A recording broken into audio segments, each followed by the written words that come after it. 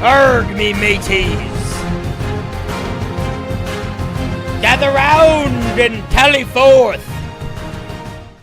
Ahoy, ahoy, ahoy! Ahoy! Ahoy, yarg! Yarg, yarg, yarg. Oh, we've started a bit late there, friends. Things have, we're a bit behind, aren't we? Let's get chat up, yes, we should get chat up so I can see who all the lovely people are that are here.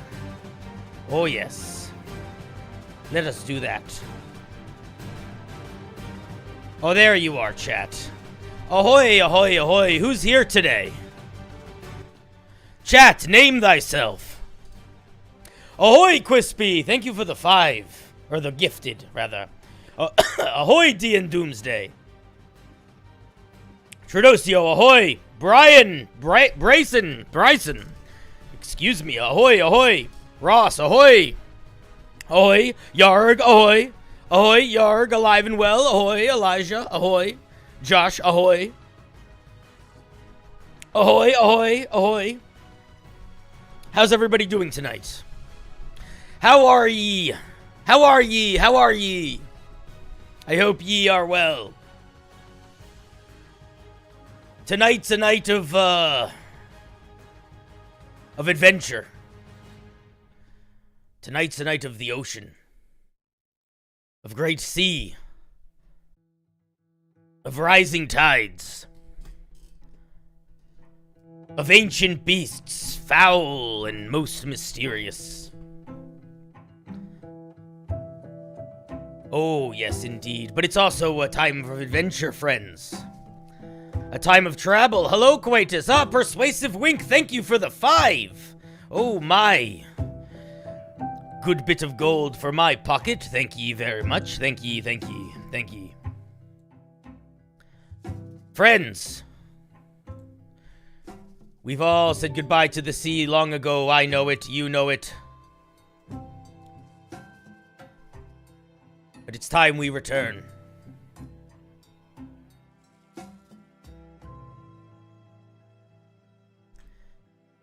Let me get the old beast pulled up here.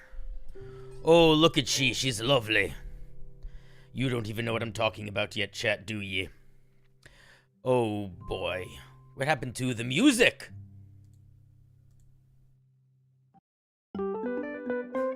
Oh, yes, it's a wonderful time here, adventurers, far and wide. For the ocean she calls, and we answer.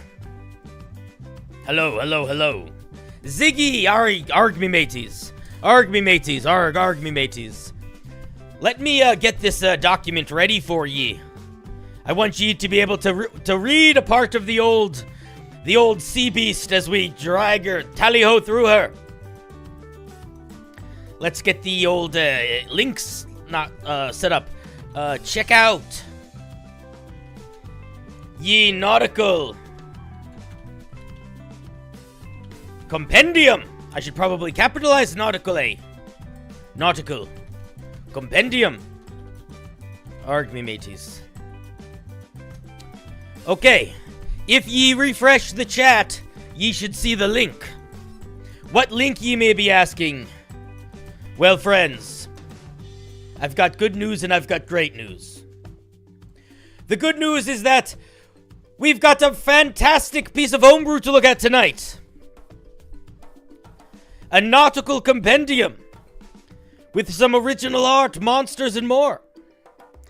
And I've got better news, friends. The better news is that, well, this compendium was created by none other than those of you, community members. That's right. We've got some creative folk in the chat. Hello, Thalnell. Quite excited.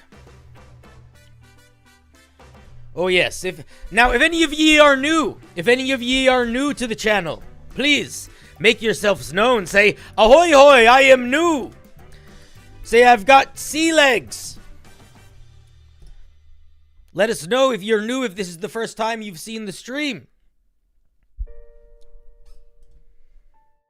There's nothing wrong with being new. Aye! Welcome, welcome, welcome. Welcome all my new friends. We got Alive and Well in Israel. We've got Odina Mokus. We've got Go-Go Gideon. Elijah.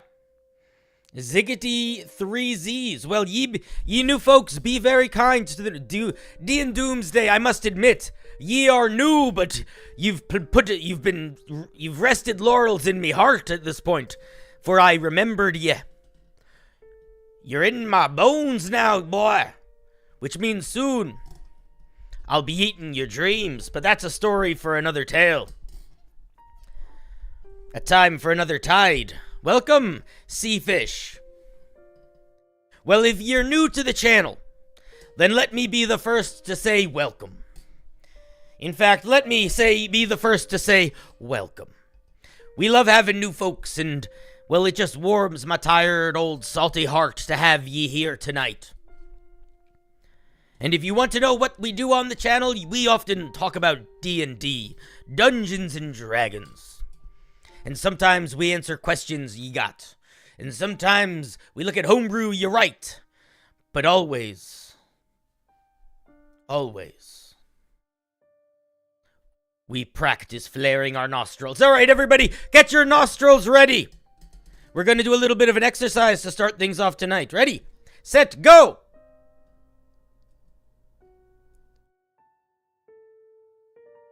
Okay, that was enough. Calm down. Now, if you're really new to the channel, then let me just say, if you're interested in having me look at your homebrew, that's something that we can accomplish. All you got to do is click the command up there for brew, and a little link will come up to submit homebrew. In fact, you know what I'm going to do? I'm going to make another chat command. No, we're not going to worry about that. We'll just leave the homebrew in the description. But if you do this, you can submit homebrew for me, and I'll review it. Oh, this voice is going to destroy my throat. But I've committed. Trodosio, thank you for gifting the 5 subs. I think I missed that. I'm so sorry. My goodness, you're a gentle, graceful beast. And if you didn't know, I review homebrew just about every stream. Usually the way this works, if you're new, is we start off stream with a little activity of sorts. Maybe we're looking at something you wrote. Maybe we're writing something together. Maybe we're playing a game. Maybe we're doing a call-in. And then we look at homebrew that you submit throughout the week. You can submit 1 piece a week. And once you've had a piece reviewed on my channel, it can never be reviewed there again. So don't send it till it's clearly ready. My headphones are about to die. Got to plug them in. Oh boy, I feel less prepared than I normally am for this kind of thing. Alright. Everybody calm down. We should change the lighting up a little bit, I think. Oh yes, let's get to bed. Let's a bit more in the mood, shall we? Oh, that's lovely. Okay. Calm down. I think we go like this. And I think we just let it ride. Oh, no. I know what we do. We need to get some music going. How's it going, guys? We need some ocean music. We're going to sea. I just saw a thing that said Voyage. That's what I want.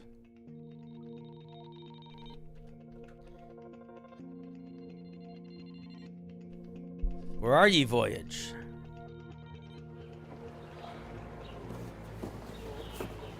Oh, yes. No, this is not what we want. This is more like... really, Voyage begins. No, we want to make it to the ocean. We want to be at sea. I think. Let's start in the open ocean, shall we? Oh, yes. Feel the breeze on ye back, boys! Sleepy Lion, thank ye for the 5. That is quite kind of ye. Where do we submit Homebrew to for me to review? Oh, that's a good question. Basically, you put this chat command in. Looks like this. And then you click that link and then you submit it. And then by God, you've submitted it. I'm going to be honest with ye. Before stream started, I asked my mods to help me figure out which homebrew of this piece we should look at. Which out of this beastie should be given our eyes. And they suggested 6. And I think we can take him up on it later. I think we got one of my mods to help out. Let me grab him. This is some Nautical homebrew. Written by you. Where the fuck is he? I don't see him. Alright, I guess... Oh, he probably just heard me. I'll grab him. Ahoy! Yellow? Ahoy hoy! Hold on, let me mute stream. Ahoy! Arg! Yarg. Welcome to, whatever we made today. Oh, I'm quite excited to give her a gander. Tell me, good sir, how are ye tonight? I'm doing, great. I don't know why it's super hot, but, you know, that is the ocean for you. Aye. The sea is a mysterious mistress, and the weather changes much like the tide. Oh, yeah, absolutely. Let us take a peek. Aye, Matt Thorne is coming in with early criticism. Alrighty, so, good sir. I hope you like the cover art, because... It's fantastic. It will feature one of the monsters that is in this compendium. I must admit, it reminds me of one of my exes. They were a real battle axe. Oh, yeah, for sure. Oh, yes. You could see, you know... Particularly the oblong tendril extending from the forehead with a bit of orb. That one's a really funny one. Oh, yes. Oh, indeed. All right, so what pieces are we looking at tonight? How is this thing organized? We've got subclasses, we've got races, we've got monsters. Yeah, so it's going to be divided by 3 sections. There's going to be a bunch of sub-races first. I mean, not sub-races, subclasses first. The races will be separately under it, and then there'll be 5 more monsters below. And there is an adventure there, but I'm sorry to say, I wish I finished the adventure sooner, but this comes not just with things to put in the game, but perhaps a game to run yourself. Exactly, yes. Well, I believe after the stream... Well, shiver me timbers. Yeah. I'll have that tidied up after stream for sure. Oh my goodness. Okay, that's pretty fan-friggin-tastic. So,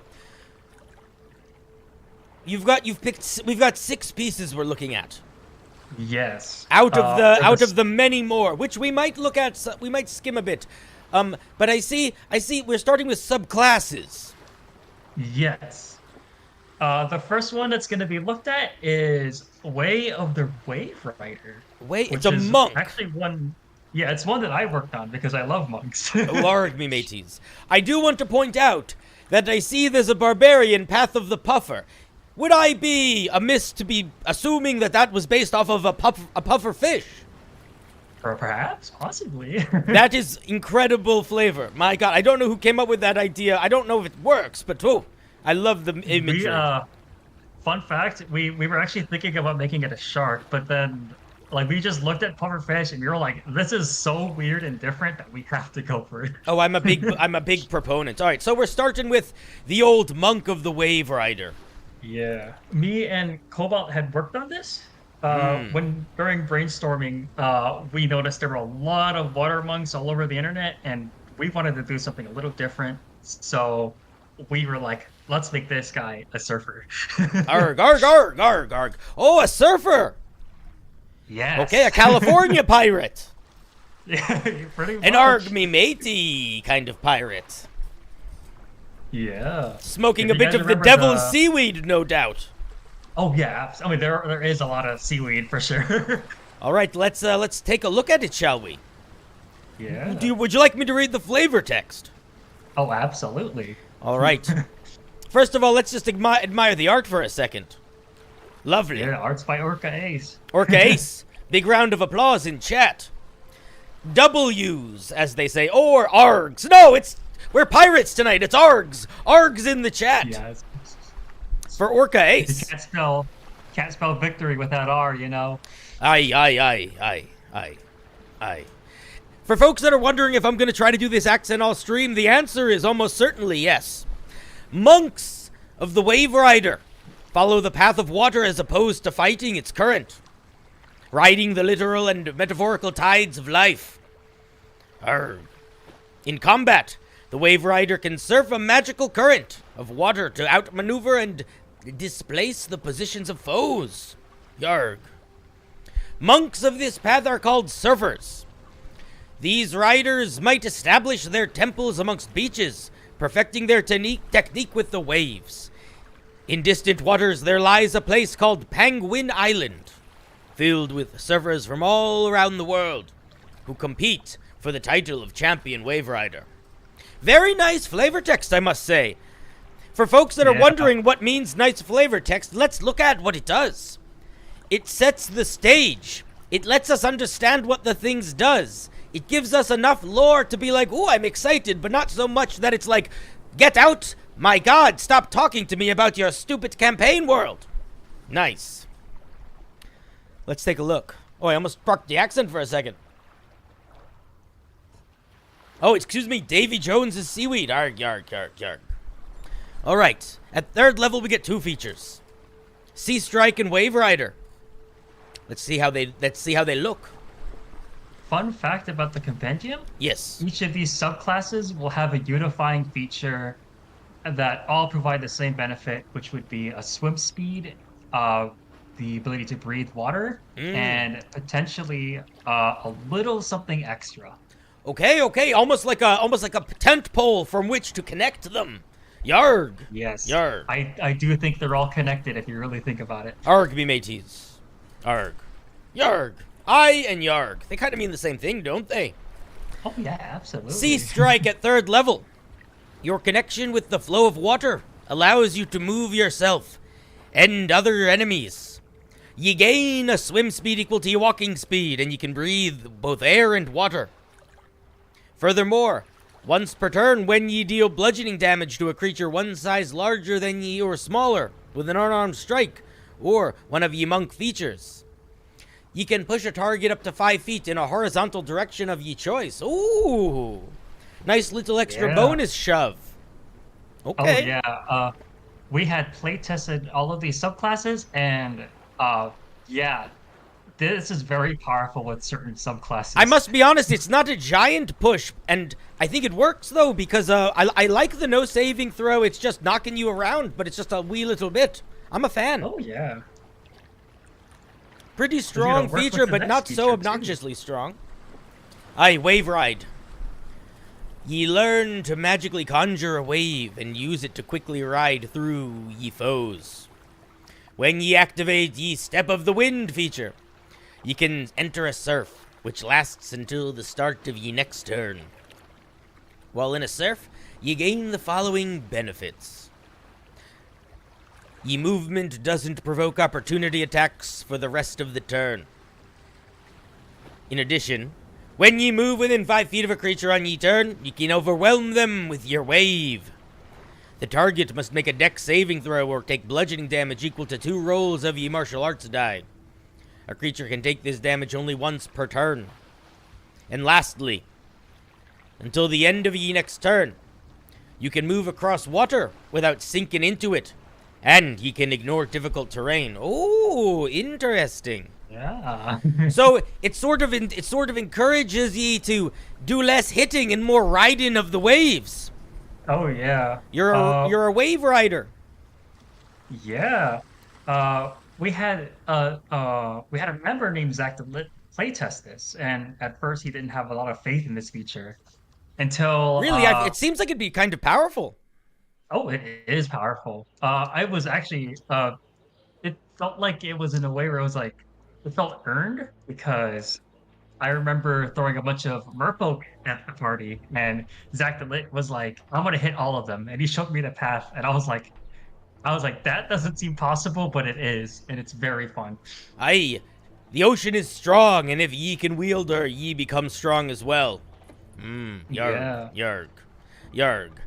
Aye, I could see this being a lot of fun to skid around, knocking people back. Yeah. The design direction for this entire subclass, we had one simple goal, and it had to be everything this monk does has to be stylish. Because you're a surfer, you know, you gotta be stylish. Yarg, yarg, yarg. Aye, alright, so ye surfing the waves, ye doing a bit of your martial arts damage, knocking people back. Matt Thorne says Step of the Wind already makes you not provoke opportunity attacks, so you might be able to avoid, you might not need this feature, but I don't remember if that's what it does. I don't think it's what it does, but maybe that's what it does. As a bonus action, I thought it just dashed. I thought it was separate. Either dash or disengage. It's not both. Aye, it's not both. Yeah. Either way, it's quite an interesting feature. All right. Oh yeah. Aye, the music's getting a little loud, I think. Gotta lower the slice. Alrighty. Chat, is the music too loud? Or is it just me own ears? Is a siren driving me mad? Alright, let's take a look at the 6th level feature. Alright. Surf's Up. Ooh. I had a lot of fun coming up with these names, me and Cobalt. So far, they're quite stylish. Yeah. Alright. Ye can leap off your waves to perform wild tricks. You gain the following features: Stylish Leap and Impact Zone. Stylish Leap. When ye jump while in a surf, you make dexterity acrobatics checks and extend your jump height and distance by a number of feet equal to the check's total. Ooh. You can make this special move check only once per turn. Ooh. Gives you a little bit of extra bounce. Yeah. Oh, and you can hop over enemies. Yarg. Yarg. Yarg. Alright. And then we get Impact Zone. Ye can displace foes or allies in a wave. When ye end your turn during a surf, choose a number of creatures other than you that ye can see within 10 feet of you. They are pushed up to 5 feet away from you. Excuse me. If they are one size larger than you or smaller. Oh my goodness. So by 6th level, you're really knocking folks around the battlefield. Yeah. Yarg. And there is a cost to this. You have to position yourself in certain places to really maximize the distance, but you might have to get really close to the enemies to do so. Yeah. Alright, hi. Arian, a new DM and first-time campaign, fully homebrewed. Wonderful. Well, please feel free to take the compendium. It's linked in the description of the video. Oh, yeah. Created by our community for our community. And so far, it's pretty silly. And I like it. All right. Yes. This seems like a lot of fun to play. Not gonna lie. Oh, yeah. We had to make sure it was perfect for the compendium. We got some communist pirates in the chat. Love to see it. Point Break. Is that the joke based on the feature film? Or is that a real surfing term? It is a real surfing term. Oh, so do you think the film used the surfing term because of it being a surfing term? Yeah. Aye. Point Break refers to, I believe, like a really thin strip of land, but I just thought it was a really cool name. It is a cool name. 'Tis as cool as the ocean is wide. All right, Yeah. At 11th level, your wave strikes down with power. You learn to harness turbulence to your advantage. Wicked Wave, Evasive Surf.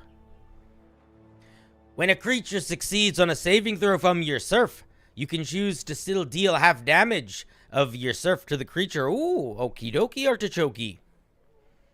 And then we get Evasive Surf. Ye can enter a surf as part of activating your Patient Defense or Step of the Wind. Oh, okie dokie. so you can be more of a defensive surfer if need be. It's not all about the show. You learn it's about the stability. Yeah. Without stability, you're gonna fall in that water, you know? Okie dokie. I must admit, I really like how synced all of these features are. It is nice to feel like they build on each other. I like it. Yeah. And a fun little detail, normally for 11th level, a lot of the newer monks, they have damage built into them. So like a little bit of damage. So we wanted to find a way to add damage that wasn't, you know, big or die, because Surf is a very powerful feature. Aye. Yeah, and that's how we came up with Wicked Wave right there. It makes sense. It sort of turns it from sort of feeling like a cantrip ability into a leveled ability. Yeah. Aye and yay. Messages taken 10 years to go through. I believe that problem might be yours. Let me see, is the latency messed up? The latency is not messed up. Must be your internet connection, buddy.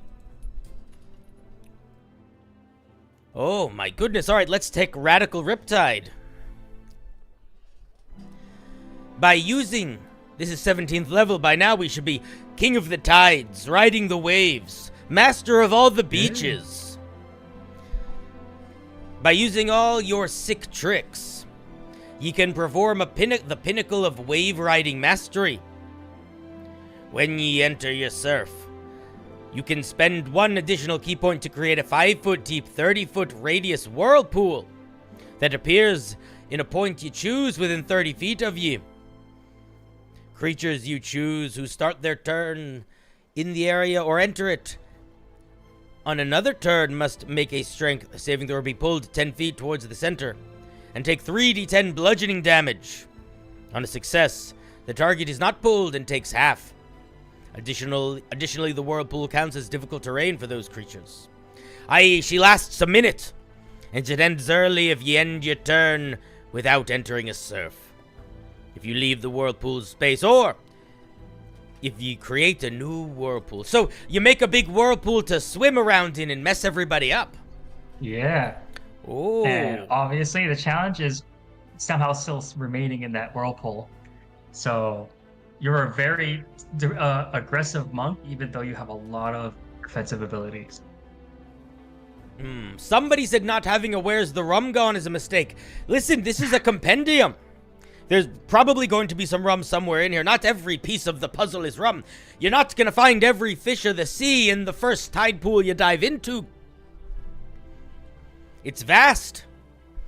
For the next subclass, I end up playing in my home game, and I reflavored a lot of their abilities as wine. What's the next subclass we're going to be looking at? That's a really cool one, by the way. But let's. I want to keep going.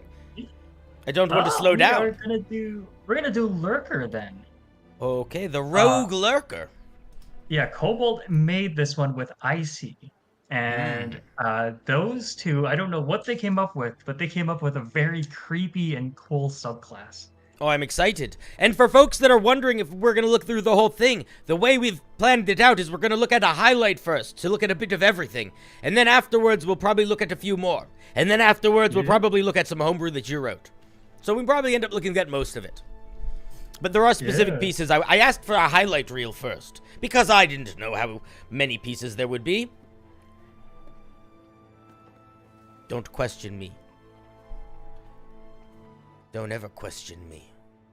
There's Icy and my friends down at the down in chat. Oh, Icy, hello there. Okay, let's take a look at her. The rogue lurker. The art is wonderful. Did Orca Ace do all the art? We actually, I think a bunch of us made art. And that's fantastic. And we were like the two artists, you know. This is featuring a race that's also in this compendium called Seawean, which is ironic because Seaweans are super chill, and this one's a very scary Seawean. Aye. 'Tis always the chill ones that end up being the most intense, I find. Quiet ones. Yeah. Those that spend a little bit too long waiting for the gulls. You know? Yeah. Let's take a look at her. You've delved into the depths and learned from the cold ocean around you. You've moved through water silently, a shadow darker than the abyss. You were changed by an anomalous phenomena. Perhaps ye drowned, only for water to merge with ye, or maybe you stared too deep. That was a weird way of saying stared. You stared too deep into the elemental plane of water and saw something stare back. In either case, I'd change that to whatever case, because it's not two, it's many. In whatever case, the water has become one with ye, acting as an eerie extension of yourself, and a weapon of your own will. Alright, that sounds pretty cool. Wait, this music is... The music just became super calm motion, and we need to be doing spooky in the darkness. Oh, yeah. So let's change her up a bit. Now we're underwater. Now we're deep. Oh, aye, should we do the music of drowned sailors or of the abyssal bottom? Oh, yeah, that feels like the origin theme of... No, that was two options. Which one, the abyssal bottom or the drowned sailors? The abyssal bottom. Alright, into the deep we go. It's mostly going to be strange noises, and chat will have to put up with it. Let's take a look. Ye started around mid-July, my goodness. Oh, yeah. The time goal was 1 month, but things happened, and I'm kind of glad we got so many delays, because this rogue would never have existed if it wasn't for it. Well, listen, sometimes good things come to those who wait. They say the early bird gets the worm, but the late fisherman avoids the storm. Yeah. Alright, Sea Shadow at 3rd level. Through your training in the depths, you have connected and adapted to the seas around you. You gain a swim speed and a walk speed equal to you. Okay, we all get the water breathing. Wonderful. Yeah. Additionally, your body can transform into a liquid state. You can squeeze through a space as narrow as 1 inch wide, provided you are wearing and carrying nothing. Bow chicka wow wow. At 13th level, you can squeeze through these spaces even while wearing and carrying your equipment. Oh, that's cool. I like that upgrade. That upgrade is interesting. Oh, yeah. And you will not be unarmed when you're playing this rogue, even if you're lurking around, you know? All right, well, let's keep going. That's a fun feature. So we're getting all slimy and wiggly and mushy. Yeah. I remember talking with Cobalt with this, and this rogue could easily sneak through the pipe system and probably kill their target. That'd be the scariest way to go in the toilet, you know? Oh, yes. Coming out of the toilet when they're washing their hands and poking them on the shoulder. Yeah. That's what you were thinking, I imagine. Anyway, depth weapon. You can wield magical water and fight with a formless weapon called a depth weapon. You can determine the appearance of your depth weapon when you wield it, such as a whip, a long tentacle, or a trident. Whenever you take the attack action, you can conjure this weapon and attack with it if you have a free hand. If ye have a free hand. Losing the accent. This is a simple melee weapon with which you are proficient. It has the finesse and reach properties. On a hit, it deals cold or lightning damage. I became southern. On the hit, it becomes cold or lightning damage, equal to 1d6 plus whichever ability modifier used for the attack roll. After attacking with the depth weapon, you can use a bonus action to make another attack with it again, provided you aren't wielding a shield. The depth weapon reabsorbs into your body after you drop it or when you dismiss it. No action required. So you get a little bit of like a tentacle zapper. Oh, yeah. That one is Icy's idea, because she came up with the idea of ice daggers, and we wanted to refine it. Yeah. I like the option of lightning or cold. It kind of makes me feel like you could be like a underwater cold monster or like a jellyfish. Oh, yeah, for sure. Because I feel like a jellyfish would do lightning damage. Oh, yeah. And it also helps with, the awkwardness of having to use cold damage, because some monsters might be immune, so you could just switch it up. Aye. And neither is particularly powerful a damage type, so being able to get both, I think, is pretty legit. Oh yeah. The electric eel, I guess that makes a bit more sense than the jellyfish. Electric eel? Yeah, pretty much. Aye. All right, let's keep her going. I like it so far. Let's see what else we get. At level 3, we get Abyssal Power. You can strike foes with the chilling power of the abyss. Ooh. Chilling. Or electrifying. Once per turn. When ye hit a creature with your depth weapon, ye can affect it in one of the following ways. Forceful, chilling grasp, or trip. Forceful. If the target is one size larger than ye or smaller, it is pushed up to 10 feet in a horizontal direction.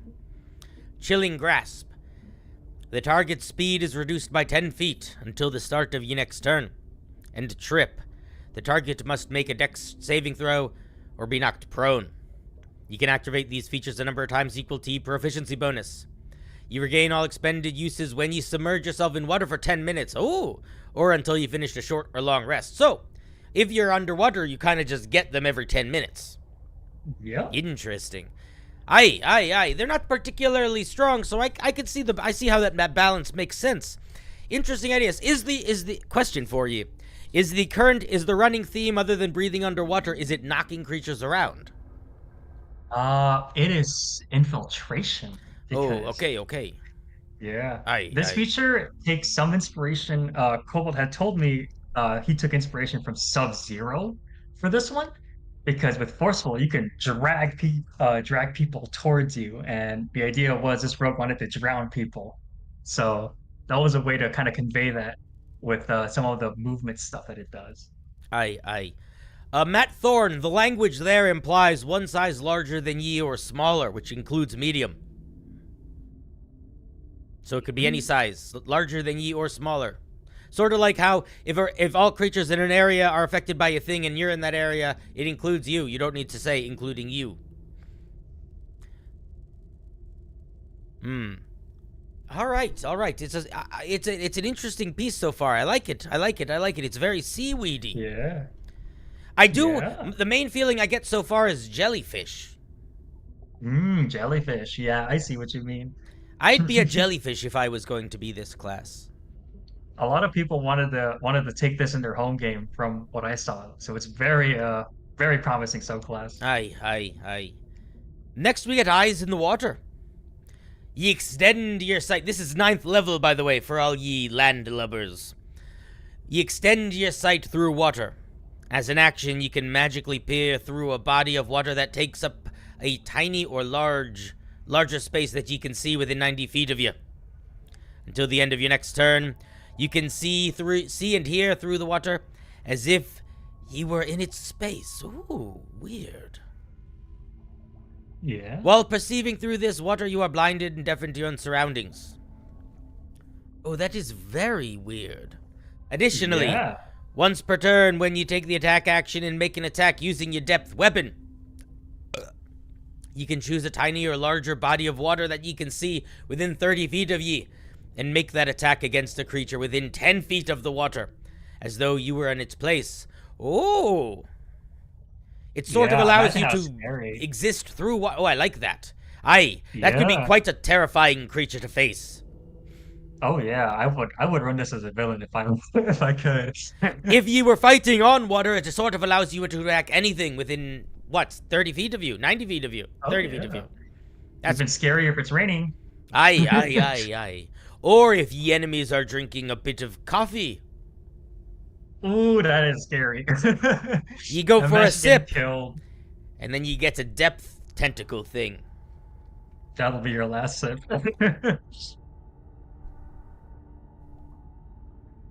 Aye. Dead Rat, thank you for the 25. Very kind of you to pop in. I appreciate it. I'll add you to the credits of the show. Hello, Cinder. I hope you don't mind. I'm going to answer this question in my voice because we're doing a Nautical show tonight. I love your content. Quick question. What would you do for a vampire campaign? Setting where all vampires embody one of the 7 deadly sins. I must be honest with ye, I probably wouldn't run a campaign based on the 7 deadly sins just because I don't think all of them are appropriate or fun for a D&D campaign. But if I was going to do that, I would probably start with 7 different vampire stat blocks and then give them each a couple dramatically unique powers based on that sin, and then at least one dramatically interesting weakness based on it as well. That way each one would have a couple unique things that made it feel like it could do something special, but then a couple unique things that made it feel targetable in a unique way, but then also still be a vampire. I would play that campaign, I'm not gonna lie. I just have a thing for vampires, especially the pirate variant. Aye. Oh, Ishtar 76, thank you for joining. Very cool. Pretty cool. Something. Love to have ye. I just don't think I'd like to run a campaign where there's going to be a whole section based on lust. I feel like that would be cringy and not that fun. Yeah. That one would be awkward. There's Unless a couple 7 deadly sins that I don't think are particularly fun when it comes to an adventure. Yeah. But that's just me. We are all running different games. Listen, we may all sail on the same sea, but we all get a different wind. Let us, I like this 9th level feature a lot. This is cool. Oh, yeah. You can thank Cobalt and Icy for that one. Aye. Very cool. But to answer your question more specifically, make sure each vampire has 2 unique powers and 1 unique weakness, is what I would say. At least. Okay. Frigid Silhouette. 13th level. Your figure melds with the blurry background of the deep ocean. Whenever ye are in rain or underwater, you can use a bonus action to become invisible. You remain invisible until you cast a spell, make an attack, are no longer in rain or underwater, or dismiss it as no action required. Oh, interesting. That's a long invisibility potentially. Yeah. Very scary feature, you know? Very. Especially with all the ways you can get into places by, squeezing into it. Or, Aye. Hiding in a cup of water. I would probably... I don't know how I feel about you remaining invisible if you're not conscious. Oh, you're right. I might change that part. Yeah. It'll bite you in the butt. I don't think any of us remembered that part. It's an interesting feature, though. It's very strong, but I do think I like it. Wait, I want to see what we get at 17th level. Abyssal Assault. You can expose your enemies to the grasp of the ocean. When your depth weapon improves in each of the... Your depth weapon improves in each of the following ways. The damage die of your depth weapon improves to a d8. The range increases to a total of 20 feet. And when ye activate one of the effects provided by your abyssal power, you can do so without expending a use. After applying the first effect, you can expend a use of your abyssal power to apply a second effect to the target. The second effect stacks with the first one. Oh, so you could do 2 of these. Knock them to 20 feet. Or knock them and reduce. Or knock them and knock prone. Or reduce by 20. Aye. Yeah. This is a fun one, I must admit. Oh, yeah. Very fun. Okay. So, we're going to look at some more of these subclasses, no doubt, but we're going to shift gears a little bit now. By the way, can we just give 2 big rounds of applause? Let me get some, I wish I had some, pirate cheers. I just have regular cheers. Yarg, can we get some yargs in the chat for the creators of these pieces, please? Arg. Let me hit some, there we go, here, where are they? Audience, there you are. Yarg. Aye. All right, but now we're going to be moving on. I think we're going to be looking at some races next. Yeah. Aye. So, how many of these you made 5? Yeah, we made 5 each in each category. Avast. All righty. So, which one are we looking at first? We've got the Branchian, the Coral Folk, the Gigaloid, the Seaween, the Sharkling. So, what are we looking at? We're going to look at the Branchian. Is it Branchian? I don't know how to speak that well. Aye, wait, we've got the new folk. Let me say hello. Who just said that? Hi, Joshua Ray. Welcome to the chat. This is my true voice. Now that you're here, every other voice is a fallacy. This is how I normally talk. All right, let's take a look at it. So, tell me about the Branchian. Let's see. I have a little script here. They look sort of like those Pokemon that they try to make look like people. Yeah. I think Sea Slug Wizard worked on this. Oh, are they sea slugs? Oh yeah, they are based on sea slugs. Yeah. Oh, I see it now. Yeah, they're like the little kind of their whole culture is like about art and stuff. So something to think about. All right. Let's dive in. Let's read about them.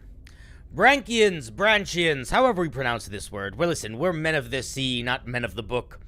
Are a species of colorful sea slug creatures from the deep sea who have a knack for the arts.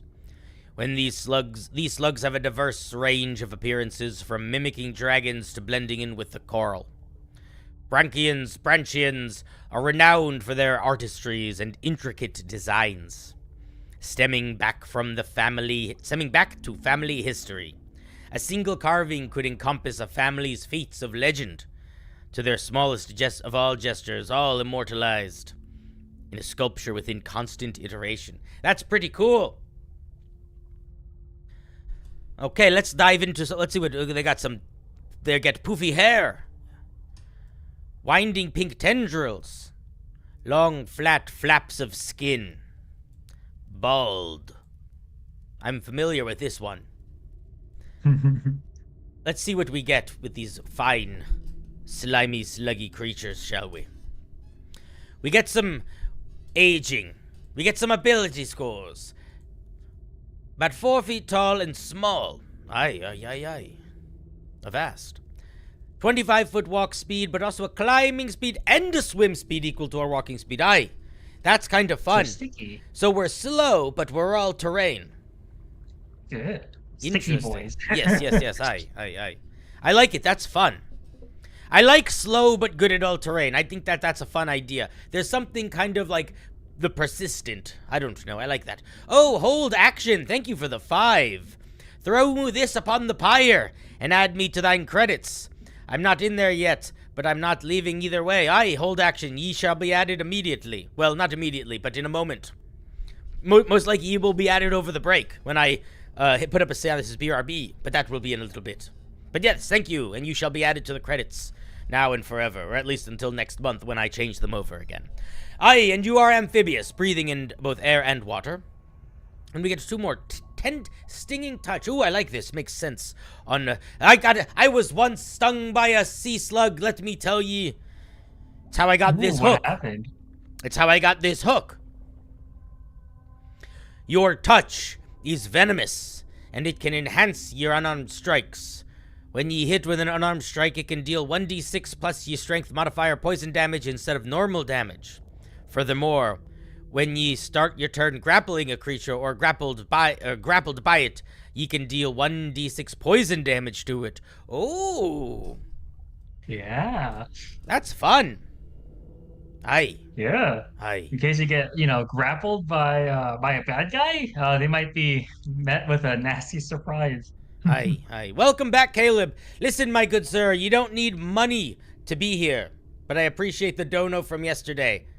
And you're more than welcome to continue to tell me all about your characters until the end of time. And then last but not least, we get talented. Ye gain proficiency in one artisan tool or musical instrument of ye choice. You also gain proficiency in 2 skills of your choice. I might drop this last part. Maybe. But I like it quite a bit. It's pretty straightforward in a way that it kind of just does what it does, and that's how it do. And I like that. Yeah. I like that. Yeah. Stinging touch is fun. Made by... Oh yeah, I think the Gigaloid has it too, and surprisingly, the Coral folk, that was a revelation that we all figured out, because Coral can actually sting. Icy gave us that fact. Oh, Icy. Are they a bit of a marine biologist? Yes, they were our fish consultant Oh. and helped us create a lot of the cool monsters in this document. Good to know. I'll have to converse with them before my next voyage. All right, pretty cool. What are we looking at next? The next one is going to be the Coral Folk, which I believe I did the art for. Oh, look at that. Lovely. Looks so regal. Ready for an adventure. Yeah. Ready to sail the seas. Wait, the music is now too still. It's still dark. We're not in the darkness anymore. Yeah. We're rising up. We've now found the sunken treasure. Yeah. Swimming among the reef, one might say. Aye. So this one was designed by PKE, and I helped a little bit with, fine tuning some of the Coral Folk stuff. Mm-hmm. I did art inspired by some of the concept art PKE made, and I think it's not going to be highlighted. Maybe it might be looked at later, but there is a monster that is tied to the Coral Folk, which that's going to be a surprise for later. All right, I look forward to seeing it. I think that once we get finished going through the highlights, it'll be a little bit of a chaos free-for-all. Oh, yeah. I might let chat vote on which ones we look at. That might be the move. That sounds very fun. I think the game will be how much time is left in the night when we finish looking through the 6, and that will be the determiner of how many more we look at. All right, but let's take a peek. Love the art, by the way. I like it. It's quite floaty. Oh yeah, thank you. Which is a hard image. I feel like it's hard to do. Okay, the reef is a network of information and communication between corals. A single piece of coral is not so intelligent, but many can create a thinking creature. Coral folk is a sentient and autonomous part of the reef, a single piece of a greater mind across the water. Coral folk find a strong connection with the underwater ecosystem and are usually driven to protect the reef or waters. I'm gonna burp soon. I can feel it. There it is. Many coral folk might travel to the surface to learn about the world beyond the reef, to one day return to the ocean with the knowledge collected and share with other coral. Oh, that's very fun. Hive mindy. Very cool. Oh, yeah. I like. All right, let's see what we've got going on in here. Age around 100. Medium or small. Nice. Regular bonus, this stuff. We get a swim speed and a walking speed and a breathe underwater. Of course we do. We're coral. Yeah. How could you not breathe underwater? It would be a troublesome thing. We'd have to dry out every time we needed a breath. Oh, yeah. Trodosio, I agree with your suggestion, and I ask that you remind me about it later, because I will forget it. Coral camouflage. When you have advantage on dexterity stealth checks to hide around ordinary coral. I like this because it's so specific that it's like, this is for an underwater campaign. You dingus. Yeah. You could also tweak it a little bit if you wanted to, but you wouldn't need to. All right, but I like it. I like stuff that is weirdly specific sometimes. I think it's fun. You think a reef race should be long-lived? not what's going on in the ecosystem today. Yeah. Yeah. That was a sad ecology joke. All right, Would it be fine if I gave you a little hints on the future with this document? The future, sure. There is a monster that took inspiration around bleached coral, which is tied to the coral folk. Oh, yeah. That's a whole meta story for another day, perhaps. That's a fun idea. Bleached coral's a little spooky indeed. Oh, the tax collector, thank you for the 5. How should I whistled there, did you hear me? How should I roleplay an Oathbreaker without being evil? I want to play the subclass, but being evil in a heroic party isn't fun. You don't need to necessarily be evil if the thing you broke your oath against you disagree with. What if you were once an Oath of the Crown paladin and you realized the Crown was doing bad things and you broke your oath to dismantle the crown. So you're not really an evil paladin so much as an anti-authority paladin. That's what I would probably do. That's the easiest way. That's probably the easiest oath to break without feeling like you're being evil. Because the crown is just some fucking guy in a chair. And we're pirates! Down with the crown! We're going to find the One Piece! Or whatever. You could also be like a conquest paladin too. And then just, break your oath from there. That's good. Conquest or vengeance. What if ye gave up on vengeance or gave up on conquest? Yeah.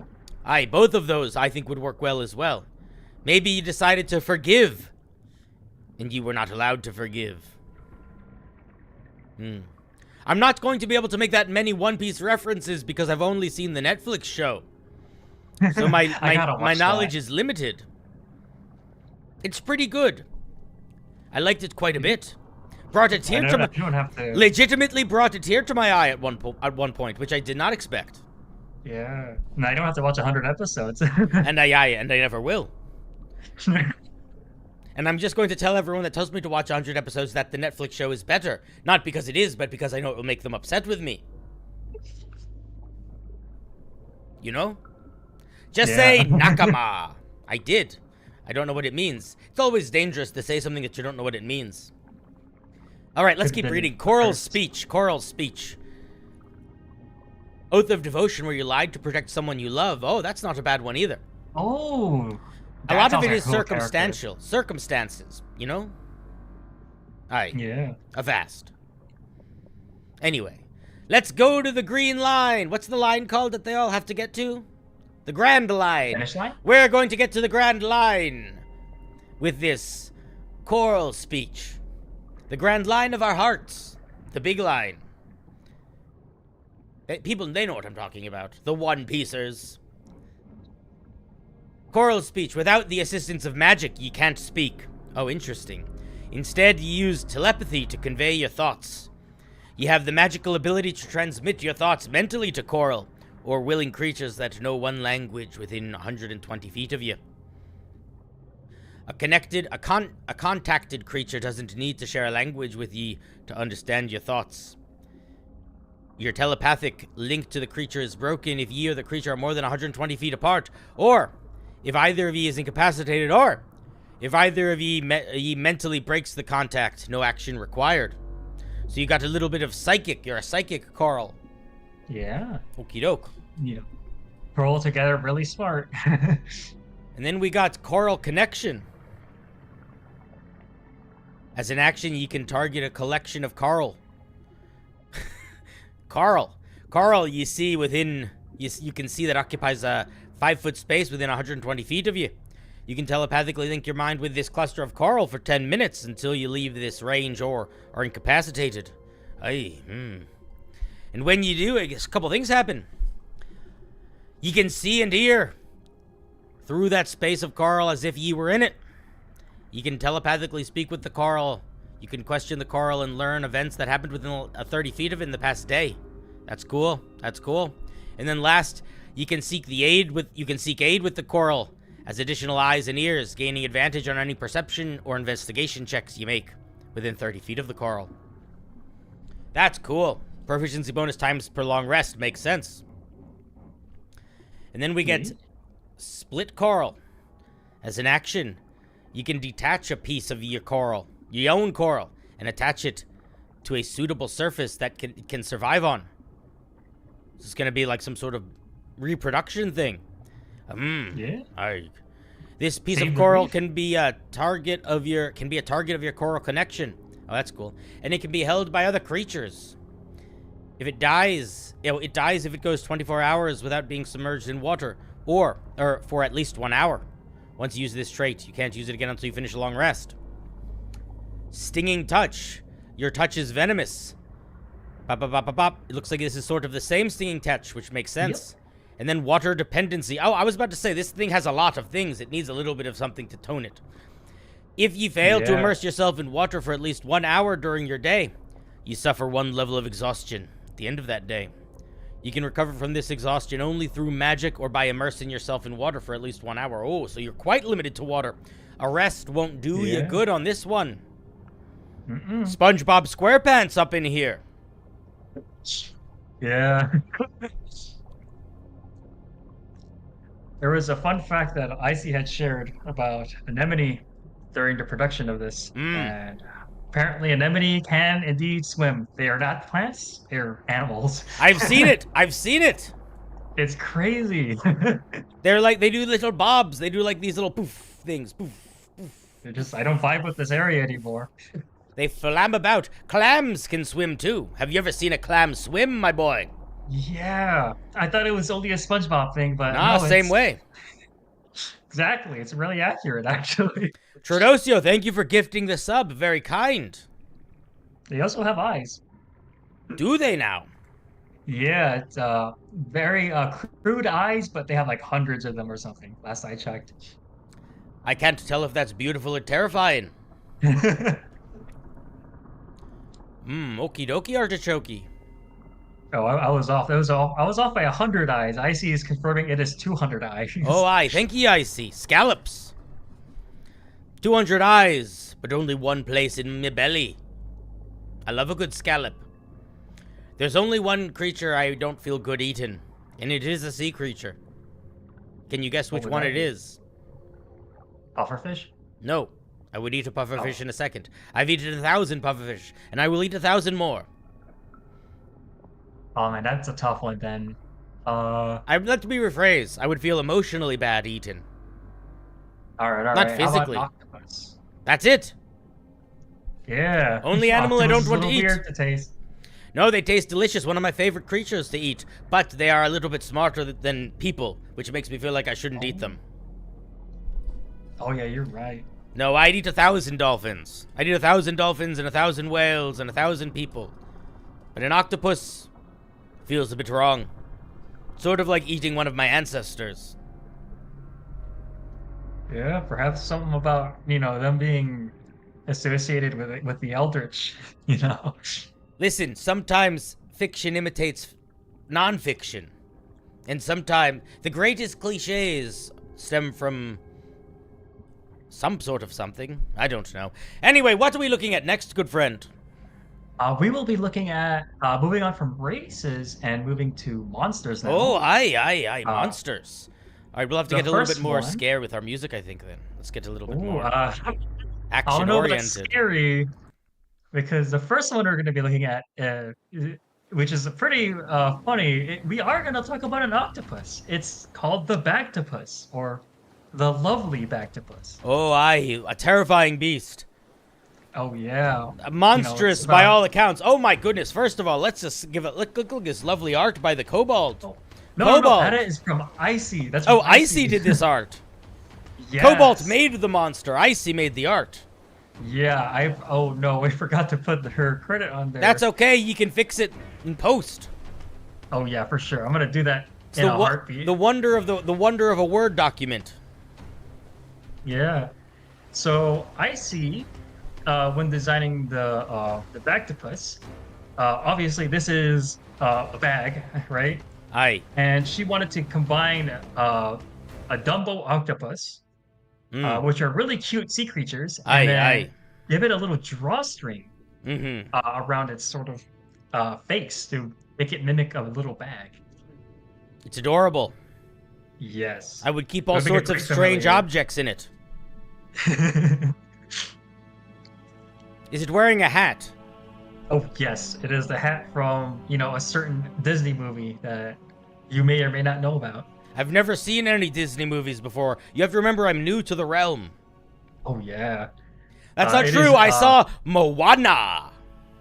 Oh, make way, Moana. It is, Moana, it's time you knew. The island of Montague is where you something. I don't remember all the words. But it was good. Have you seen a Dumbo octopus? I've seen hundreds of Dumbo octopus. Yes, they are so cute. I've met a mermaid, but they weren't little. Mermaids are bigger than people think they are. Everyone thinks mermaids are small. I don't know why. But most are almost twice the size of a man. Oh, yeah. You got to keep in mind how much weight there is and power in that tail. Yeah. It's like a horse and person. They're also in the ocean, so they're not held back by size. Sirens, oh, I've known a siren or two in my day. Let me tell ye. Some kind, some less so. Alright, let's take a look at this Bag-to-pus. The Bag-to-pus is a curious and friendly creature, floating near the floor of warmer waters and coral reefs as it collects every shiny object it can find on the ocean bed. The Bag-to-pus stores its creatures in its stomach, often attempting to comfort sad creatures by giving them an object it has picked up. Oh, isn't that just adorable? Yes. It's a wee last friend of the ocean. Oh yeah. Aye. I loved it. Aye. It'll often latch on to the closest humanoids it interacts with, similar to an infant imprinting on an adult. Very cute, very adorable. Yeah. It has an irresistible urge to protect those in danger. Using its own body to protect small fish and other sea life, it occasionally guides stranded people and creatures to land when lost at sea. Oh, isn't that just lovely? I wonder if it tries to protect things that might eat it accidentally sometimes. Probably. Due to the Bag-to-pus's friendly nature, the objects it collects, and its unique physical attributes, it is highly susceptible to poachers. Oh, that's exactly what I was just saying. Yeah. Bag-to-pus of holdings are crafted from the stomachs of Bag-to-pus and are sold illegally in coastal cities alongside the trinkets and gathers. Let me just say, for all the pirating I've done, I've never traveled in illicit animal products, neither human, of the sea, of the land, of the air, or of the ethereal. Purely treasure, gold, and ancient secrets and lost relics. Yeah. Let's take a look at it. An artifact won't destroy the ocean. Oh, it's a little guy. Challenge rating 0. This is one of my favorite ways to make a monster. Oh yeah. Armor class 10 is 7 hit points. Oh, it's so cute and little. Yeah. It's a tough little cookie though. It's proficient in saving throws for con. All right. It's amphibious. Let's see. A living bag. It can magically store up to 200 pounds of an object. Oh my goodness. And a creature. Wait, go away there. There we go. That looks... Wait, it disappeared. I went to the wrong one. Oh, I gotta scroll up. There we are. Okay, now we're back. It can magically store up to 200 pounds of objects and creatures as if it were a bag of holding. If the Bag-to-pus is reduced to 0 hit points, its contents of the Bag-to-pus harmlessly... Oh, so it's literally a bag of holding creature. That's so fun. You could have it as a familiar. I would have it as a familiar. Cobalt says it can't be a familiar option. I think damn it. I don't know if that's... I think it might be depends on your dungeon master would be what I would say. Yeah. It can camouflage naturally. I like that. Relentless loyalty. Let's take a look at this. The Bag-to-pus is loyal to whoever it imprints on, and does not see other creatures as threats. It has advantage on saving throws against being charmed and frightened. Okie doke. So it's like this is naive, but also resilient naivety. Yeah. And then it can limitedly mimic. Oh, the Bag-to-pus can mimic simple sounds of speech it has heard in any language. Okay. A creature that hears the sound can tell they are imitations with a DC 10 insight check. Lovely. And it doesn't have an attack. It doesn't have an attack. Amazing. Nope. It has retrieve and shelter in place. Got it. The Bag-to-pus retrieves an item from its stomach. Roll a d4. If the number rolled is even, the creature gets to choose what object is retrieved. If the number rolled is odd, the DM chooses what is retrieved. That's cute. The Bag-to-pus can then give the object to a creature within 5 feet. So it's like, it sort of listens, but it's also not always going to listen, because it is an octopus. Yeah. That one was really fun to roleplay. I have playtested this. This would be very funny. We need this. Dumbo! We need the tube of Planthar! And then it pulls out a different tube, because it thinks that tube is more fun. Exactly. And then you're screaming. And then it cries. And then it's less fun, but that's okay. Shelter in place. Bag-to-pus envelops a creature that is small or smaller in its stomach, providing it with full cover. for the creature, providing it with full cover for the creature until the start of its next turn. The Bag-to-pus is considered restrained for the duration. That is a very fun mechanic. Yeah. You could hide in a Bag-to-pus. Yes. And it sort of makes it so you can't get hit once, but the monster certainly will. Yeah. I would never do such a thing, but I'm sure it would protect you in a heartbeat. Oh, I like that. It's a wonderful little monster. Adorable little fella. Quite adorable. Ooh, someone suggested it could be like a Pact of the Chain option. Oh, could be. I could see that quite easily. That sounds fun, especially with like a Fathomless Warlock. Yes. Oh my goodness, yes. It would be perfect. Yeah. The Lord of Octopi, Lord Helix. I think if you tried to put a Bag-to-pus into a Bag-to-pus, it would rip a hole open into planerly, in the same way it does with a bag of holding. Yeah. So I wouldn't do that. I think might lose your ship.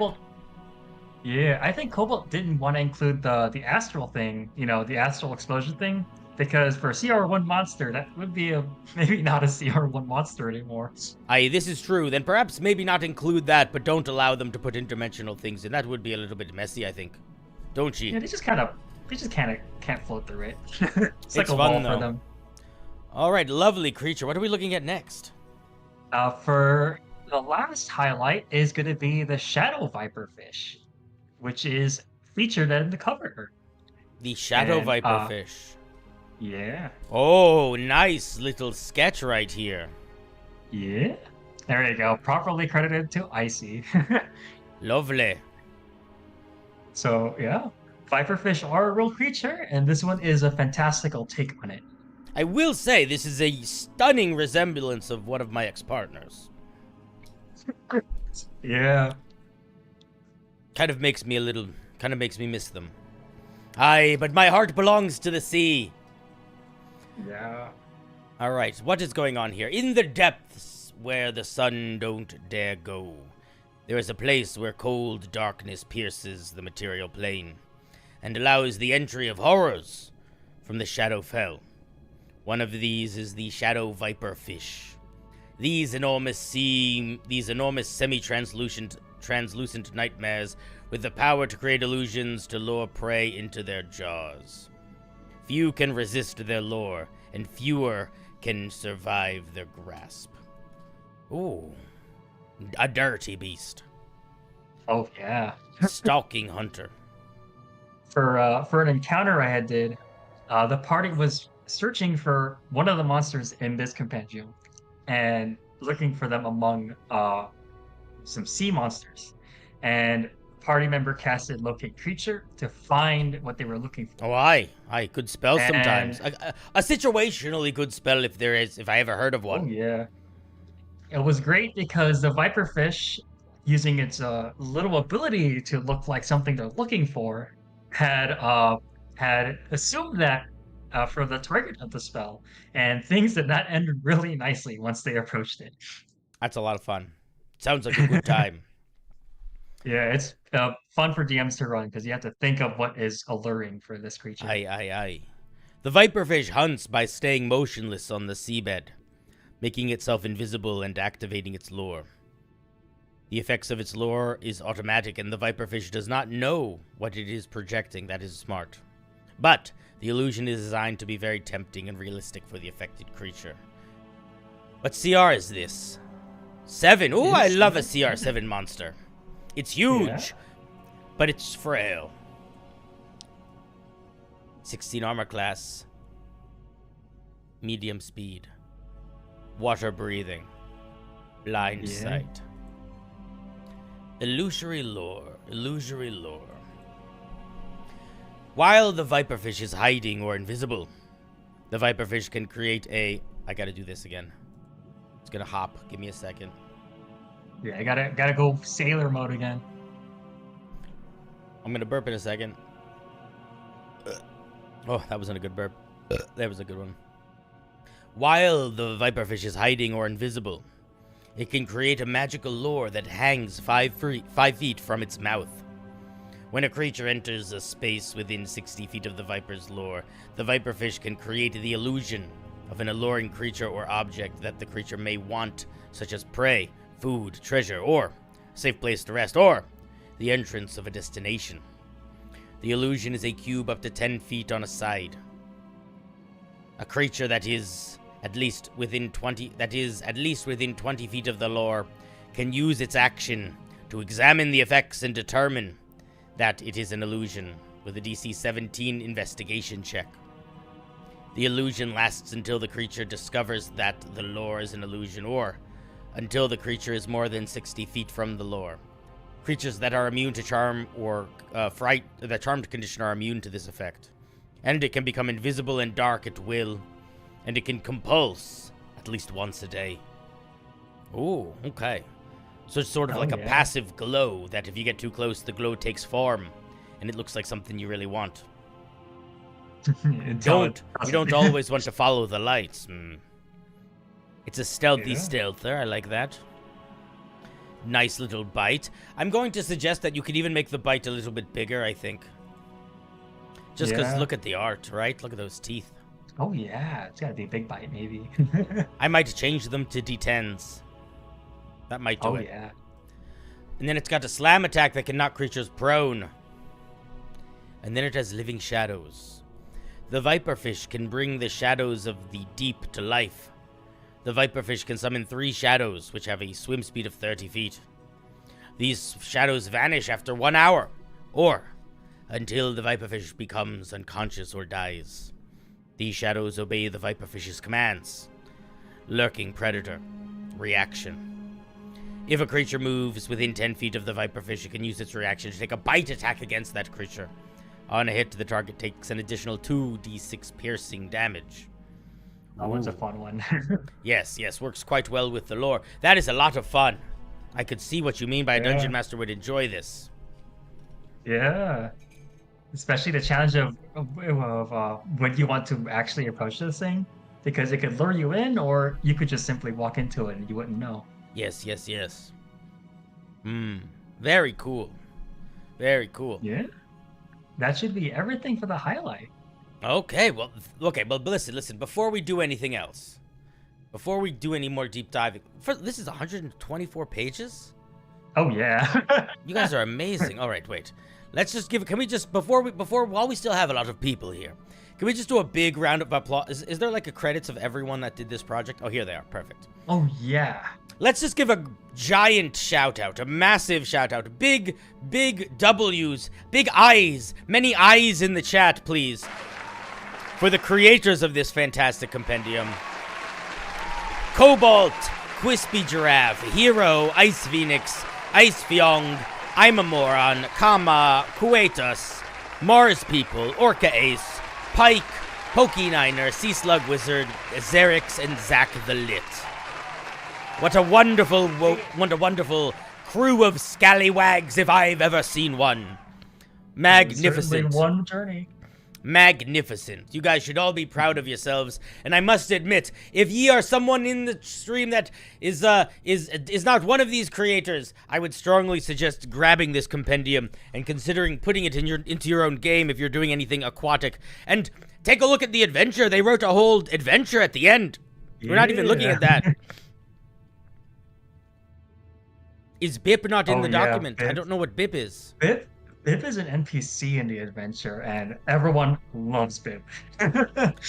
Bip is probably in the adventure part. We didn't read the adventure. I don't think we're going to, because that would be a lot. But my guess is they're in here somewhere. Yeah, they're in the appendix, right there. Appendix B. That's A. Bip the manatee. Behold, a manatee named Bip. Yes. He's a little awakened manatee. Aye, he is. Great. I'm glad to see you too, Chris Kiger.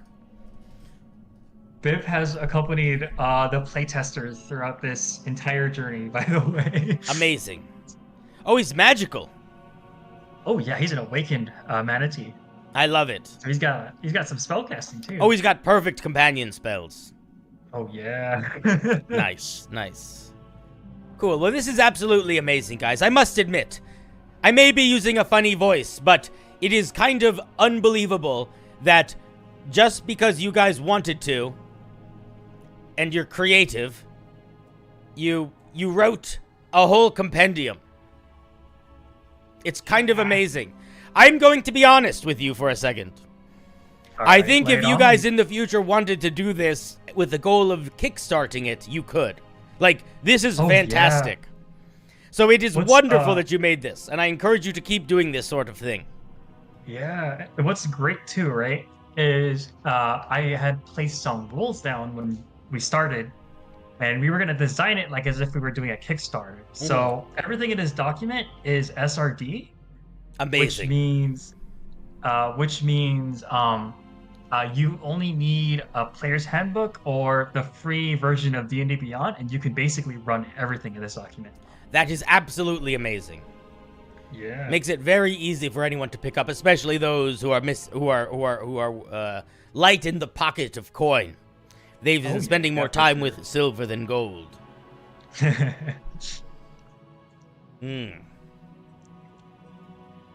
I'm quite proud. I'm a little speechless. I'm glad you like it, Cinder. We worked really hard on this. Okay, I like it. Okay, let me put it like this. I knew I was going to be proud, because I am proud of you at all. But I did not expect to be so surprised at how many things were like exciting and evocative in a way where I was like, that is it's like a lot of like, whoa, that very. It doesn't. All of it feels quite unique in a way that sparks interest in the mind, and the mind is where the game sits. That is the sea of adventure on which we all ride, whether our ships are wide and full of sail or small but with a single oar. Yeah. What link? The link is in the video description, my French friend. Take a look, my friends. Today. We have a French friend whose name is much easier to pronounce when I imagine it like a Lord of the Rings language. Oh, yeah. People can't find it? Are you serious? I could post it in the chat if I wait a minute. Is it not in the description of the live stream? Like right now, literally? I see it right here. Check out the Nautical Compendium. Yeah, it's the top. Just refresh it if you don't see it there. It's there. If you don't see it there, it is your fault, not mine. Yay. What's great is throughout the development of Project Nautical, we actually had a lot of people who hadn't dabbled too much in homebrew or even in art, and this project has encouraged them to step their little toes in the water, and they made a lot of cool stuff in this compendium. Yeah. Well, I am proud. It is good. Yeah. It is really good. What was I going to do? I was going to play something. Oh yeah, I guess so. Does that mean chat is gonna choose the next thing to look at? I think so. Ooh. But before that, we need to talk. Alright. Chat! We need to hear at least one big more round of applause for these fantastic creators. Behold them! Behold them. It is not common that someone puts so much time and effort into something that the whole point of it is fun for you. They built a toy for you to play with. Of all the things worth building, there is little as noble as something with the goal of joy. And these few creators, they spent some time lost at sea, but they found their way to fun and adventure, and they've shared it at no cost to you. So let us say again, a big thank you and a big round of applause to Cobalt, Quispy, Hero, Ice Phoenix, Ice Fyong, Moron, Kama, Kuetas, Mars People, Orca Ace, Pike, or Pique, Poke Niner, Sea Slug Wizard, Xerix, and Zack the Lit. And if any of ye in the future are interested in doing these sorts of things, I'm sure the mods will be putting one together again sooner than later. Oh yeah. So be in the Discord. Plan, though. Oh yes. Yeah. And it's a bit of work, and there's nothing wrong with that. But my God, isn't it wonderful? Yeah. Wonderful. It's stressful, but it is fun for sure. Oh yes. Stressful and fun. Sounds like life at sea. Oh yeah. Now let's check something. If I type this, what happens? What if I type this? What happens? Nothing. Refresh the stream. No. Okay. Pause. Excuse me, friends. So, we should decide what we want to look at next, I think. Oh, yeah. I want to do at least a couple more. I need to get the chat back to normal sized. There, perfect. Now it's tiny. I'm just kidding. Just kidding. Alrighty. We need some more music.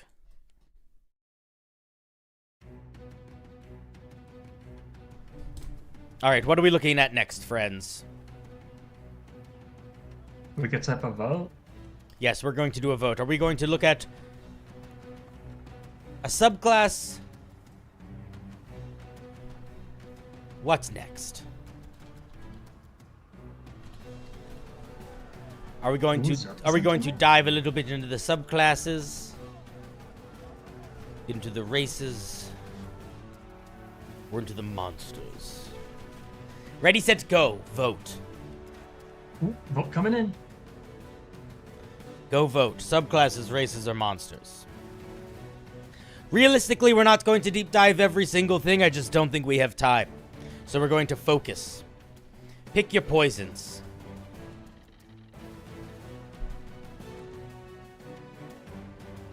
Monsters are winning, but there's only 18 votes so far, which means that very few of ye have voted. If at any, at all. Well, 18 of ye have. But the vote could still go either way, because there's 63 of ye here. Or 52 of ye. There's some amount of ye. Ooh, 25. Oh, my guess is it's going to be we're going to look at monsters again for a little bit. I got nothing wrong with that. I got no problem with looking at monsters. I like a good monster. Oh yeah, there's some cool monsters in in the monster section. Aye.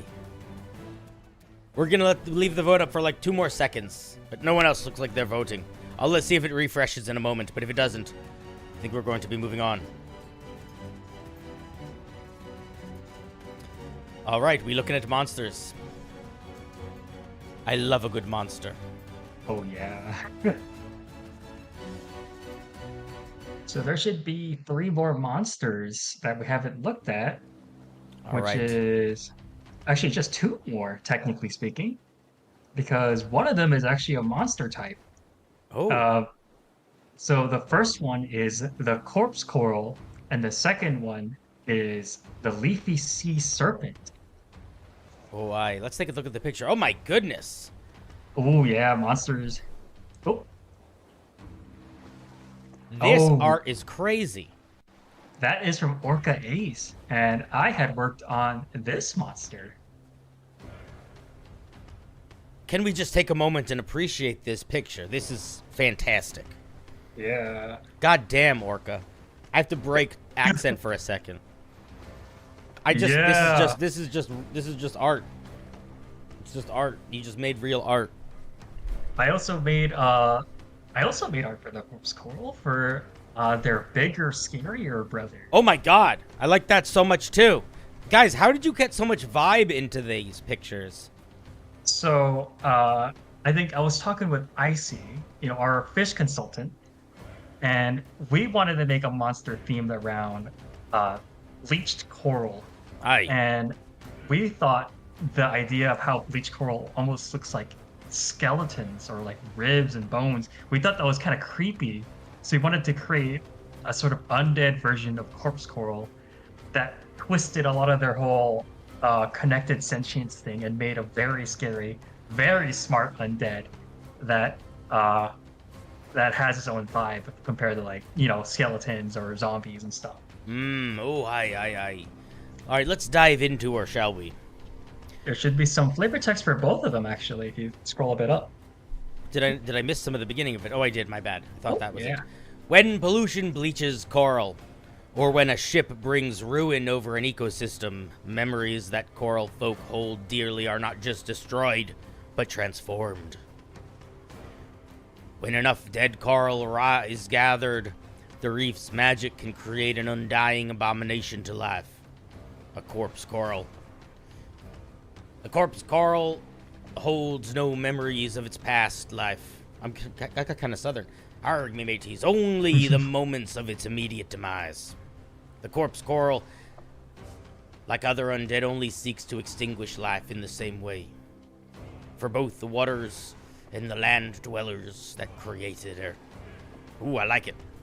Born of destruction and relentless. Corpse coral are sprung from the death of a reef. So long as there is dead coral around them, they are able to transmit their memories to new hollow reefs and create a new body if their former one is destroyed. The only true way to end a corpse coral's rebirth is by returning life to the reef. Relentless. Corpse coral are aware of their ability to rejuvenate after death and make full use of their ability to endlessly attack the living without chance of their adversaries to rest. Ooh, spooky. Oh yeah, it's got a scary mechanic that went through a lot of variation. So it looks like we've got two forms, big boy and little boy. Yeah. All right, so here's little boy, single warrior. Oh, many a night at sea I've heard the wandering corpse corals etching at the bottom of the boat when the water was a little too shallow and the reefs began to wane above the peaks of the cresting waves. Immune to poison and some exhaustion stuff. They got brittle. When the corpse coral takes 10 or more bludgeoning damage from a single source, it takes an extra 2d6 damage. Oh, that is interesting. Oh, yeah. Aye, she's a little bit weak, but she's brittle. Let's see, false appearance. If the corpse coral is motionless at the start of combat, it has advantage on its initiative roll. Ooh, intense. Moreover, if a creature hasn't observed the corpse coral, move or act, they must succeed on an investigation check to see that it isn't just some ordinary bleached coral. They also don't need anything we need, because they don't need anything at all. Rejuvenate. When the corpse coral is destroyed, it can create a new body for itself. With all of its hit points after 10 minutes. Dang. Yeah. Well, provided there is enough coral within the 10 feet of it to do so. If destroyed again before its next long rest, its rejuvenation has 50% failing. Interesting. Yeah. In playtest, the first time it was very scary, and it was very difficult for the party to find a way to really end it. So, yeah. But it has a little weird interaction for the next monster once we get to it. Well, let's take a look at this it's not a landlubber. Let's take a look at this foul beast of the sea. The Corpse Coral Collective. It's got the brittle feature. It's got the rejuvenation feature. Oh, it's different. All right, let's read. It's got false appearances the same, but it's different. It's got some lore right there. Oh, I missed the lore. Corpse collectives are the horrific fused bodies of several corpse warriors. Despite its monstrous appearance, the collective bears a great deal of intelligence. Even if a collective is out of sight, its presence can be known when corpse warriors show cunning beyond what is normal for them, especially when they utilize ambushes or deploy traps. I'm becoming southern now. Cut off exits. Pick off weaker enemies. She's got 66 hit points, 17 armor. Brittle. Collective, central collective. The collective can see through the senses of all allied corpse coral within 300 feet. That's cool. Dark Vengeance. Yeah. Corpse coral can spend 10 minutes to repair the destroyed bodies of corpse coral. The collective can do this, rather. That have failed to resurrect itself. After this time, a destroyed corpse coral warriors within 10 feet of it return to undeath with all its hit points. Cool, so we can just help creatures come back that are struggling. Yeah. It can take 3 reactions, but only 1 a turn. Oh, aye. It's got 3 arms. Aye, aye, aye. And then it's got a different form of rejuvenation. When a corpse collective is destroyed, 3 corpse coral spawn from its body after 10 minutes. Oh, I like that. Yeah. And to convey that, if you actually look at the art, its central head is actually made with 3 fused heads. Oh, look at that. Isn't that lovely? It's got a few more faces all over its body, too. Yeah. Oh, yeah, I see peeking in and out. Lovely. It can make 6 attacks, which is quite hectic. It's got some coral claws. Oh, that's actually a recharge ability, Rampage. It's a nice touch that the coral claw doesn't do much more damage than the regular claw. It just does it a lot more. I like that. Yeah. And then it's got a bit of magic. Arcane Eye, Pass Without a Trace, Spike Growth, Blight, and Control Water. Lovely. Yeah. These seem like they'd be a lot of fun. Super spooky. I love the idea of zombie coral. Oh, yeah. Imagine, like, seeing this huge hulking monster, and then it starts casting a spell, and you're like, wait a minute, that's not normal. It's creativity like this that keeps me sailing. Yeah. And then we have the Leafy serpent. Oh, this one was made by Icy. And she loves seahorses. Hawaii. Deep within the depths, there lies a serpent so feared that even predators try to avoid it. Luckily, the Leafy sea serpent isn't that kind of creature. This calm, majestic animal evolved to mimic the silhouette of a scary monster to keep predators away. Oh, I love it. Yeah. Terrible armor. Amazing. Good at camouflage. Eerie resemblance. The Leafy sea serpent resembles a mythical sea monster. A creature that can see the sea serpent can discern its true nature with a nature check.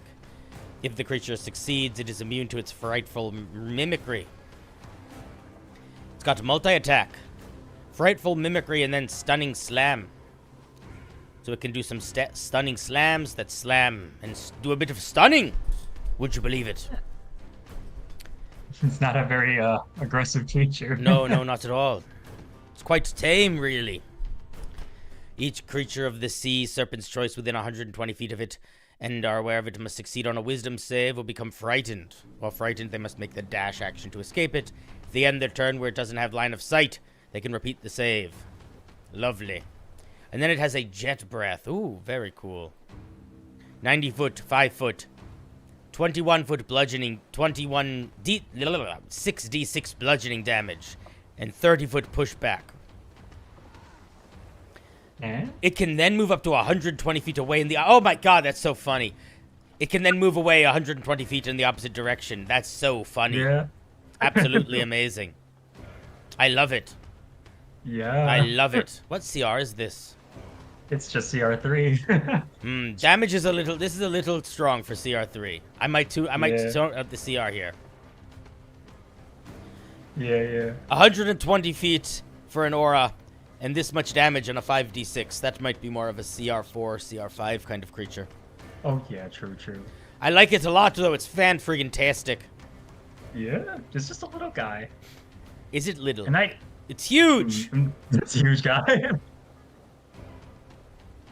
You could mistake it for a sea monster, but it's just a little friendly creature. Then we've got a giant manta ray. All right, we're not going to read all the flavor text. I apologize, but this voice is hard to do, and I'd rather look through the meat than the flavor.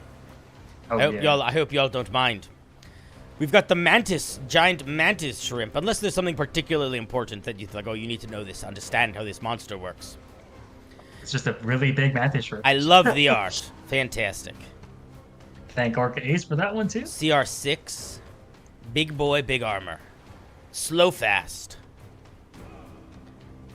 Okay, big strength. It can camouflage. It's a siege monster and it breathes underwater. Additionally, cunning crustacean. What a wonderful name. It can take the dash, disengage, search, or... Ooh, so it's everything but it includes search. That's cool. Yeah. Because it's got polarized Yeah, because it's got crazy eyes. I know the power of a mantis shrimp's eyes. I've seen 1,000 mantis shrimp hunt 1,000 other things. I was the tides in the sea. Eyeballs. I am infinite. Okay. It has a club attack. I appreciate that it's good, but I wanted to... Okay, good. I was going to say it needs to have a super punch. Oh, it's got the super punch. Let us see the super punch. Dexterity save, or it takes a bunch of damage. And if it is underwater, it makes a bubble. And everyone has to make a con save, or it creates a big explosion of radiant and thunder. And knocks them back. Oh, I love that. So, the way it works is, it has a little punch, but if you can do a punch in water, it makes a little sonic boom. And what's great, it's also a dex save, which means it can bypass a lot of armor, because it's a mantis shrimp. Aye. It punches through the armor. I like it. Yeah. That's a lot of fun. Yeah. Oh, I like it a lot. Yes, it's a gun shrimo. Grunge shrimpy. These are fantastic monsters, friends. These are fantastic monsters. Did I miss any of the monsters? I don't think so. The sharkling. Oh, no, that's a person.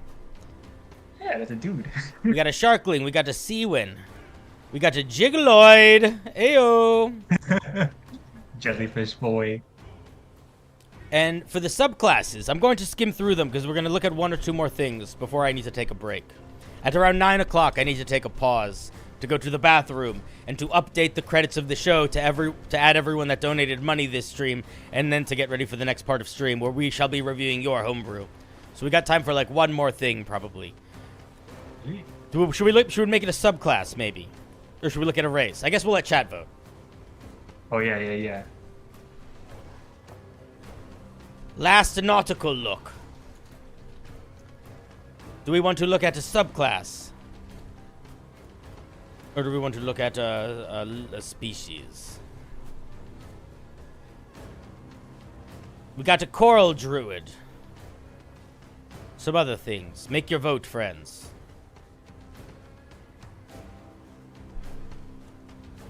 Aye, this is the project that was made in the Discord. Yeah.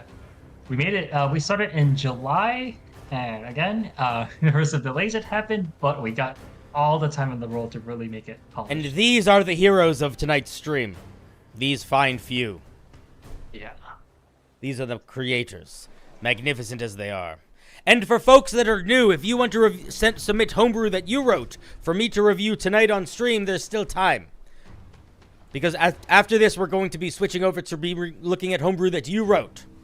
So, submit homebrew now or between now and when we start the wheel, and you can be on the wheel tonight on stream. Oh, subclasses are winning for sure. Oh, yeah. All right, so let's see. We've got the puffer, the reef, the surface sentinel. I mean, it's the puffer. That's the one I'm going to look at, obviously, right? You guys know me. I love barbarians. I do know the ranger is really fun because of how tactical it is. Listen, it might be fun, but let's be honest. I want to learn about this pufferfish barbarian. Oh, yeah. We'll see if your homebrew comes up. Who's to say? This is the pufferfish barbarian. Look at this lovely art. Yeah? Barbarian. That one I drew, it is a goblin pufferfish. Oh, I love him. Aye. Reminds me of one of my grandparents. Barbarians who pursue the path of the puffer permit their rage not to propel their strength, but to physically puff their bodies to profound degrees. They become plump, prickly balls of peril, bouncing across the plains, and using their pudgy, proportioned bodies as potent weapons. I don't think you got enough P words in that sentence. You know? What other P's could you put in there? I don't know, but I feel like we want a different word for weapons, and we want a different word for become, and we want a different word for using, and we want a different word for across.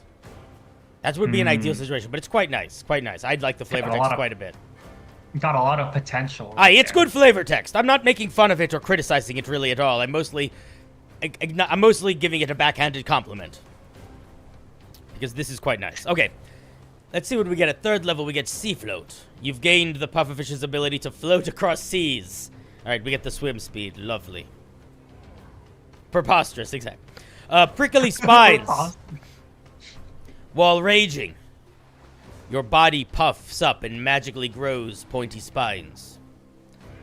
While ye are puffed up, the spines fill the space around ye within 5 feet of you. When a hostile creature enters this area for the first time or starts its turn there, when it hits ye with a melee attack in the area, or when it starts its turn in the area, it takes piercing damage equal to your rage bonus damage. Oh, that's kind of fun. So you're just poking and prickling everybody. Yeah, you're like a big deterrent, you know? Oh, yeah. Oh, aye. It's really good if you're also reckless attacking, too, because it's not like a double-edged sword. Oh, aye. Avast, even. What do you think I'm doing? Oh, you're wondering if someone was gone from chat. Never mind. I assume every conversation is about me. It isn't always. At 6th level, we get Inflate. I think you could change it to 5 feet around you, but that's fine. It's whatever. Or just say 5 feet of you. Yeah, it doesn't need to be a radius. Yeah, 5 foot radius, though. Yeah, sure. Same difference. You can use a bonus action on your turn to attempt to shove an enemy back with your round body. A creature of your choice within 5 feet of you must succeed on a strength saving throw, or be pushed back up to 10 feet away from you, and take 1d8 poison damage as your spines inject venom into them. When you take this bonus action for the first time during a rage, ye can become large along with anything ye are wearing. If ye lack room to become large, you can push all creatures within 5 feet of you up to 10 feet to accommodate space. Otherwise, your size doesn't change. I like it. So you get big. You puff. Yeah. You get big and puffy, boy. Aye. That's a lot of fun so far. Let's see what happens at level 10. Whenever you take damage, you can use your reaction to bounce some of the damage back at the attacker. Roll a D12 plus your Constitution modifier, and reduce the damage taken by the amount rolled. Interesting. So you're just always tanking. We got a lot of flesh. You got a lot of extra skin. Catching all the salt in sea air. Yeah. If an attack within 60 feet of you... Wait, sorry. Yes, you first. No, it's a very fun ability. That's all I'm going to say. Oh, aye. If an attacker is within 60 feet of you, it then takes that damage in the same type... Wait, what? If the attacker is within 60 feet of ye, it then takes that damage in the same damage type, as ye bounce their weapon or projectile back at them. Oh, I get it. Aye, that's funny. It's like you're a big pincushion that... Bloop, I got it.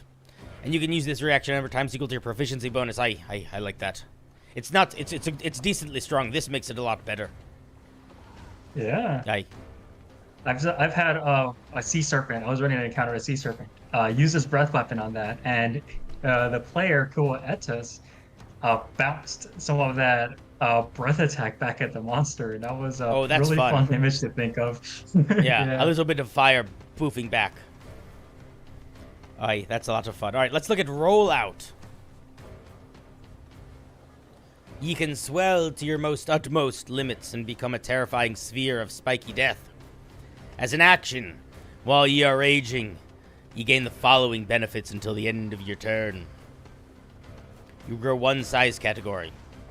You do not provoke opportunity attacks, and ye are able to move throughout other creatures' spaces. In addition, each creature you move through must make a dex saving throw, or take 4d8 piercing damage and 2d8 poison damage, and be knocked prone. On a successful save, they take half and are not knocked prone. A creature can be affected by this no more than once a turn. Taking this action during your rage does not end it early as a result of not taking attacking or dealing damage. Or taking damage. And you can use this feature only once per rage. Oh, this is fun. Yeah. Very fun. You know, if there's a bunch of frontline guys in the way, you could just roll over them. You get one turn of being a big, bouncy, spiky ball. Yeah. Very fun. All right. What was really funny was, No, you first. Oh yeah, so during playtests, what was really funny was I think Koa Etis found a really funny interaction with Crusher Feet. He would take 2 light hammers and then throw them at the enemy, right? And then he would push them into the spikes to trigger the damage because they enter the space. Oh, that's fun. fun. Yeah, and a few players caught on with that, and you know, like the monk over there, just would shove them into the spikes. Aye, that is a lot of fun. That is a lot of fun. Oh my, guys! I don't think we're gonna be looking. We're gonna stop looking at the pieces here, but.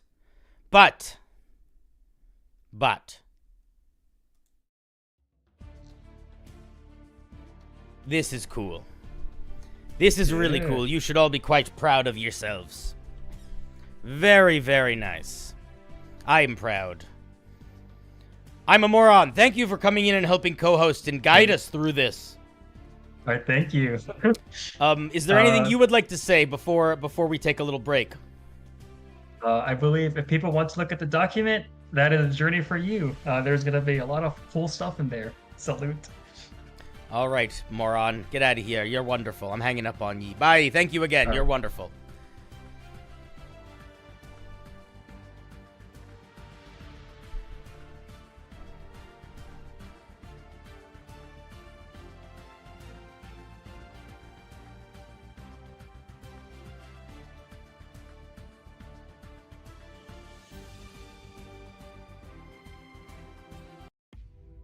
Okay.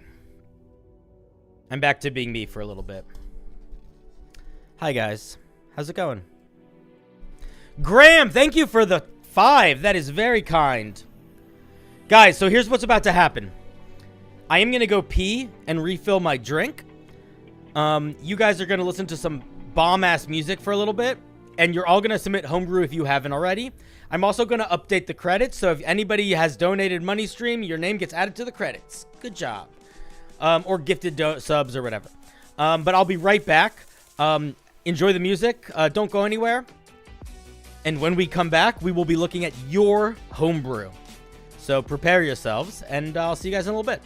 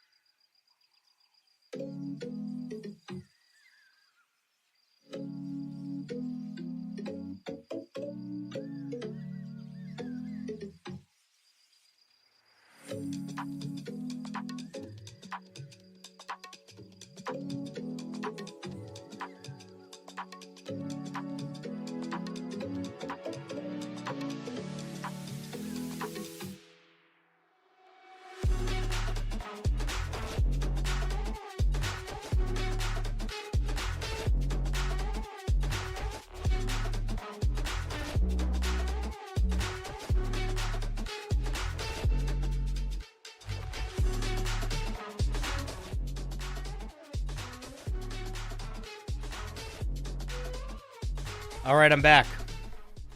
And we're not doing accents anymore. I'm going to be myself. I hope that's okay with you. How's it going?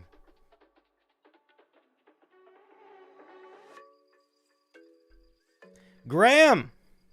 Thank you for the 5.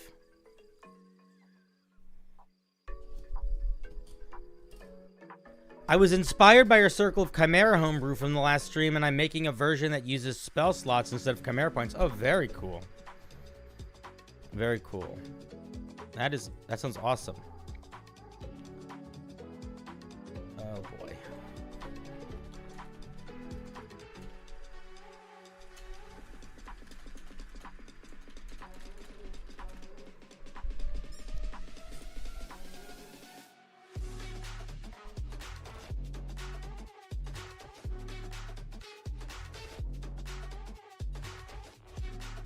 What's going on, mods? Is hectic stuff happening? Do I need to turn off the server for a second? What's happening?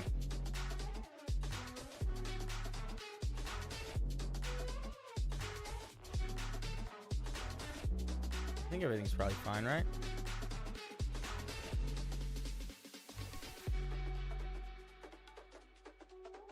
Alright, whatever. We're not gonna worry about it.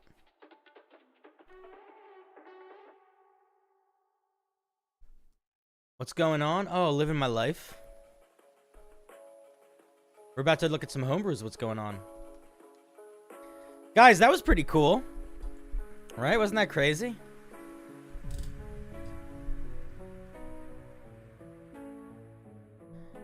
Want to start a chant? Quispy, don't worry about it. You're not a mod.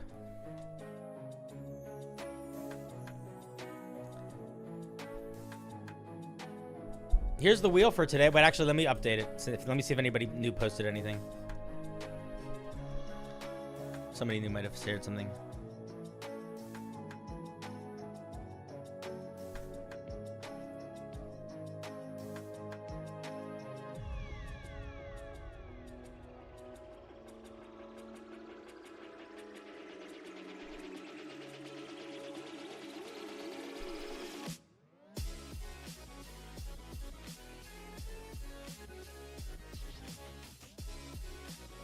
Okay. Let's get the wheel. We got the wheel. All right, chat. How's everybody doing tonight? Are you guys having a good night? The wheel's kind of fat. Let's get into that. Yeah, the wheel's always big. That's why it's sometimes nice to be a member, because you can be on the little wheel. You can be on the little stream. And you don't even have to worry about the wheel as much. You know? Oh, we're starting with Baba. You'd like me to look at the Chance's Muzzle, a 3rd level spell in this Bard spell compendium work in progress. One specific question. Do you think this should have a repeating saving throw at the end of every turn? I don't know. Let's take a look.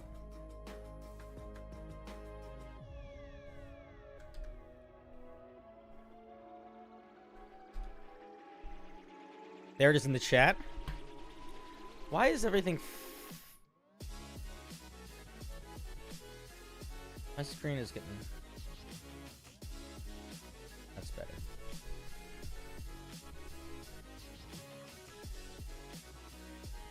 Alrighty.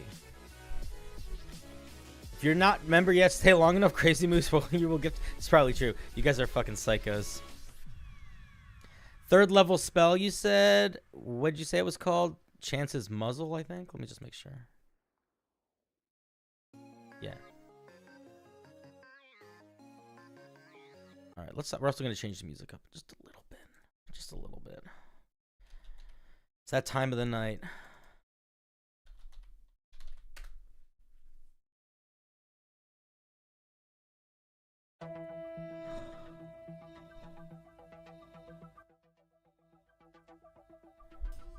Okay.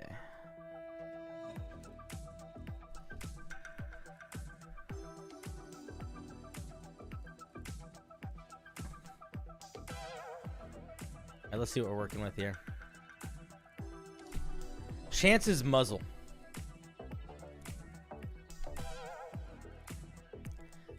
You're doing well. 70 hours deep into a big piece of artwork. That's very cool.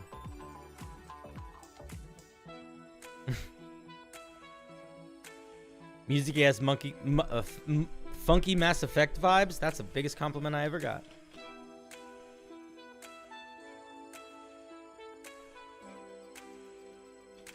You'll be on the Doomsday. That depends. Did you?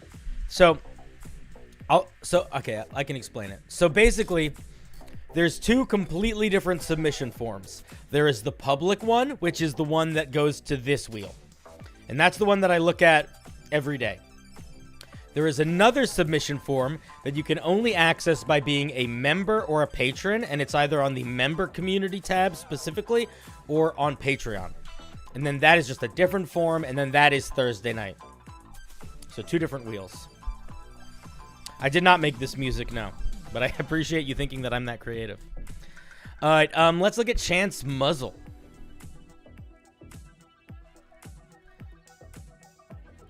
Oh, you liked episode 1 of Unbalanced Encounters? Hell yeah.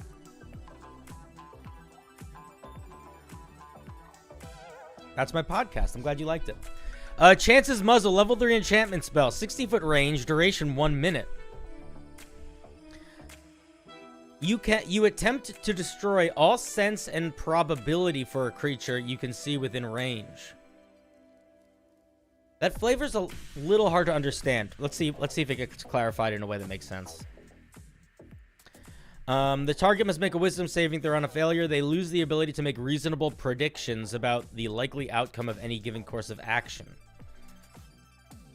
For example, they know that if they gamble a gold piece on a horse race, they will either win or lose money, but would not know that a healthy horse is more likely to win than a sick one. This is a really neat idea, and I think it would work really, really well at some tables, but I also think it just wouldn't work at other tables because this spell has zero... The only mechanically clear part of this spell is the last part. Like, the way that you probably should phrase this, if you did want to make it mechanical, would be something like, the creatures have disadvantage on all wisdom-based checks because of this spell, or get some penalty to wisdom, because I feel like that's how you describe, like, logical thinking, situational awareness, not being an idiot. But it's a really cool idea for a spell. I don't even know if it should... I mean, I will say that if... Like, I don't even know how I would implement it mechanically. Like, I kind of feel like it would be a nightmare for a dungeon master. Like, if I cast this on a creature in combat... If my player casts this on a creature in combat, how should I make that creature act differently? I really don't know.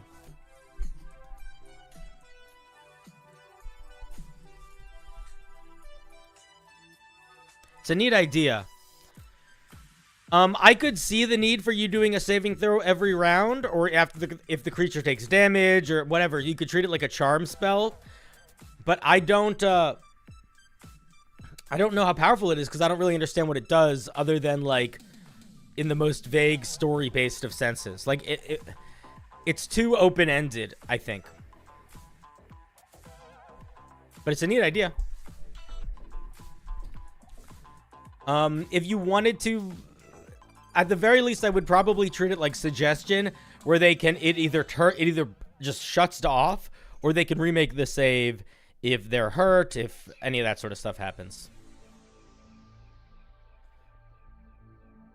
Those are my thoughts. All right, let's give Baba a round of applause.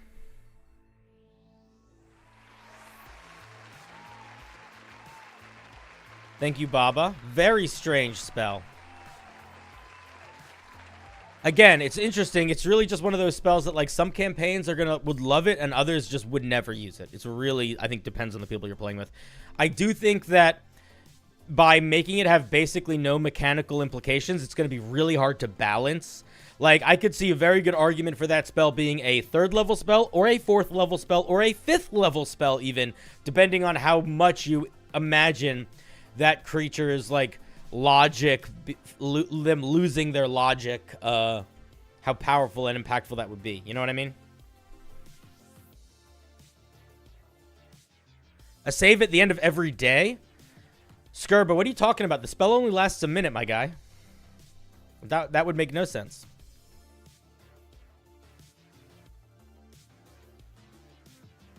The name makes you think it would mess with probability. I can see that. We got Iwick. We got Ewick Drawl. Ewick Drawl.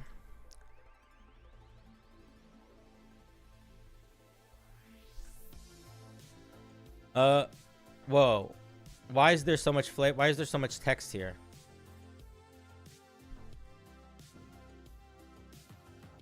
I missed the beginning of the joke, my B.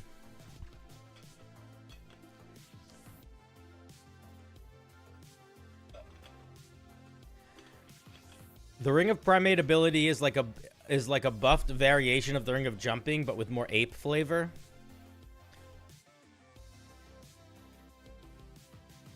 Yeah, I'm just gonna skip all of this and just look at it. I don't know what you're talking about. I love you, but I don't need to read all that.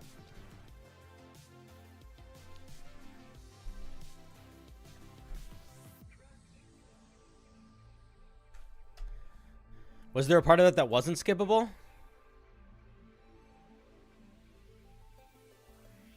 Went for one of your martial players, he charges in. Nah, yeah, this is all skippable. All right, cool. You just tell him where you came from. I got you. All right, let's see what we're going for here. Ring of Primate ability. Here it is in chat if you guys haven't seen it yet. Oh, we got Iwick Drawl is here. What's up, my guy? While wearing this ring, your jumping distance is doubled. And you can make long jumps without running or without a running start. Ape's Agility. You can use an action to activate this ability, allowing you to make a series of rapid and acrobatic leaps, covering a total distance of up to 60 feet. You can pass over obstacles, creatures, and difficult terrain during this movement without impending or provoking opportunity attacks. Once you use this feature, you can't use it again until the next day at dawn. So it's weird. It's like your dash. It's basically dash and disengage at the same time. It's basically what that does. Once a day, you can dash and disengage at the same time as an action. And then Ape's Grace. You gain proficiency in acrobatics, and you have advantage on checks made to balance or maintain your footing, even in challenging terrain. Cool. Okay, I have a couple thoughts. I like the idea of this quite a bit, but I'm going to be honest with you here. This is not... You make this sound so much cooler than it is.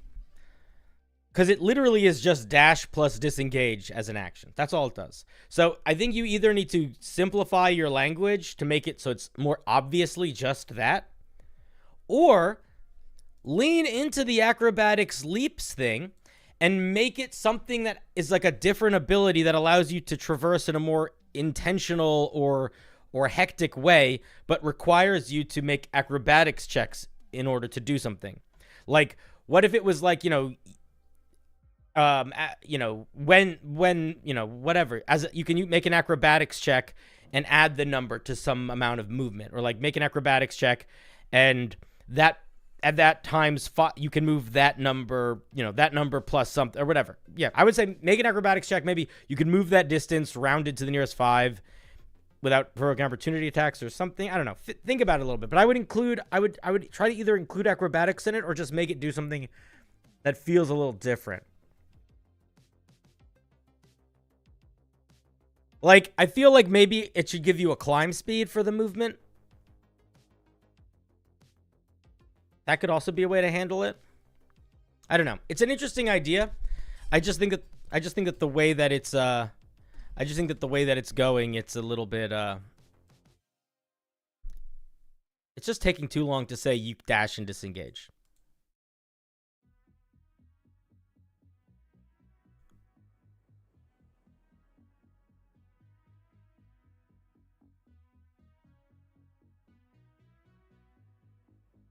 You have me muted? That's so funny. How would you convince a person who thinks TTRPG games are too nerdy to try them out? I'm building a group, but I'm new at GMing and TTRPGs as a whole. TTRPG games as a whole. I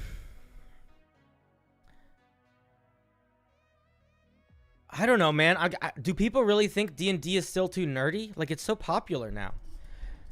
I'll be honest with you. I'm so tired. I have no interest in spending any amount of energy trying to convince somebody that D&D is cool. It just seems like there's enough, I don't know. There's enough people that like it. Like, I sort of feel like there are enough people that like it that I don't need to convince people to like it. And if I have a friend that's a friend of mine, then I should be able to just say, hey, will you try this thing with me? I think you'll like it. And I don't think you need to explain to them why it's cool because they're your friend. That would be my goal. But you could also just say, like, if it's your friend that you're talking to and you're trying to convince, like, a buddy, I think the solution is to just say, hey, I know this seems awkward and a little dorky, but I think it's really going to be fun and I think you're really going to like it. And it would mean a lot to me if you would try it out. So you don't ask them to commit to, like, a whole giant thing. Just ask them to commit to a session. See if they like it. That's what I would do. Do I think it should be rare? I think rare is good. Yeah, I mean, I think it's close to being very, like, this, what I think you should do is I think Ape's agility should be Ape's agility should be stronger, and I think it should be very rare. That's what I think you should do. I think you should make it stronger because it's close to being very rare, so I think you just need to push it a little bit farther, and then it'll be there, and it'll be good.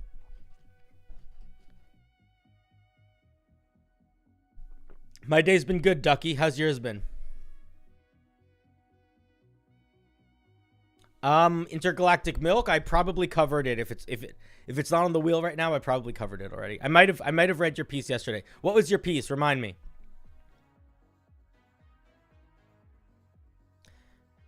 Anyway, Ewick Drawl. I like that item a lot. It's pretty straightforward, but in a way that I feel like is very vibe. Thank you very much.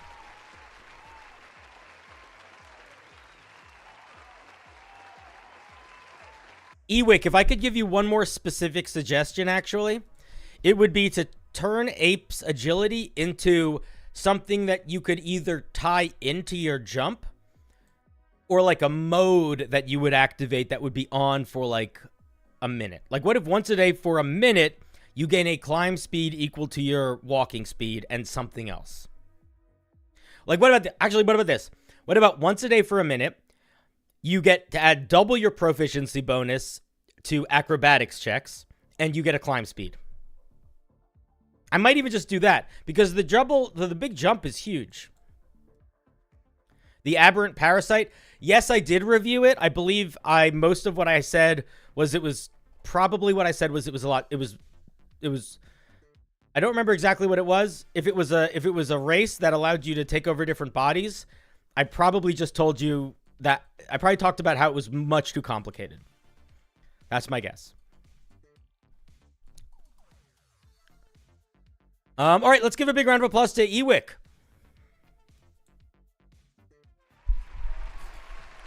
Very cool magic item. Very, very cool magic item. I think it's a good example of when you don't need a lot to convey an idea. Like, all you really need for this is like acrobatics and jumping.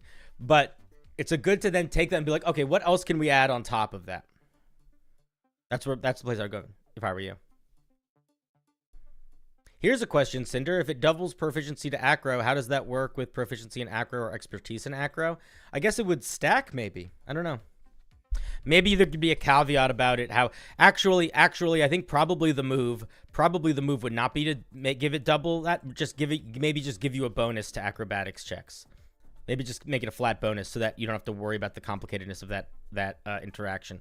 Like what about for a minute you get a climb speed equal to your movement speed and you get to add +2 to all your acrobatics checks. Boom, done. What if you can't roll lower than X on dex checks? Oh, that's really interesting, Tradosio. Yeah, that could work too. That could work too. I wouldn't make it like a 10. I'd probably make it like a 7. Like if you roll a 6 or lower on an acrobatics check or on a dex check, you can treat it as a 7.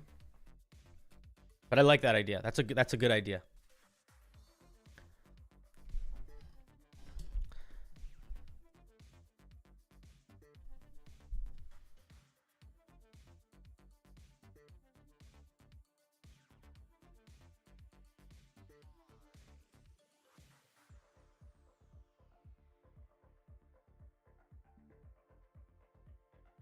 1 second.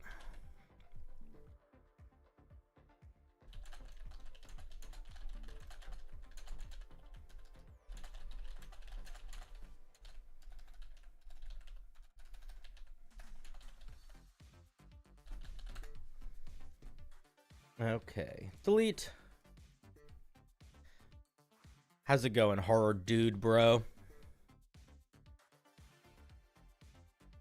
You got Magic the Gathering ad?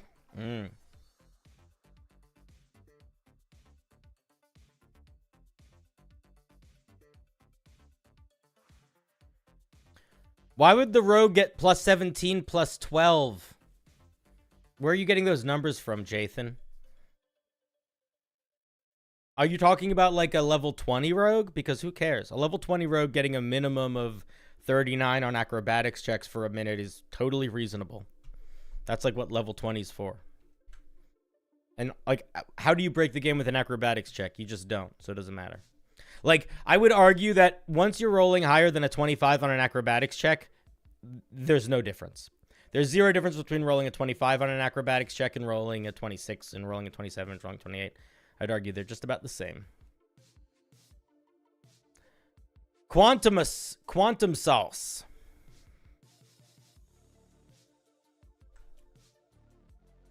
Yeah, and level 20 is definitely for breaking the game for sure. Like, one thing you have to keep in mind is that, like, sure, for a minute you could roll a 39 on an acrobatics check. Is that any stronger or weaker than a wizard for a minute can turn into any monster in the game that's CR 20 or lower?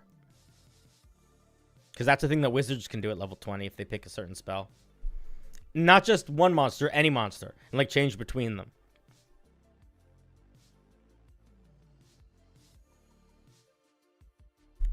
Yeah. That's level 20 is a little bit of a different game. That's why it's really not a good idea to think about level 20 as, like, is this broken? You don't think about level 20. Think about level 1, level 3, level 5, 7, 9, 10, even up to, like, 14 or 15. But after that, it's a little bit who cares. There are conventions that things that still need to follow, and there's things that are clearly still overpowered in a way that will break things, but there's some that just won't. I'm an amateur DM and homebrewer. This is my first ever wondrous item for a campaign. I'm building from scratch. The blurb at the end is unimportant, then I won't read it. Quantum sauce.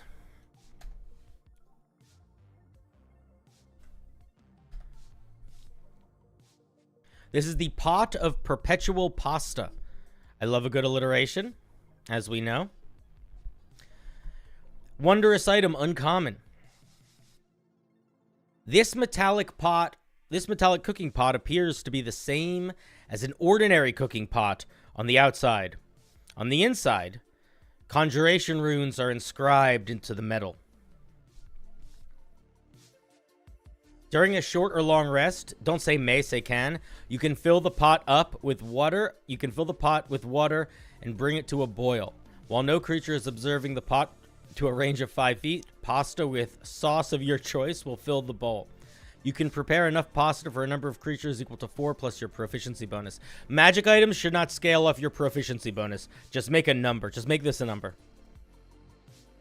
You could make it off of like a skill check if you wanted to, but I would just make it a number. After a short or long rest, anyone who has eaten the meal, I would clarify that they need to eat the meal over the short rest, because the way that it's written, it seems like I could eat a meal and then I could take a long rest later. And I feel like what you intend for is like, if I would say any creature that eats one of these meals over the course of a short or long rest gains 1d4 plus 1 temporary hit points. That's what I would say. Isn't this sort of the chef feat? Am I misremembering the chef feat?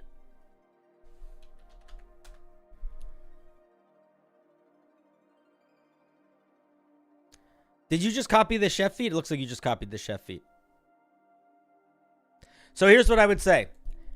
Ain't nothing wrong with getting inspiration from your magic item from a feat. But I would strongly encourage you not to copy things word for word and not copy too much so that it feels like unexciting. one of the things that I think is cool about a magic item is it's a great space to give players access to things that they have no option to get access to on their own. So if you wanted to make this magic item similar to the chef feat, which it is right now, I think that's fine, but I think you need to take it a step further, and this magic item should do something that the chef feat doesn't do, in my opinion. It doesn't need to be stronger than the chef feat. It should just bring something to the table that is new and different. And I don't know exactly what that should be. This is a little bit of a silly thing.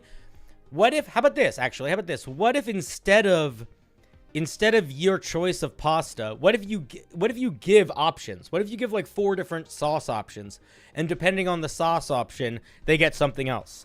So one sauce option could be like temporary hit points.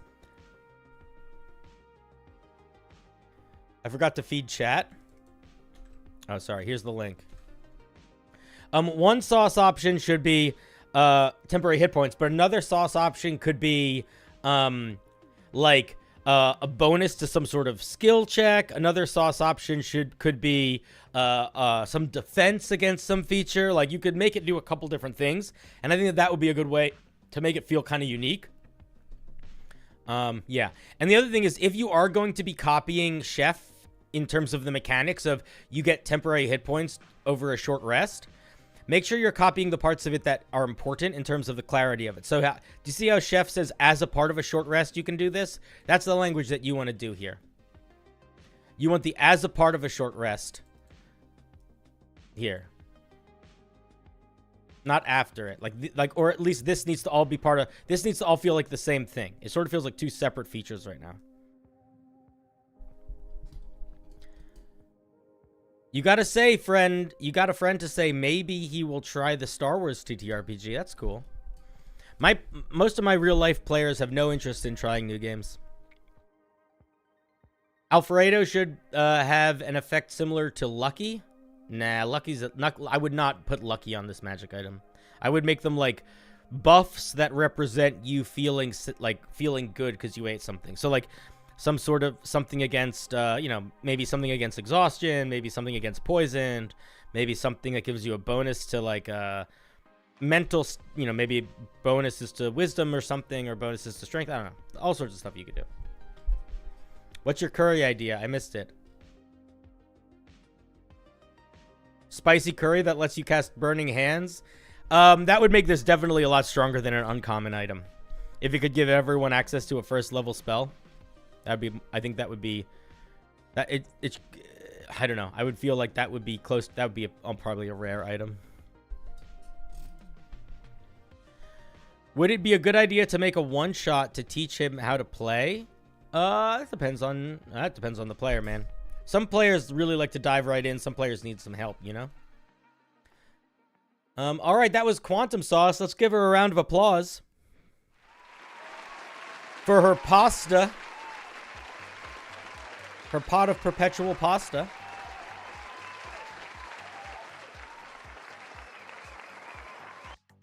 Thank you, thank you. Wonderful. Chat, how are you guys doing? Are you feeling good? You feeling alive? You feeling fresh?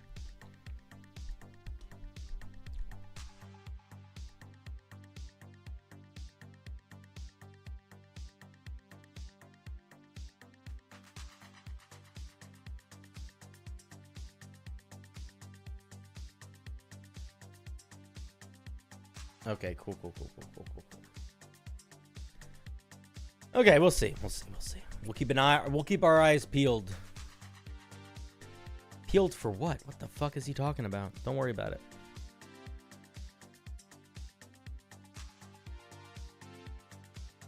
It's almost 4 a.m., but you're awake? That's the way to do it. Stay awake forever. Never go to sleep.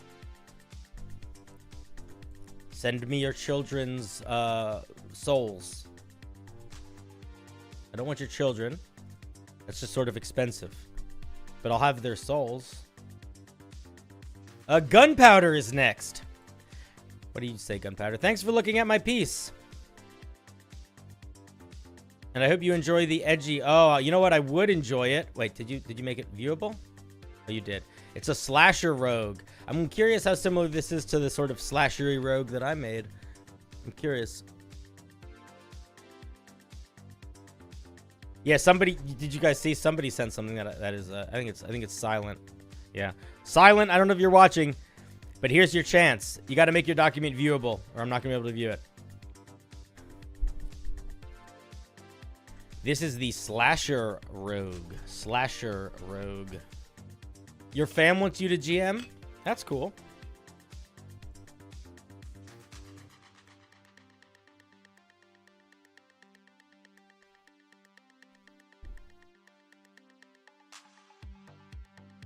All right. Slasher rogues pride themselves off their ability, I would say in their ability, to inflict fear via their bloodlust. I would just say probably to inflict fear. I would drop that. I would probably just drop this whole second part. Using the skills they have trained. You're being very redundant. I don't think you need to say skills they have trained. I think you could say using... I think you could just drop this whole part. This part 2. They can create horrifying works of art out of the bodies of those they kill to induce panic and fear, while also making every blow as painful as possible to inflict suffering. With that and their ability to use these traits in battle, this makes them stuff of nightmares, the true meaning of fear. All right, it's very edgy. The one thing that I will say is that I'm fine with edgy. What I think is not going to be great if it's edgy with no vibe.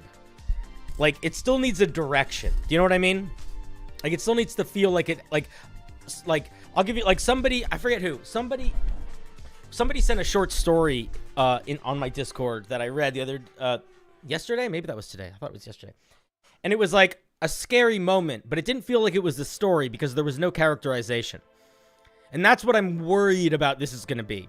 It's like you're trying to build something scary, but if there's no characterization, if there's no vibe to hold that edgy in, it will feel like nothing. And one of the most important things when we're making a subclass, aside from the mechanics being interesting, is that there is a vibe that we can latch onto and be like, oh, we have a cool idea for this. I saw, Matthew. I saw you said earlier in the chat. We got a pirate item that we might bump into. All right, let's see. We get 2 features at 3rd level. We get 2 features at 3rd level. Goodbye, Rubber Duck. At 3rd level, your knowledge of how to inflict a grisly wound is shown in full force. Your sentences are... You're using so many extra words. Honestly, I think you could drop this whole part. This is sort of means nothing. At 3rd level... What about this? What if you just said... At 3rd level, when you deal damage with sneak attack... Bop, bop, bop. Just do that. You apply the bleeding condition. This feature doesn't work on creatures that can't bleed. The bleeding effect is explained after the features. Alright. Creatures who are affected take 1d4 damage at the beginning of its turn. Don't start a sentence with plural and turn it into singular. Creatures who are affected by 1d4 damage at the beginning of their turns.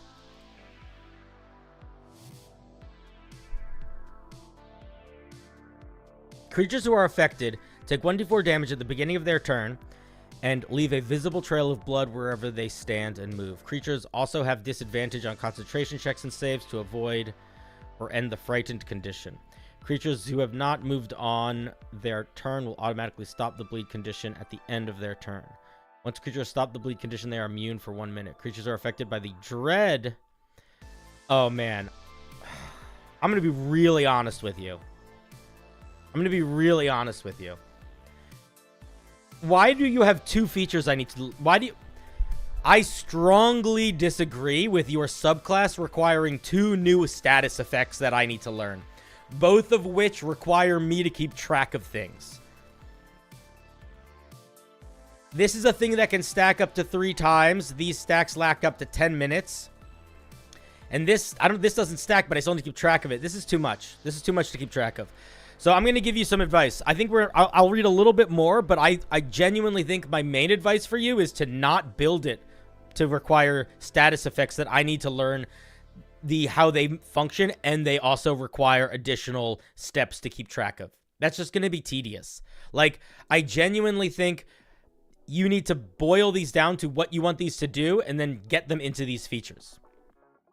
Like, if you want to be able to do a thing where you can stab a creature and they bleed, figure out how to write that mechanic in here. And if it's doing too many things, it's probably because it does too many things.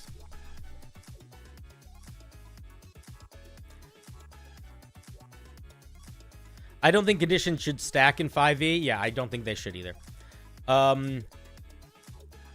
Horrifying display. At 3rd level, you're proficient in killing and making a corpse into art. Has become second nature, meaning that you instinctively manipulate people, you mutilate people you kill. That doesn't mean that at all. I wouldn't put that. That's a big assumption. That's almost... This is edgy to a problem degree, because now I feel like if you're going to make a piece edgy, it should be self-aware. This feels like the narrator is trying to be edgy and doesn't realize that they're coming off in a way that sounds awkward. So don't cut this out. When you kill a creature, any hostile creature within 20 feet of the slain target must make a wisdom saving throw. Or they get the dread effect. You can use this feature on pre-made corpses. Yeah, I think we're just gonna stop reading this right here. This is too complicated for me. I do not think...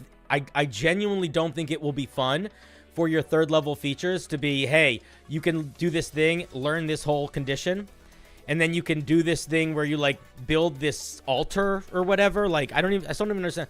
Like, I guess it just happens when you drop a creature. You don't even have to build it. It's just you killing a creature. Or you could take 10 minutes to build one. Yeah, I don't know, man. I wouldn't do this if I were you. I wouldn't do this if I were you.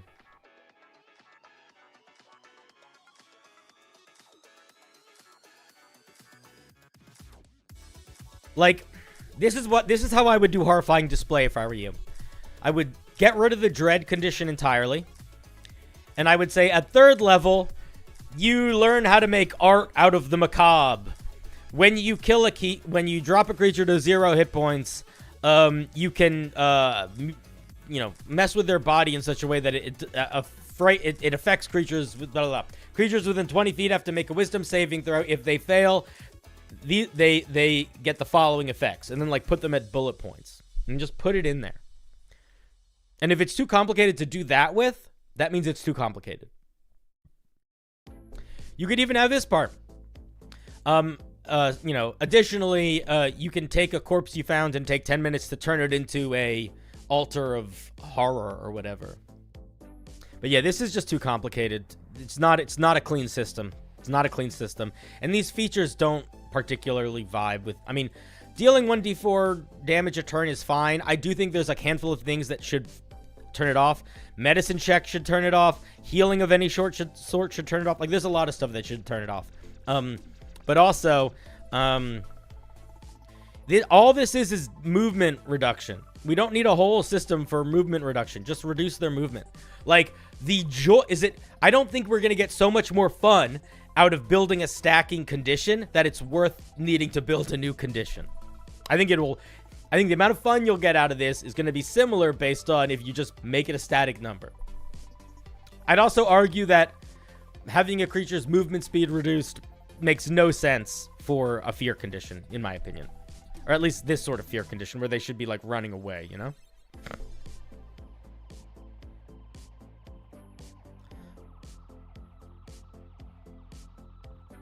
All right, we'll read a little bit more. Injured prey. Do any of these not... What is bloody blow? Why is this... All right, whatever. Let's just read it. At 9th level, the act of victims running away has taught you a thing or two about how to disable and track your targets. You gain the ability to track any creature you've struck with a bloody blow up to a half mile away. That's a weird distance. We don't really do this. In D&D, that half mile is not a distance you would use. You would use, like, 100 feet, 500 feet, 1,000 feet, or a mile. You gain the ability to know the path of said creature has traveled, and you have advantage on wisdom, perception checks, wisdom survival checks you make to find it. You can track the up to 5 target creatures this time, and tracking lasts for a day.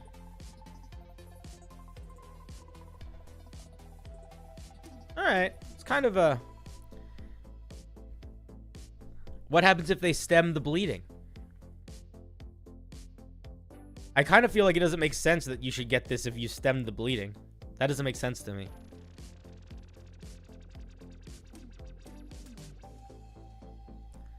Bloody Blow is this feature. I just got confused because it's like, it's got names and names and stuff.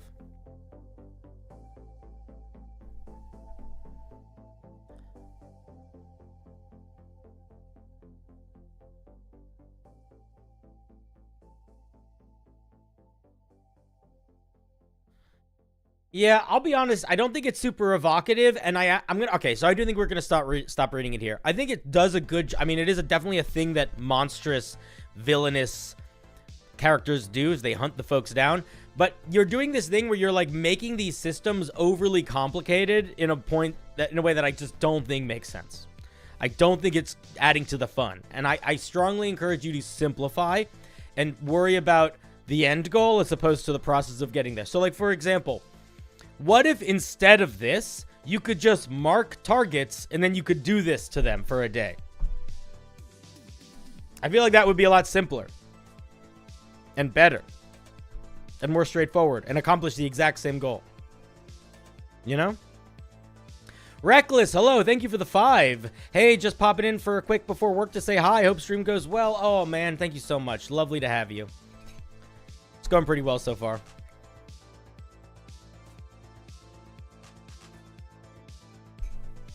Bad character idea. A barbarian with a cleric subclass. You can do massive damage and take hits, but also heal the party. Why is that a bad character idea? What am I drinking? You wouldn't understand.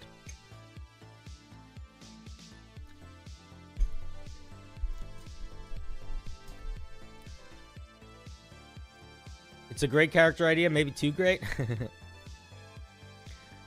No, you definitely... Okay, I guess you maybe... Do you know what ozone is? Because it's sort of like that. It's not rum, no. I don't really like drinking alcohol. It doesn't taste good. There's some drinks I like, but they really have to taste good. Like, if a drink tastes like alcohol, I don't want it. I can drink beer because because it's not the worst. But I like sweet I like ciders. I like a White Russian. That sort of thing. But not on stream.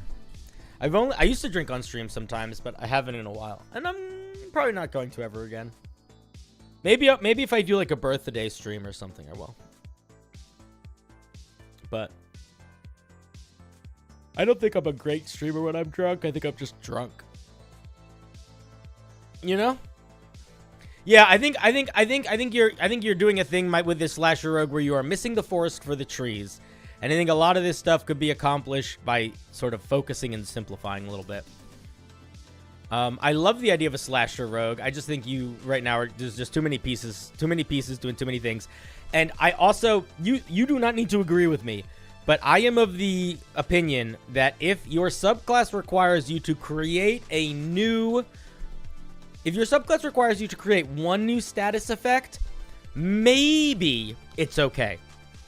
If your subclass requires you to make 2 more status effects, that's an issue with your writing that you need to work through, because that is not going to work. All right. Thank you, Gunpowder. Let's give Gunpowder a little round of applause.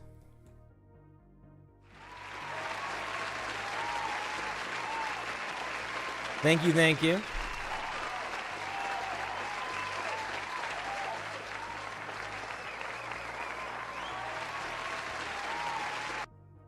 A noble thing to try to create something out of the box, like a new thing with this status effect. But I think that if that is what your goal is, you need to earn that status effect. It needs to really feel like it needs to be there, and it needs to really feel unique in a way that's like, oh, this is like so integral to how this functions that like I can't just write it as this is just what this feature does. It has to like be applied and reapplied and mixed in other ways, and a big part of that is making it not that complicated. Hard dude, bro, you got an ad. Yeah. Just so you guys know, the reason why some people that are members get ads is I think if you're gifted a membership, I think you still get ads. I think you only don't get ads if you get your own membership.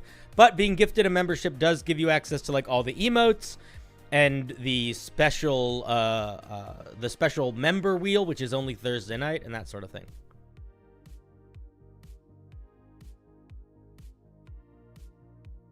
You bought yours and you still get ads? Then I have no fucking idea, Milk Boy. I don't know how it works. I feel like making a status effect should start on monsters or spells. I don't know about that. I think it could be in a lot of different things. So the whole point of a status effect is that it can be used in a lot of different places if you need to. Yeah, I had a Pizza Hut ad and missed the last bit. Oh, sorry, buddy. I hope that you learned a lot about Pizza Hut, though. Next is going to be Zealous. I think the ads are a lot more reasonable than they are on Twitch. This is my attempt at making... Yeah, if you're also YouTube Red or whatever, I just think you just don't get ads. This is my attempt at making a Captain America-style subclass. I chose Monk because I thought the class features would mesh well with the concept. I'm excited to hear what you think. Do we get to throw a shield? I want to throw a shield. If we don't throw a shield, I feel like we're going to miss something.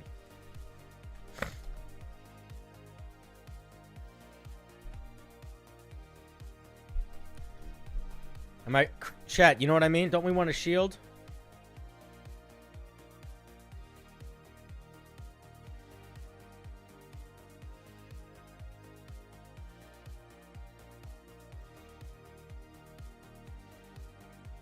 Yeah. Of course we do. Monks of the Way of Aegis believe that the best defense is a good offense. They train extensively in the use of shields. Yes! Both as a means of protecting their friends and driving off their foes. A student of Aegis knows a strong shield will provide excellent cover as they close the distance to enemy archers. Then they demonstrate offensive potential of their chosen weapon. Okay, so I actually think that... I think that you get rid of this whole last sentence, and then you just say close the distance to their enemies, period. And you just end it there, and then it's good. What does Aegis mean? I don't know. I think it means like protection, shield. It's like old word. Yeah, protection, backing, support. It's a mythical shield. At 6th level, we get shield fighting. When you choose this tradition at 3rd level, you gain proficiency in shields and can use unarmed defense, unarmed movement, and martial arts while wielding a shield. Cool. Shields count as monk weapons with a thrown property, 1560. I probably would make it 2060. Why did you do 15? For you and deal bludgeoning damage. If you make a ranged attack with a shield against a target within 15 feet of you, the shield returns to your hand. Nice, I like that. I think you could make both of these. If you want this to be 15, I feel like this should be like 45. Or you could just make this 20, and this could probably be 20, probably fine. If you use patient defense while wielding a shield, you can add half your proficiency bonus to your AC until the start of your next turn. I would not do this. We already are getting a bunch of extra... We're already getting extra AC from wielding a shield. I would not do this. What I think you could do is you could maybe do something else that you get. Like, maybe... I don't know, maybe some amount of damage absorption from AoE effects or something. But I wouldn't just give you more AC because we already are getting more AC here. So it's just double dipping. 15 is a quarter of 60, so yeah. Usually, is it? I thought the range is usually times 3, not times 4. When you're doing short range and long range. Add it to their dex saves. You could do something like that. You could do something like that. Step of the Wind lets you disengage already. Is that a big deal, though? What does that have to do with anything?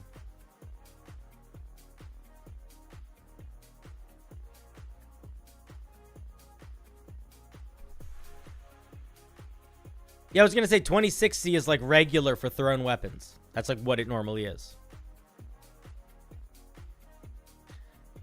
Yeah, you need to clarify if it's half rounded up or down, but I honestly just think you just drop this and come up with something new and don't worry about whatever this was going to be.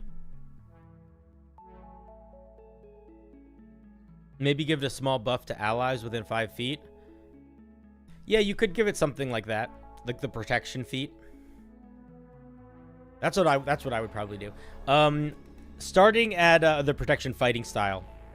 What if when you use patient defense, you also can use your reaction to give a creature next to you advantage on, like, impose disadvantage on an attack against the creature within 5 feet of you? Like, you can use the protection fighting style when you use patient defense. That could be cool. Stalwart defense. At 6th level, while you are wielding a shield, you can use deflect missiles when you or an ally within 5 feet of you are hit with a ranged weapon attack. If you do, reduce the damage by 1d10 plus your proficiency. So basically, you can use deflect missiles for allies within 5 feet of you. That's pretty cool. Hey, Cinder. Rex, thank you for the 20.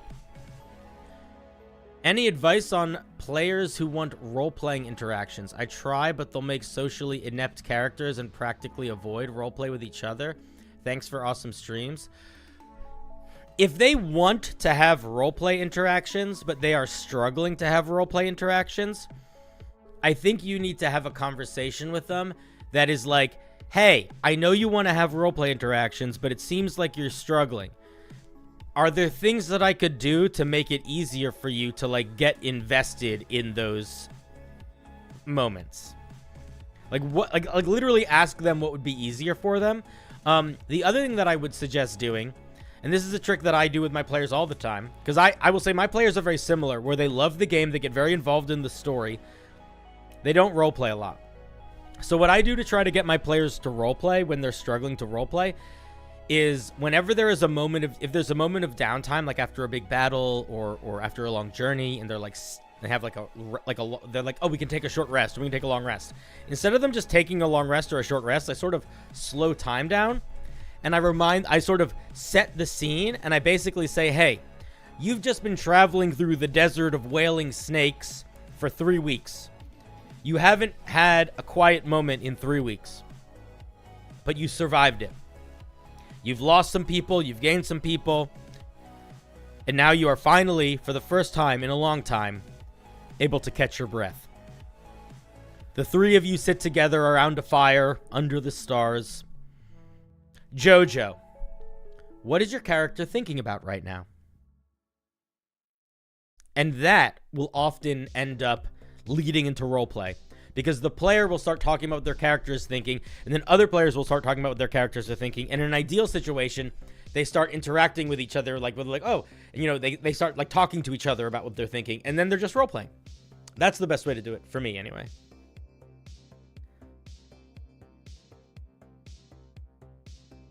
The roleplay could also just come when they become more comfortable. Yes, that is a really good point, Arcade.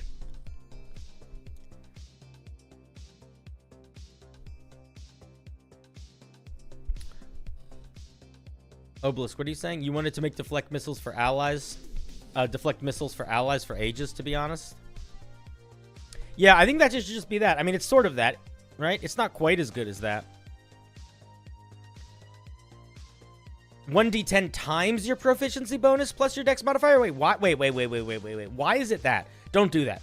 Don't do that. Just make it mathematically the same as deflect missiles. Just say that you can use deflect missiles on allies. That should just be that. Just that simple. Yeah, it shouldn't be the times. That's crazy. And hopefully that's just a mistake.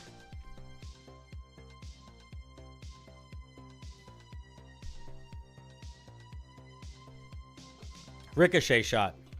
At 11th level, you learn how to strike multiple enemies. I almost don't feel like this is enough at 6th level, if I'm being honest. It's not a mistake? Oh, well then it's an error. Not an error. I mean, then it's a miscalculation. It's too strong. Way too strong. At 11th level, you learn how to strike multiple enemies with a single throw of your shield. As an action, You can make a ranged attack with your shield and spend 2 key points to cause it to bounce off nearby enemies. If the attack hits, you can choose a creature within 15 feet of the target that has not been hit by this attack to be the next target, using the original attack roll, and add 1 for each target the shield has hit. If the final target is within 15 feet of you, the shield returns to your hand. How many times does it bounce? Otherwise, the shield lands in an unoccupied space within 15 feet of you. How much does it bounce? Infinitely? Okay, this is confusing and you need to clarify it. So what I would probably do if I were you is I would say, as an action, you can make a ranged attack with a shield, spend 2 key points, and it after it hits a creature, if there is another enemy creature within 15 feet of it, you can roll the attack roll again and hit that other creature. And if you can just keep that going. I would re-roll the attack every time. I wouldn't do this adding to it. That doesn't make any sense. If anything, it should lower accuracy the more it bounces, not raise it. But again, I don't think you need to. I think you just keep rolling the attack. And then I think you should clarify how many times it can bounce. You assumed 1 bounce per 2 key points. It does not... That's a weird assumption, Jathan. Nowhere does it say you can spend 2 key points multiple times. It's just 2 key points to do this feature. This is just a 2 key point feature. And then it just does this. So I do think if you don't want to put a limit, you should clarify that it will bounce indefinitely until it runs out of targets or something like that. Should make it so it bounce off objects to help return to you. That does not make sense for this feature. That's like a flavor thing. That's just flavor. It already bounces back to you here, so you could just re-flavor how it's bouncing back to you with it hitting walls. I don't think you need to build that into the mechanics.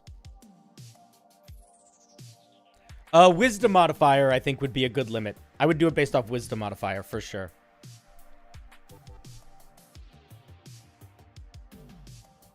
I think wisdom modifier also makes a lot of sense because it kind of could represent you sort of perceiving the shot. Do you know what I mean? I think the reason for no bounce limit is the fact that the targets can't be hit twice by the same throw. Maybe it's supposed to be really good against large groups. It is, but there should still, I think, be... I think there's still value to there being a limit.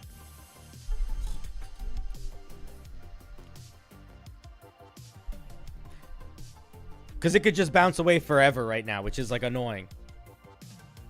It's not annoying. It might be fun. It would be annoying to calculate. It would just take up a lot of time. I think an ability to bounce the shield around corners would make sense. You could maybe put something like that in. Again, I don't think that's what Ricochet Shot is trying to do. So I don't think it's particularly helpful feedback for this piece in this moment. But if it could definitely be something that this person might want to put in later if they want to. Hypervigilance. At 17th level, you gain the following benefits while you're wielding a shield. You can add your wisdom modifier to initiative. When you use deflect missiles, you can spend 3 key points instead of using your reaction. Oh, I like that. I would say, actually, instead of using your reaction, I would probably say when you use deflect missiles, you can spend 3 key points to get your reaction back. I think it still should use your reaction, but you could refresh your reaction for 3 key points. If you succeed on a strength, dex, or con saving throw against an area effect that will allow half damage, you and allies within 5 feet of you take no damage instead. I would just make it you. I wouldn't make it allies within 5 feet of you. I think that's a little too strong for all of these types of saving throws. I think just you is fine. And I think you already get evasion, so dex you don't need. You just need the strength and con part. And I would just make it that. It's a neat idea. I like it. I think it could use a little bit more at 3rd level. And I think it could use a little bit more at 6th level. Not a lot, just a little. Maybe at 6th level, you could also throw in the, you can make an attack. What if it's you can attempt to attack creatures that are behind total cover. If there's enough space for the shield to travel there, sort of like homing, look up the Arcane Archer's homing arrow. Here, let me show you what I'm talking about. Arcane Archer.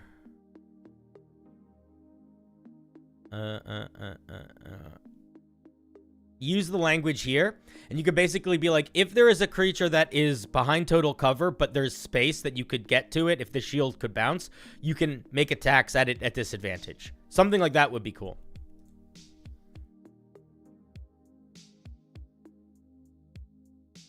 Yeah, I like that, though. That's very cool. All right, let's give Zealous a round of applause. Honestly, I think it's pretty solid. I don't think it needs a crazy amount of work. I think it needs a little bit of tightening up in some places.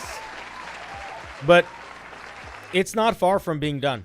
It's pretty close.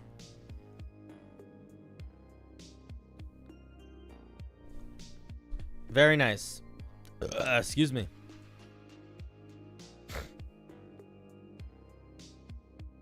Chat, what's up? What's new? You guys got any ice cream for me?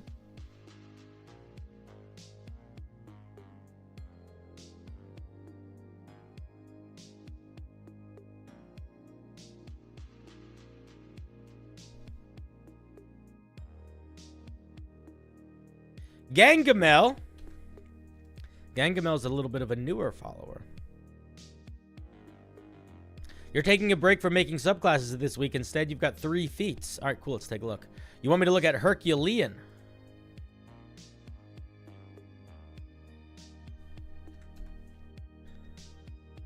You've got a jittery body due to caffeine. I have not had very much caffeine today. I also was up so early this morning. I might not... I know I did like a 7-hour stream last night. We're not doing that again tonight. I had to get up at 7. I had to get up at 6:30 this morning to get to my sister's house at 7 to watch her child, my nephew, from like 7 to like 12:30 because their childcare fell through. And when you work a weird content creator job where you mostly work nights, you have mornings free, even though you normally go to... I did not stream last night. Excuse me. The last time I streamed, Monday night or whatever. No, last night I had my D&D game, my home game. Tuesday I took off. I just had regular life Tuesday.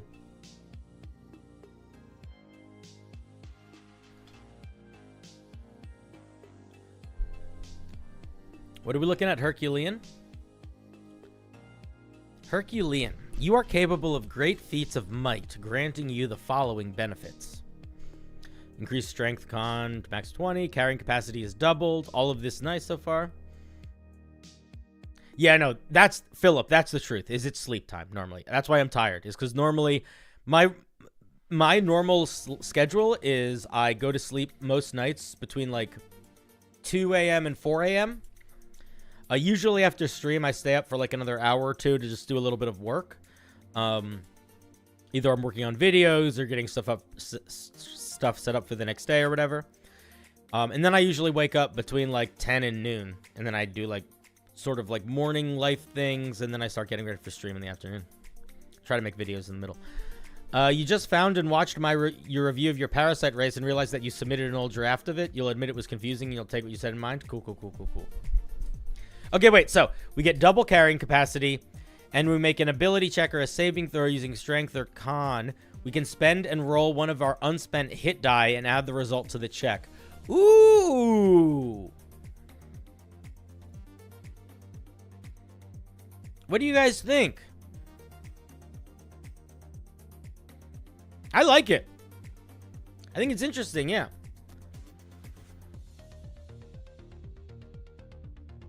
I think it's pretty good. Like I don't really have a lot of feedback other than the only feedback I would say is I could see it feeling too strong at a certain point. So you might want to limit how many times a day you can do this separately from it being just limited by hit die. Maybe. That's a big maybe. No, why would you take that much damage? That doesn't make any sense. In a game that doesn't use short rest much, barbs can add a d12 a bunch. Yeah, that's why I'm saying I think maybe it should be a little limited. Yeah, exactly. S obelisk, exactly. It's great for con checks. It's great for all sorts of stuff. You don't know what a hit die is? Hit die are how you... Basically, every D&D character has the way a D&D character gains life is based on its hit die. So if a wizard has a D6 hit die, that means that every time they level up, you roll a D6, and that's how much your health goes up. So different classes have different hit die, and that sort of determines how much health they have on average. And you can also use hit die on a short rest to gain hit points back. So like if you're, and you always have a number of hit die equal to your level. So if you're level 5, you have 5 hit die. So that means if I have 20 max health and I am at 10 health and we take a short rest, I could roll 2 hit die to roll 2d10 and gain that much health potentially. And then on a long rest, you gain half of them back. Okay, hard, dude. Okay. But yeah, I like it. I like it. I could see a potential needing to put a little bit of a limit here. The other thing that you could do is if you don't want to put a limit here is don't make it ability checks and saving throws. Make it like just saving throws, maybe? Or just ability checks? No, you get half rounded down on a long rest back. So if you're level 5, on a long rest, you get 2 hit die back. If you're level 6, on a long rest, you get 3 hit die back.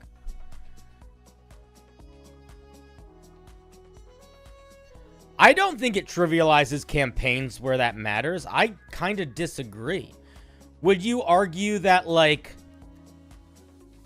I don't know, is the one that makes it so you always know which direction is north, does that trivialize campaigns where you're intended to be lost at sea? Does, you know, does the one that lets you pick a warlock invocation where you could take speak with beasts trivialize ones where there's like a mystery in the woods that you need to solve? I feel like it just, I don't think it trivializes anything. I think it just makes you better at it. Also, like, doubling carrying capacity is not crazy. There's a bunch of things that just already get that. The feet above it? Sure. Fool's luck. Your luck fluctuates wildly, granting you the following benefits. Fortune. When you roll a 1 on a die for an attack roll, ability check, or saving throw, you can instead treat the roll as a 20. Once you use this, can't use it again until you use blunder.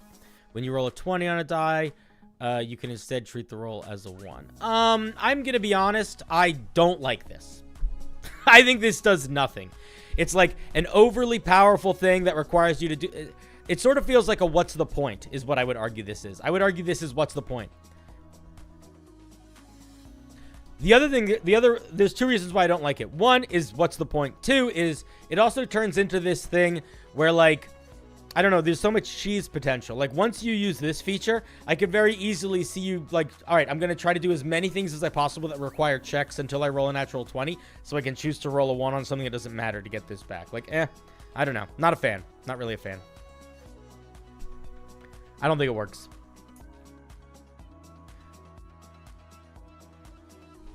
All right, those are my thoughts on it. It's very thematic overlap with Lucky, but first of all, Lucky kind of sucks. It doesn't suck because it's not good. It sucks because it's just stupid. It's just frustrating and annoying. I don't like it. It's one of those things where it doesn't add anything flavorful. Like, feats should all add something that, like, is a little bit flavorful, and it just doesn't. This feels like that, but, like, I don't know, but nothing. I'm generally not a big fan of getting to turn 1s into 20s or 20s into 1s or any of that. I don't know. I'm not a fan of it. I think it's mostly not the best. Would it be better if the GM got to choose when blunder happens? No, that's just a feat that turns into, hey, now your dungeon master has a job has an extra job to do. It's sort of like why the modern version of the wild mage sorcerer isn't that good. Is that good? Because the dungeon master has to pay attention to too much stuff to make your abilities work. You don't want the dungeon master to have to decide when your abilities work. That's not fun. Yeah, all right. Thank you, Gangamel. Let's give Gangamel a round of applause.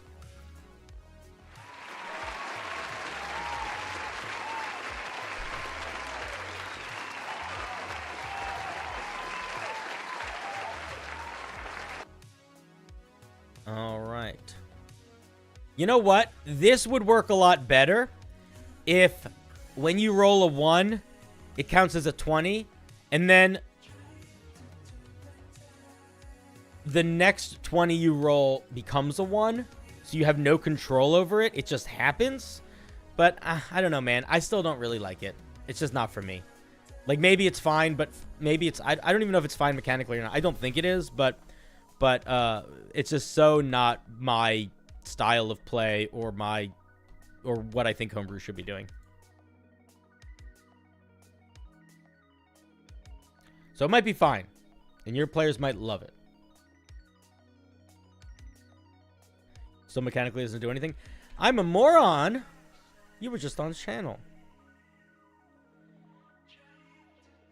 You changed people to a brewing prompt a while back to take a legendary item and make it into an uncommon item. I read the budget Ring of Invisibility already. Boop. I just forgot to take you off the list, I guess. Hey, Miles. What's up, my guy?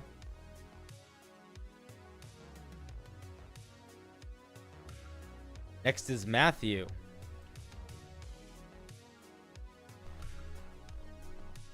You got gifted a membership. Hell yeah. As such, I'm moving this to the member wheel. I couldn't figure out how to remove this, though. Don't worry about reviewing it. All right. Sweet. I won't. You can always edit your submission form later. So like you can always, if you click on the link after you've submitted something, there should be a little prompt that you can edit it, so you can change it to make it something else if you want to. Hey, Paul Richardson, I love your content. And I was born for it. I wish I could get more of your content. We got Doomstalker and some weird ampersand nonsense.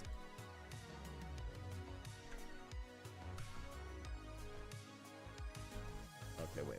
We gotta refresh this.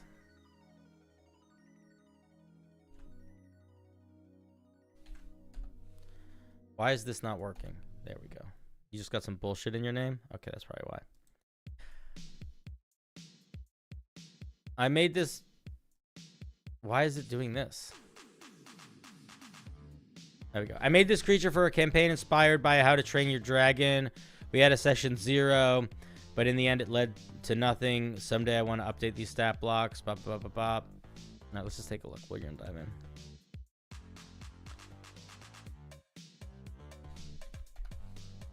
The Doomstalker. I'm working on a frost hag stat block with your buddy. Maybe you should submit it sometime. You definitely should. I love a good hag.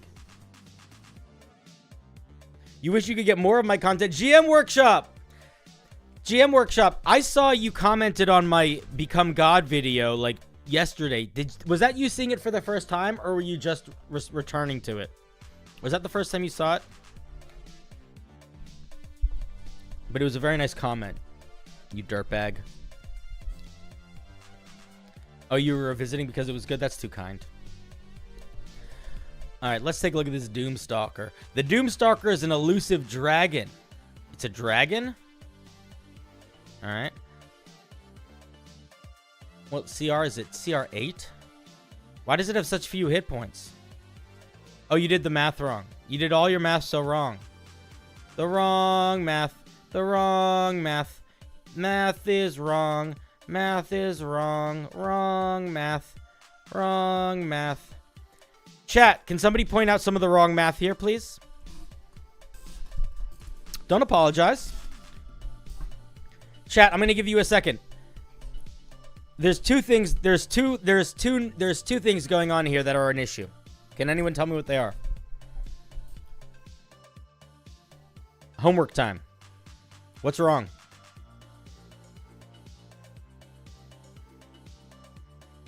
Everybody's getting one of them. Everybody's missing another.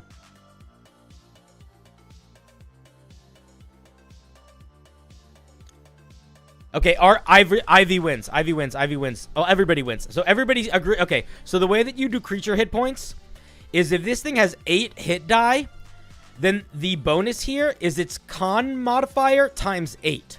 So if this thing has 8 hit die, and it has a +2 to its con, then this should be 16. So it should be 8d whatever plus 16. The other thing is this is a large dragon. And as Ivy pointed out, you gave this thing a D12 hit die. Monster hit die in D&D are determined by their size.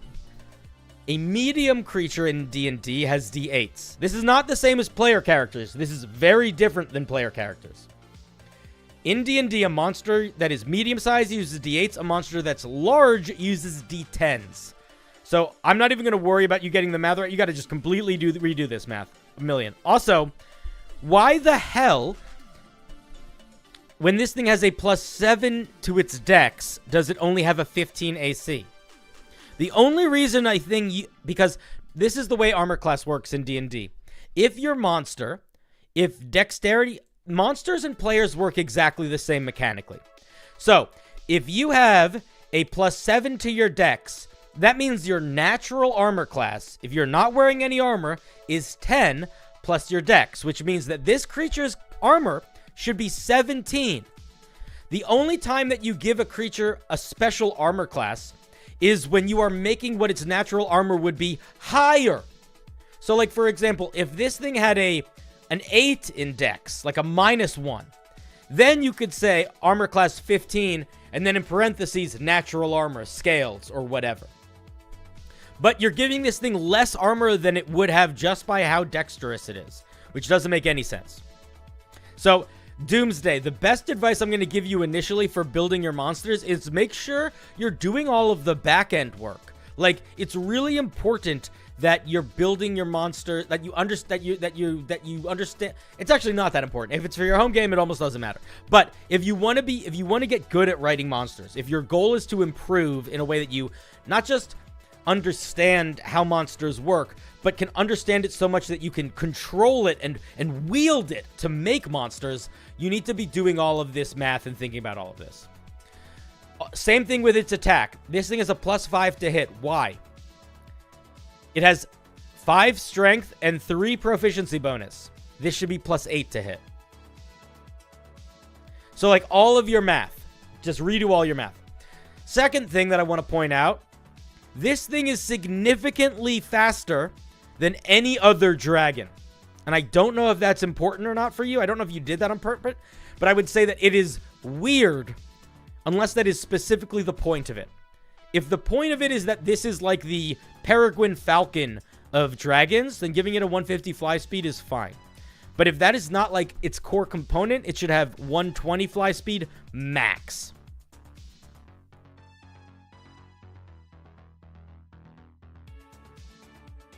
Pokeniner, we talked about the AC already. What's weird in passive perception? Why is its passive perception 25? Okay, another great example. This thing has a wisdom of +5. So its passive perception, just like a player's, should be 10 plus its wisdom. So its passive perception should be 15, not 25. Yeah, everything works like everything works the same. Like, all of the math here and here is the same for players as dungeon, you have to build it logically in the same. So yeah, there's no reason why this thing would have a passive perception of 25. Doesn't make sense. Let's see. Blood Drinker. When a bite attack does, you spelled does wrong, more than 10 damage, the Doomstalker heals 2d4 health. This increases by 1d4 for every 5 damage it does over 10. I probably wouldn't do this second part. I think this first part's cool.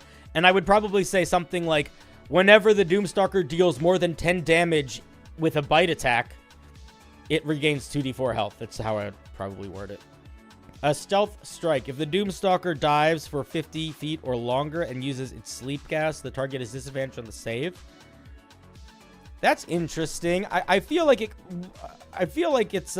interesting. I think that's interesting. I'm a fan. That should be in the bite action, not the passive. That's actually a really good idea. All of this should definitely just be a part of this. I agree. Hey, Cinder, you should do a simple campaign with chat being the players. Nah, I have zero interest in that. Zero. I know other people that do those things. Requires a lot of work that I don't want to do. I would much rather just talk to you guys. I don't want to have to build fancy maps in Tailspire and come up with systems and roleplay 6 different characters talking to each other. Zero interest. Zero interest. If you want to see people that do that really well, there are 2 people that do that really well that I know. The one who does it, I think, the best is GM Workshop. And he was in the stream earlier. I don't know if he's still here. But he's a Twitch streamer, and he's fantastic. I don't know how often he still does those streams.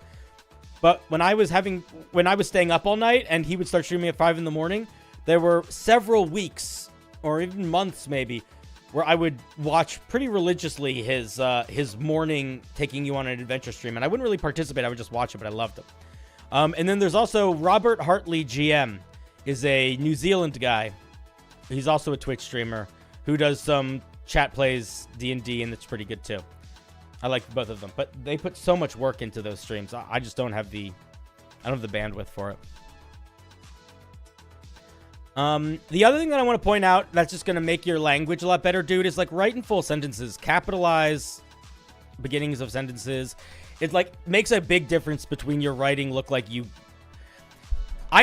Okay, Dude, I know Doom Day. I know you worked on this. I know you put effort into this. I know you put heart into this. But when I'm reading it and I see a sentence start with a lowercase letter, my first thought is, and this is not my conscious first thought, this is my subconscious first thought, but that almost makes it more important, is that you are half-assing this. It's that you don't care that much. You didn't put that much work in. You didn't think it through. You typed it up really quickly and then forgot about it. And I don't think you want your reader to feel that way.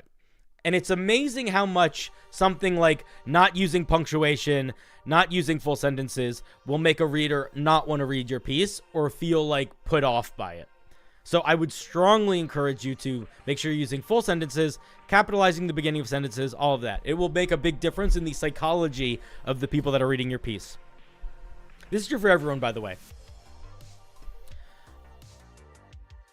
Yeah,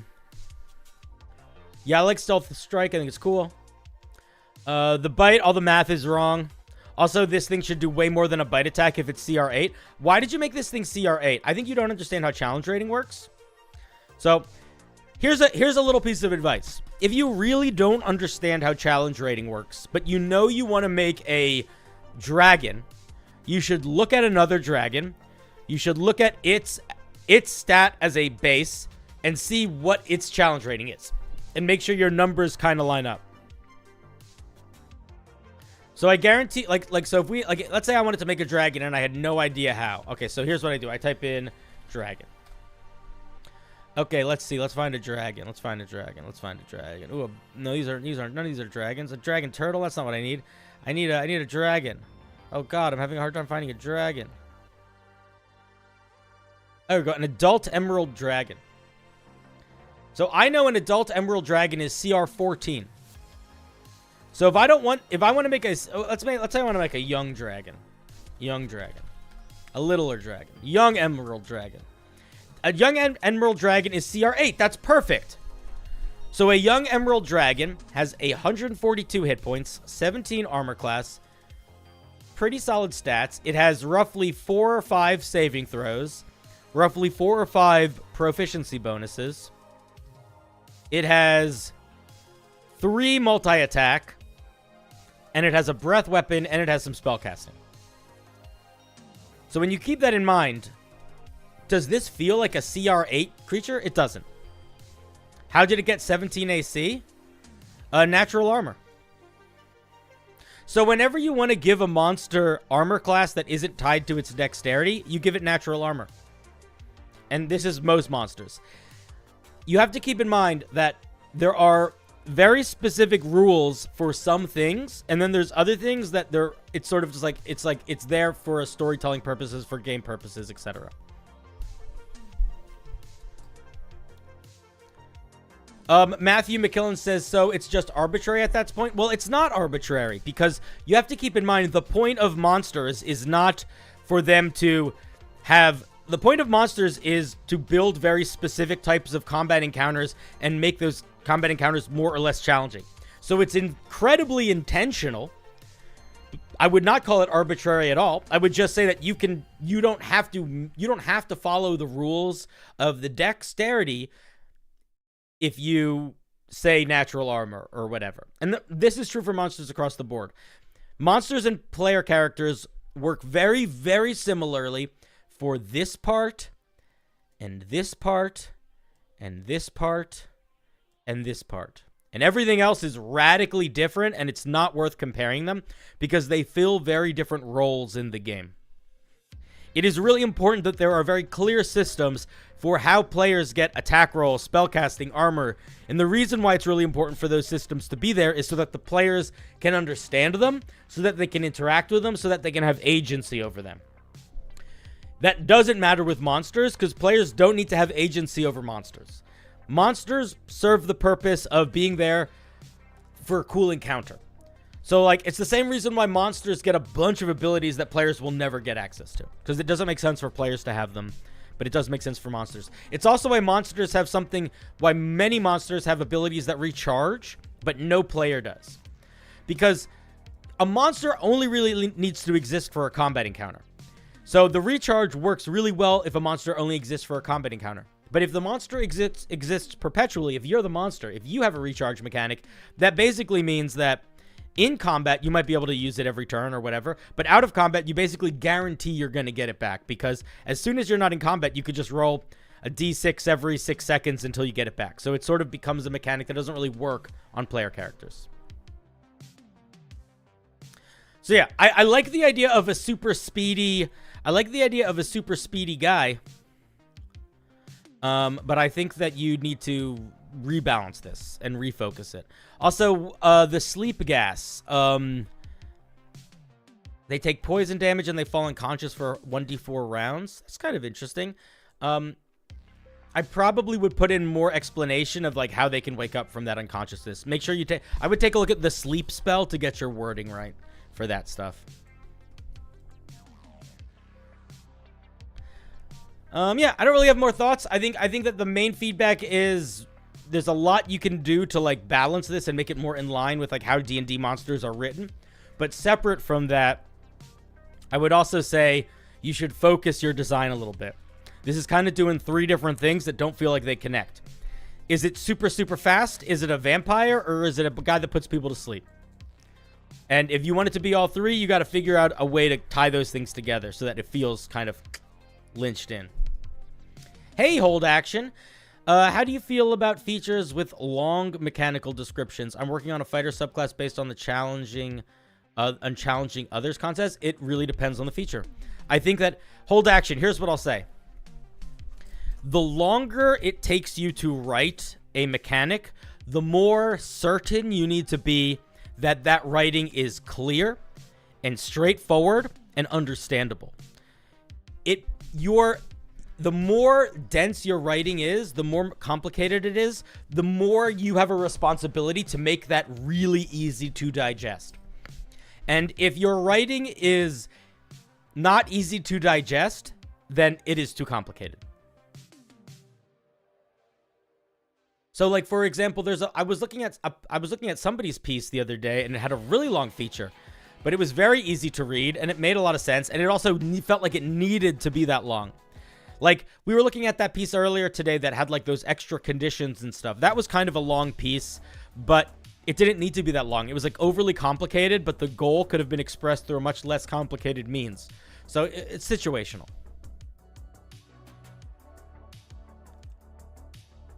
All right, thank you, Doomstalker.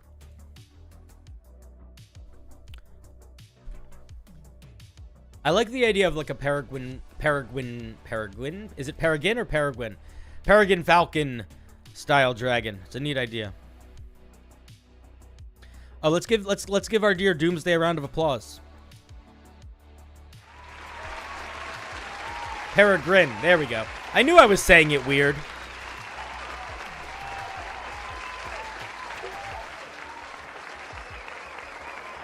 I knew I was saying it weird.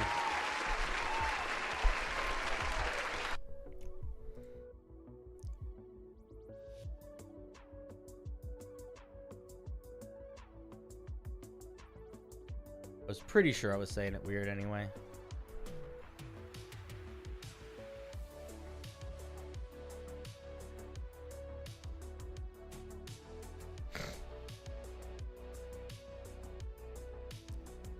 All right.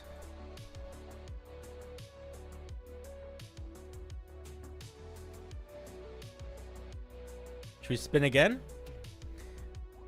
Anyone have any weird questions for me in the chat? Dylan, what's up, guy? Milky, did I say hi to you earlier? I don't remember. Ginjiro, did I look at your piece already?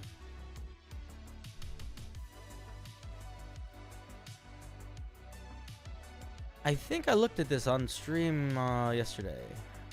Or not yesterday, on Monday. I looked at this on Monday! I just forgot to erase you. Go to Monday's stream if you want to check it out. Stream's going pretty good. The first half of the stream, we looked at Homebrew that was made from like the Nautical Compendium that people made in the Discord. And it's like shockingly good. It's shockingly good to the point where I'm like, I don't know how to encourage. How do I say this in a way that doesn't make me make any false promises or sound like a psychopath? I think it would make sense for us to think about, genuinely think about, if the future of creators wanting to make these compendiums are interested in trying to turn them into a Kickstarter. And I don't know how to do that. I'm not good. I've never done a Kickstarter before, but I genuinely think that these kinds of things could be Kickstarters. If especially that one's like 5 subclasses, 5 subclasses, 5 races, like a bunch of monsters, 5 monsters, like a whole adventure, all SRD appropriate. Like I don't know. I almost like I don't know. I don't know how to do it. I don't know what the move is, but it was good enough where I was like, people would pay for this, which is cool. Follow up to the Tar Ooze. Some of the feedback from the Tar Ooze was incorporated into this one. Oh, interesting. But it's in the link in the description if you want to check it out. It's a very cool little compendium. Hey, ePro01. It's your first time chatting. Welcome. You recently discovered my channel? Very cool. Well, welcome. I hope you enjoy your time here. I don't know any other D&D creators, horror dude. I know that it seems like I should. I'm not in touch with anybody. I don't know anybody in this biz. You feel like you should, but I definitely don't. You'd think we'd all just have a big room we hang out in, but I haven't talked to any of these people before. I would almost look to... Oh, yeah, that's what you just said. Is it too late to submit Homebrew? Nope. The link is still active.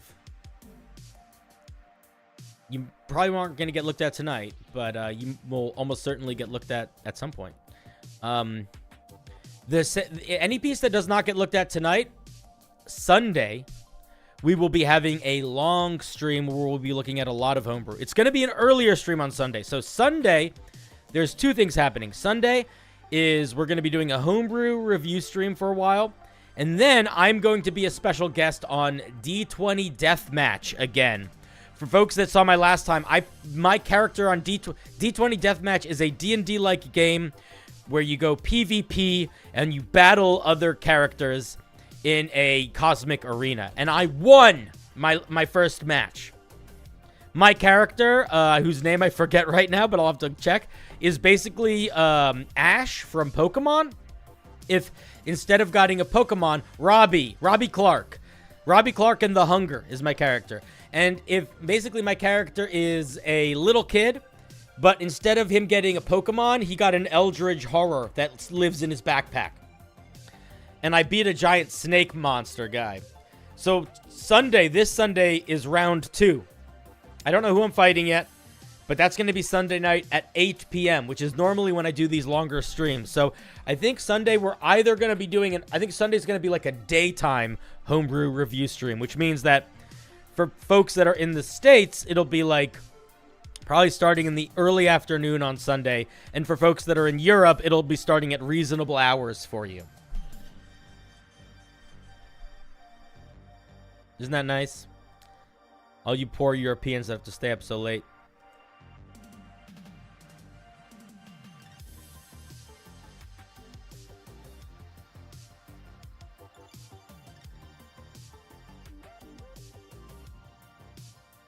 You thank me? Nice. You better thank me. You don't need to thank me as long as you don't mind me pronouncing your name like you're a Lord of the Rings character. Kel Ka'an do today.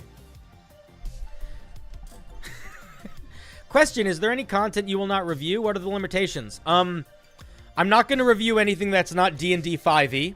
I don't really know any other systems. I certainly don't know any other D&D systems. I'm not going to review something that was made by AI.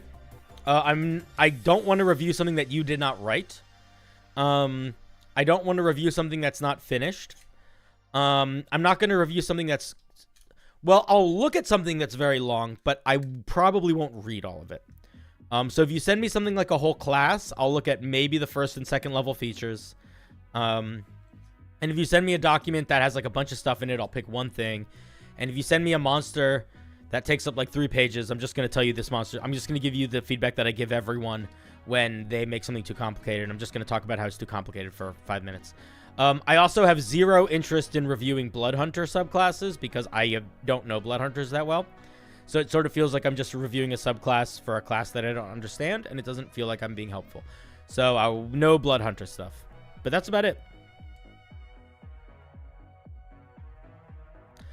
Horror Dude, I understand that all of these people exist. I'm not saying that I don't know who other content creators are. I'm saying I'm not friends with them. And I don't know where you get this idea that you can just reach out to people and be like, hey, be my, like, that's not how, like, no, you know, how many messages do these guys get? To be fair, I do actually know Blaine Simple and we are friends, but the other guys I don't know at all. And I feel like, there's no way to just be like, hey, be friends. Like, that's, I don't know. Maybe there is, but, like, I don't know how you contact these fucking guys. But I do know Blaine Simple. Blaine Simple is my friend. But the rest of them, I don't fucking know. Let's look at this goddamn tar elemental from Snotty. They've been so patient. Philip Mead / so Philip Mead is Baba. I have to say, guy, I don't know what it is, but your comments on my shorts lately have just been fire. Like every single one has been A+ lately. I don't know what you've been drinking or what juice you got at the store, but I feel like, and I'm gonna say this now, and this we'll call this a challenge if we want to. But Philip Mead is the best at making comments on my videos that will make me laugh so far. And I say that with certainty. Philip Mead consistently, who is also Baba, consistently makes comments on my videos that make me laugh. Actually, like, chuckle. So I don't know if any of you can ever beat that. But if you're trying to figure out what kind of humor I like, or if you're trying to figure out how to beat that, you could go try to find his comments on my shorts. They are almost always gold. Listen, there is a big difference between making friends and reaching out to content creators and being like, hey, can I use you as a resource? Can you help me with something? You know, it's not the same thing. Sometimes it is, but a lot of the time it's not. Also, I would also argue there's a big difference between reaching out to somebody that is a famous person and saying, hey, let's be friends, and reaching out to a random person and saying, hey, let's be friends. Because the famous person has a lot more defenses up usually, and a lot more like people basically just doing that. How do you edit a submission to the members only wheel? You don't. Or you actually, you can just tell me in the Discord. If you go to technical questions in the Discord, you can just tell me specifically what you want me to change it to, and I'll change it. If D in Doomsday, the best thing to do is to make sure the thing that you're submitting is a Google Doc, because then you can just edit the Google Doc and it edits it on the link. I do not think I'm a famous person yet, no. I would not quantify myself as a famous person. I'm going to PAX Unplugged this year. We'll see if I feel like a famous person there, but I don't think so. I don't think people know who I am other than a couple people. Alright, the tar elemental is a hulking brute of sheer strength and surprising speed. It appears as a swirling mass of tar. I would just say swirling mass. We know it's made of tar. It's called a tar elemental. Largely humanoid in shape. It can prove challenging to combat in close quarters, quickly shifting its form and extending unseen limbs to retaliate. That doesn't feel... That's a weird sentence. When surrounded, it summons an unstoppable wave of tar to gain control. Gain control of what? Of the situation? Of the surroundings? You need to say of what? I would probably just say this part of this sentence and get rid of the rest. I would probably say its form quickly shifts, extending unseen limbs, period.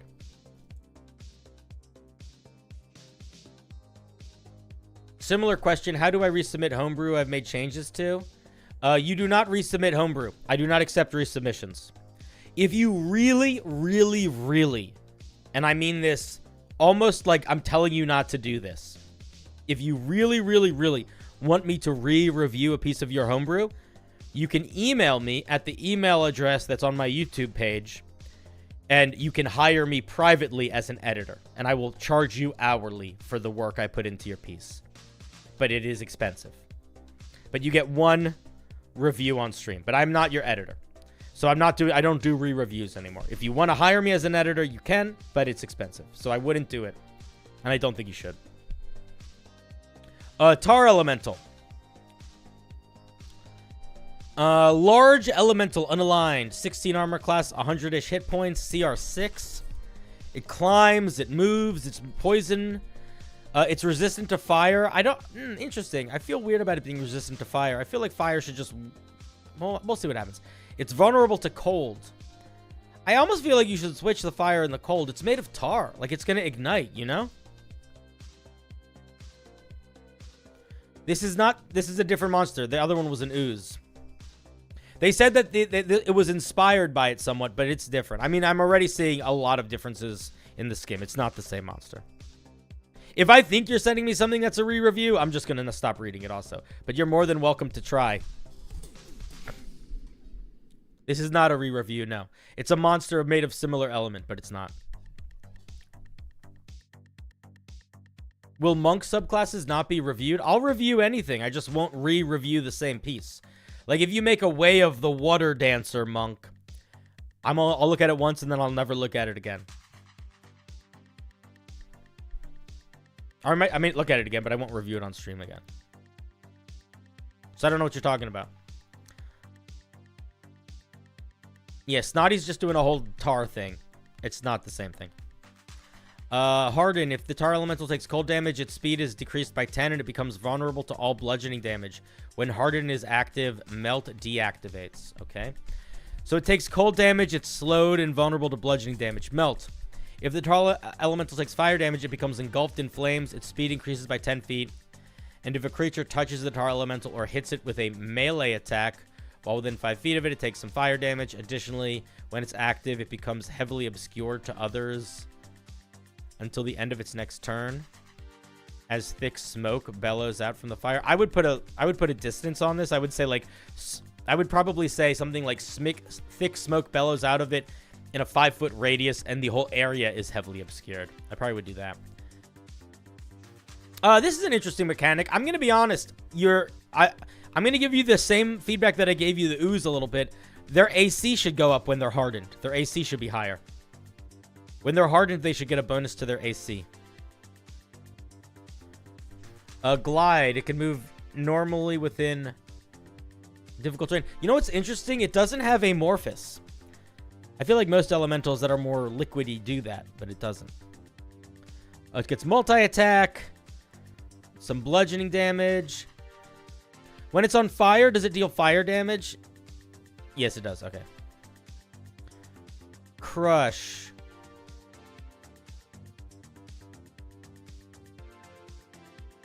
How does crush work?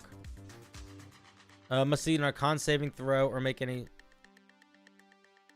Why is this separate? Why is this here? This doesn't make sense. I would just drop this whole feature. This feels like a leftover from something else. Just, it's not tied to the action economy. I think it's maybe an alternative action you can take, but I feel like it doesn't make sense. It doesn't link into anything else. I would just get rid of it. Eject mass. The tar creates a wave of tar. Around obtained for 1 minute. Creatures have to make strength saves or be knocked prone while it's active. It can withdraw the wave of tar. Each creature in the area must seek strength. This is This is okay. This is a perfect example of what we were talking about in the other thing. Is let's look at what this actually does, and let's ask ourselves: is this so complicated that it doesn't make sense to do? Because these are two separate features, are two separate recharges that function separately, and what all of them add up to is you can pull creatures 15 feet towards you. This doesn't need to be two separate features. Simplify this. This is what you do. Actually, I don't know what you do, but I would probably say something like I would probably call it something like, you call it eject mass or whatever.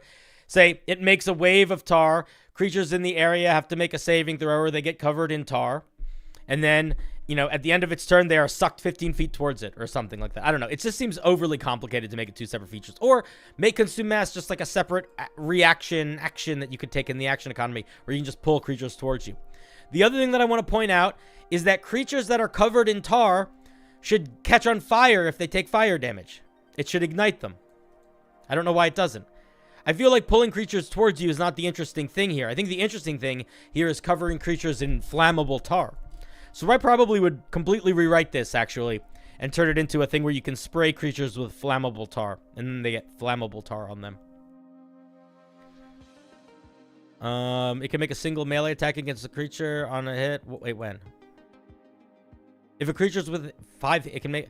Why does it have this reaction? This doesn't make sense. Get rid of this. This doesn't fit the flavor or the vibe at all. If you want to give it a reaction, fine. Give it a reaction tied to ejecting. Make its rejection consume mass. Reaction consume mass or something like that. This doesn't make sense. Doesn't fit the vibe of it at all. Get rid of it. Yep, that was my feedback. Thank you, Snotty. An interesting idea. I think you get a little overcomplicated in some places, and I think you give it some features that I don't think work towards the vibe. So I would replace them for features that do. All right, thank you very much. Thank you very much.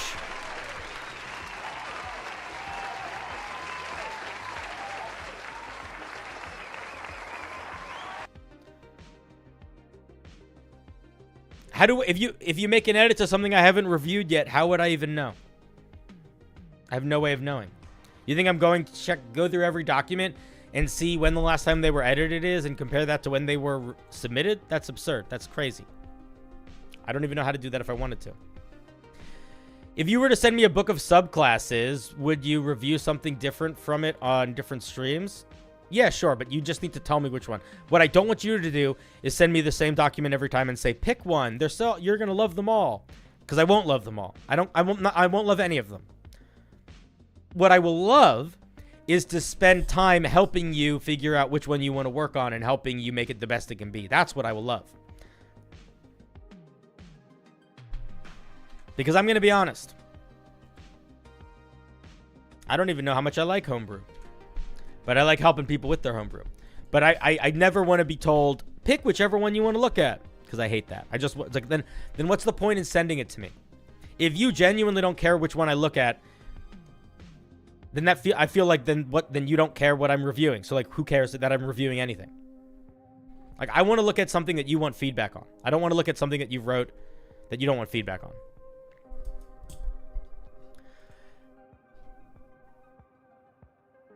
Offbeat Outlaw once said, all homebrew sucks. We all know it, but it's fun to theorize about it and make it. It doesn't all suck, but it mostly does. That's why we do this show.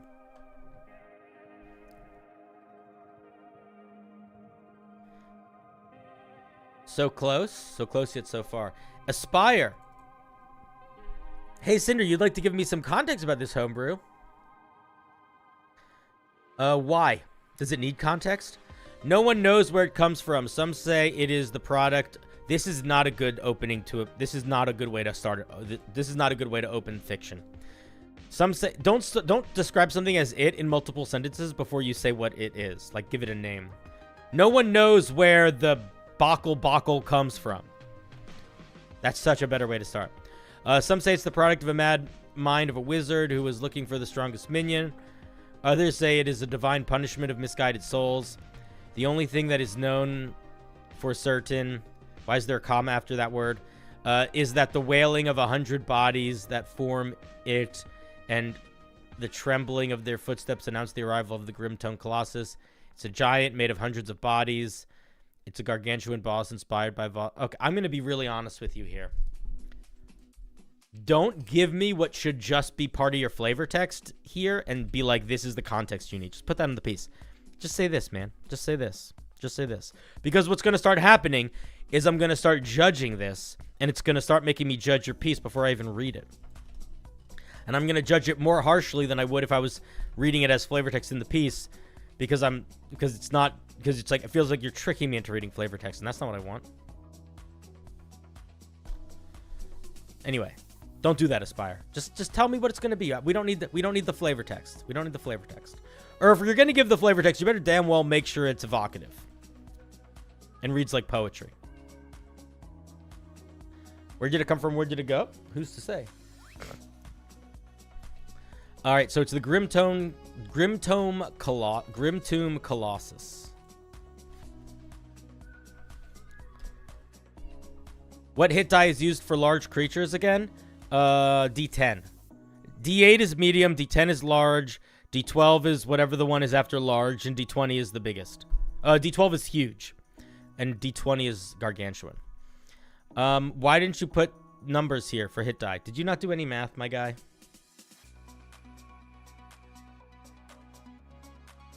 Okay, you did some math. All right, I accept. Put the hit die here. 125 hit points, 12 armor class. Challenge rating not listed for some reason. Should put the challenge rating. 35 walk speed. It's hard to know like what the challenge rating is. Good to have even if you don't know exactly what it should be, because it helps me understand what level you want this monster to be. Because I'm gonna be honest, I see a monster that has a +4 to hit. It has 125 hit points, and I feel like something's wrong. Those don't match up. That is too small a plus to hit for having 125 hit points. Losing limb. It loses one arm at 90 health and a second at 55. Arms count as separate enemies when dropped. Okay, cool.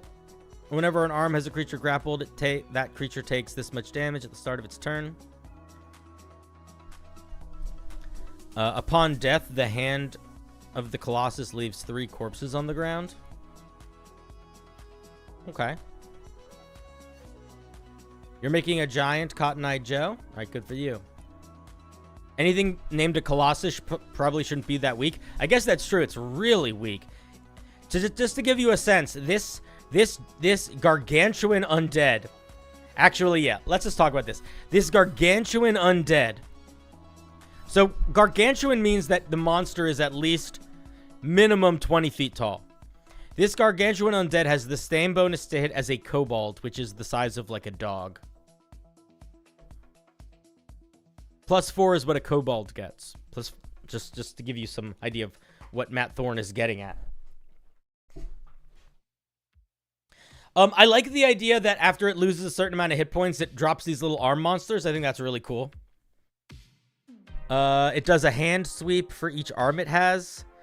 If it doesn't have any, Okay, so I was talking about somebody else about this. This is the kind of shit that, like, drives me up the wall. Little things. Capitalize your fucking words.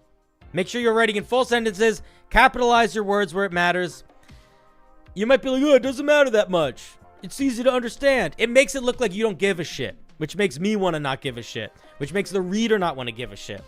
When you are writing Homebrew, one of the first and hardest things you need to get through in order for your Homebrew to ever be anything other than an idea in your brain is it needs to look quality enough for somebody to want to use it.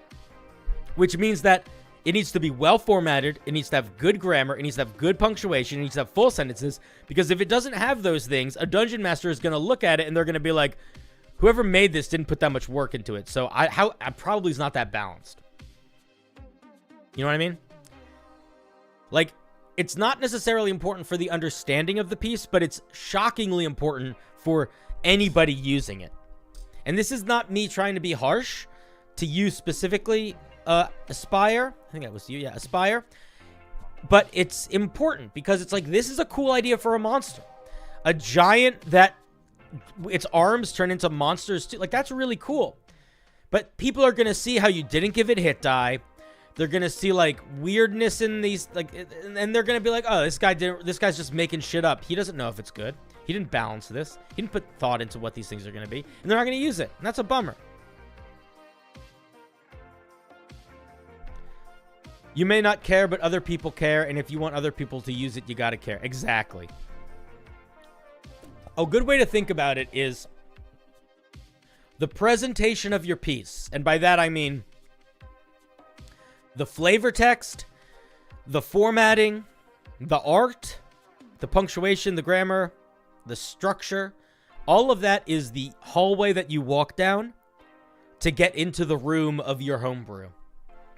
And if you can't convince somebody to walk down that hallway, they're not going to go into that room. And that hallway might not matter as much as what's in the room, but if the hallway is all gnarled looking and gross and unkempt and covered in mildew, people are going to not be interested in what's in the room. They're going to be like, this hallway is gross. I'm going somewhere else. It's the same reason why I think flavor text, art, and that stuff needs to be accurate. Because the other side of that is it's also a very powerful tool if it's done well. If you make your piece look really interesting, if you have flavor text that is incredibly evocative, then the person that is walking down that hallway is going to be excited to enter the room. They're going to start sprinting down that hallway, and when they open the door, they are going to be hunting for more of that. They're going to be like, let's see, this hallway was so cool. I want to know what's behind this door. So you can use that stuff as like a powerful tool to help you make people excited to read your homebrew too. But the pendulum swings both ways. It's got some attacks. All the damage here feels way off. A gargantuan creature should be doing way more than 2d6 plus 2. It can do tremors. Makes the ground shake. Enemies within 15 feet. I would say creatures, because why would this just target enemies? It should target all creatures. Have to make a dex save or take really little damage and be knocked prone. Why just... This is, again... This doesn't... I mean... 15 feet is... It's a lot for a gargantuan creature, but it's not huge. Like, if you're going to do this little damage, you can make this area a lot bigger. And it can throw a corpse. I like the idea of throwing things and making zombies. This monster needs to hit a lot harder, though. This monster needs to hit a lot harder. And if all it does is hit really weakly and constantly make more monsters that also hit really weakly, it's going to be a boring fight. You don't want to make a monster a boring fight. So you got to make it hit hard so it's scary. And you got to make sure it's not just forever pumping out more hit points so it becomes tedious. A monster that functions very similarly to this one, actually, is the undead Tyrannosaurus. The zombie T-Rex is basically a big monster that has a couple really big moves, and it can throw up zombies. It's a pretty cool monster.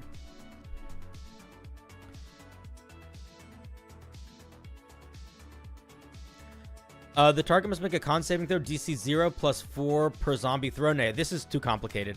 So, mechanics like this, where you're like doing math based on numbers of zombies, that's not fun. That might be fun if this was a video game, but you don't want your dungeon master to have to stop the encounter so that they can like do a little bit of math to tell you what the DC is on a bonus action ability. Because that's going to be using a lot. You want them to just be able to look at the character sheet really quickly and be like, okay, DC 14, give me a dex check or whatever, dex saving throw or whatever. So I would encourage you not to do this sort of math. Maybe you could do this kind of thing if it was for a player character, because it's more normal for them to spend more time figuring that stuff out, and the player has more brain space to do that because they're not running the game.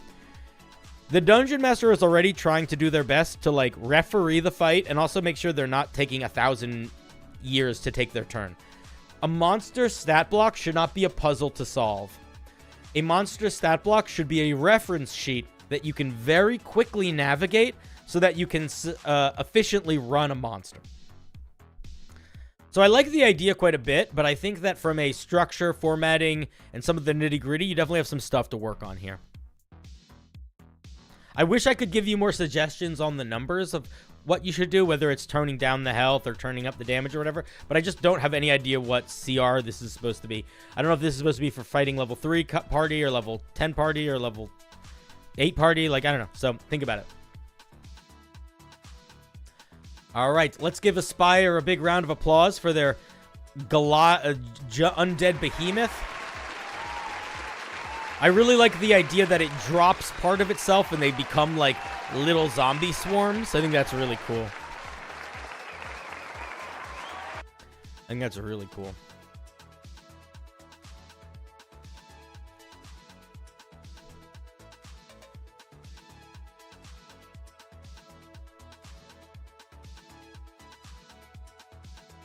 Next is Gentle. Gentle, I hardly know Toll. What day is today? Wednesday? So for folks, anybody that's a member, tomorrow is member stream, which basically means it's very similar to this mechanically, except if you're a member, I'll bring you on stream and we'll do less of me going like line by line through your piece and more like discussing it, and we'll talk about it back and forth if you're available to come on stream. I also, people that are available to come on stream, I let them go first most of the time.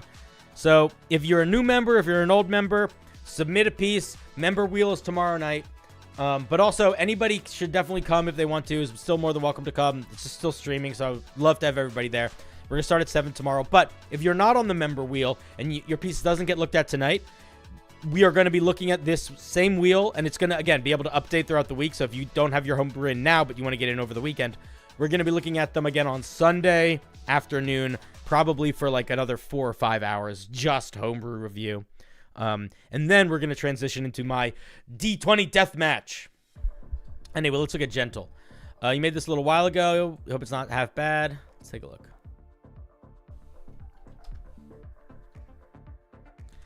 Hey, Cinder. That's me. How would you make a weapon that grows stronger with the player? Look at the Vestiges of Divergence or the Arms of the Betrayer Gods that Matthew Mercer and Critical Role put together. I think they do a really good job of that. I wouldn't do it based off of how many things it kills, because then you get into this weird position where you don't really have a lot of agency. You as a dungeon master don't really have any control over how much it grows, which is, I think, a little bit unhinged in a way that I don't want. But also, you kind of force the player to, like, potentially change the way they play their character if they are one of those players that is, like, struggling to compete power gaming versus role-playing. Like, if I got a magic sword that grew every time I killed stuff, or got charges every time I killed stuff, I would become a murder hobo, even if I didn't want to. And I would be frustrated with trying to figure out how much I could murder hobo without being a murder hobo, because I would still want my sword to get better. So I'm a big fan of magic items growing based on milestones, like plot, than charges. And the Vestiges of Divergence basically do that, where there's not a specific moment that it's like, oh, you kill 30 things, this grows. It's more just like, it just grows.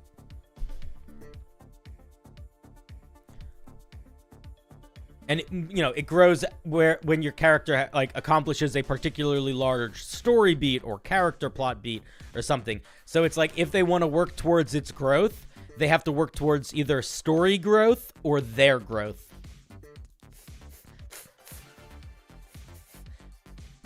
Speech impediments coming out. Mantle of the Mists. This black and gray mantle is mostly unadorned, save for a, put an N here, N, aluminum clasp with the mark of the Raven Queen. Again, guys, full fucking sentences, even just this. Put a capital here. This is the beginning of a sentence. Start it with a capital letter. It's the difference between me going like, ugh, and me being just reading it like normal. You want me to read it like normal. You don't want me to read it like, ugh. As a bonus action, for the next hour, you, don't say may, say can, you can cause wispy tendrils to extend out from the mantle, forming a cloak of tassels. The tassels are weightless and silent. While the tassels are out, you gain proficiency in the stealth skill. If you are proficient, you gain experience. What do you mean you gain experience? Do you mean you gain expertise? Expertise is not something you can just tie on that. I would say if you are already proficient, you can add something else to it. Additionally, while hiding in the shadows, you can choose to become invisible. The invisibility lasts until you move. Okay, so a couple big things here. One, while hiding in the shadows, you can choose to become invisible. How do you choose to become invisible? Is it an action? Is it a bonus action? Is it at the end of your turn? Is it at the start of your turn? When does it happen? Like, you know what I mean? Like, it needs to sit in the game. Anytime we give a mechanic, we need to explicitly say how we use that mechanic and how that mechanic interacts with the action economy of the game. So what does this item do? It gives you proficiency in stealth and allows you to become invisible so long as you don't move. It's an okay item. It's not that hectic. The one thing that I'll point out is all of the things it does are just things that classes get access to. Like, invisible until you move, I think is something that I know rangers get. I feel like a couple classes get.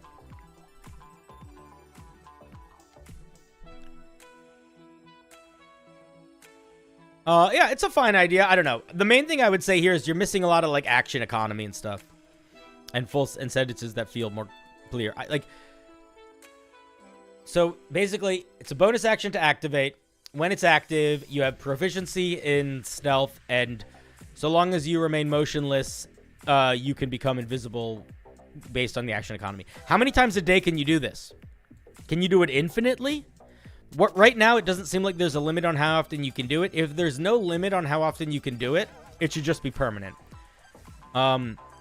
What I would suggest is making it like once a day or twice a day or whatever. Yeah. Mantle of Mists. Not a lot more to say. Make sure you're getting that action economy in. Super important for people to actually be able to use your item and for them to be able to tell how powerful it is. If an item requires a bonus action to use a feature, that is very different than it requiring an action to use a feature. That is very different than it just being able to do it at the end of your turn, no action required. You know? Let's give Gentle a round of applause. Very nice. Thank you for sharing.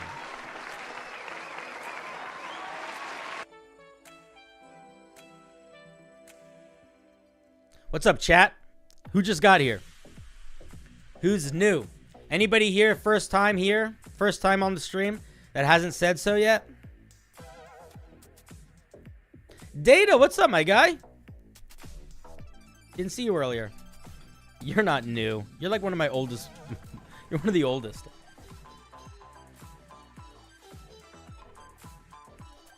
Data was hanging out on my stream when I had like 5 people on stream.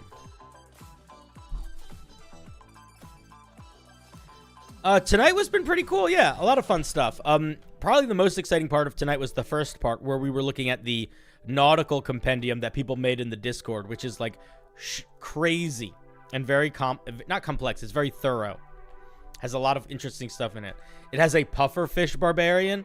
Although in hindsight, I actually think I was much more intrigued by the, let me rephrase that. I don't want to put anybody on a pedestal. I really liked all of them. But I think the one that surprised me was the jellyfish the jellyfish underwater rogue thing. Was one where it was like just unexpected in a way. I was like, oh, this is all really weird and unexpected. They were all pretty good. Everything was pretty cool that we looked at. The monsters were friggin' awesome. And there's a whole like adventure with it. Oh, you fucking scumbag. It's an item! Might be overpowered. Let's take a look. You think it's reasonably balanced? There's a little bit more leeway with balance of items, I think, than there's a lot of other stuff. They were all really cool. This is called a necrocaster's dream. This is an awkward word because necrocaster feels like you meant to say necromancer, and I don't know why you didn't just say necromancer. And all of these spells are necromancy spells. It's an artifact. So if it's an artifact, it's okay if it's broken. Artifacts are allowed to be broken. That's why they're artifacts. I'm ignoring the Cotton Eye Joe. I'm not ignoring it. I just don't think it's funny. But if you think it's funny, you can keep making that joke. I saw it. I read it. I moved on. This right here. This is a perfect example of why Philip Mead, aka Baba, is the ultimate comment joker. Because most of y'all make fucking jokes where you just say Cotton Eye Joe 100 times and think I didn't notice it or I ignored it. I didn't do either of those. I saw it. Wasn't funny. Moved on. Can be funny to you. That's fine. Not funny to me. It's not offensive or anything. It's whatever. It's nothing. All right. Necrocaster's Dream. Again, weird that it's called Necrocaster. Why not just call it Necromancer? Is that how you spell artifact in... humor is not subjective. That's a fallacy. It might be something that you guys have to live by because you're people. But I've been a lot of things that aren't people. And I can tell you that in the same way that, like, you can't see the whole spectrum of color, there's a lot of things you can't see the whole spectrum of. And one of those is humor. So I would say humor might be subjective for people, but it is not subjective. It is very objective. All right. To those who are wearing it, this ring, just say this ring, my guy. This ring looks to be made of translucent green. Just say this. Man, okay.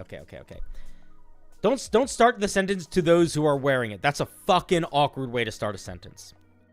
I would say this. I would say, while wearing this ring, it looks as if it is. It looks to be made of is awkward to say. I would say, while wearing this ring, it looks like it's made of translucent green crystal with a swirling mist inside. To those not wearing it, it looks like a simple silver band, blah, blah, blah, something like that. To those attuned to it, just don't. Okay, just fix all of this. Don't start any of these with the to those. Awkward way to start sentences. You have Souls of the Dead inside. Great.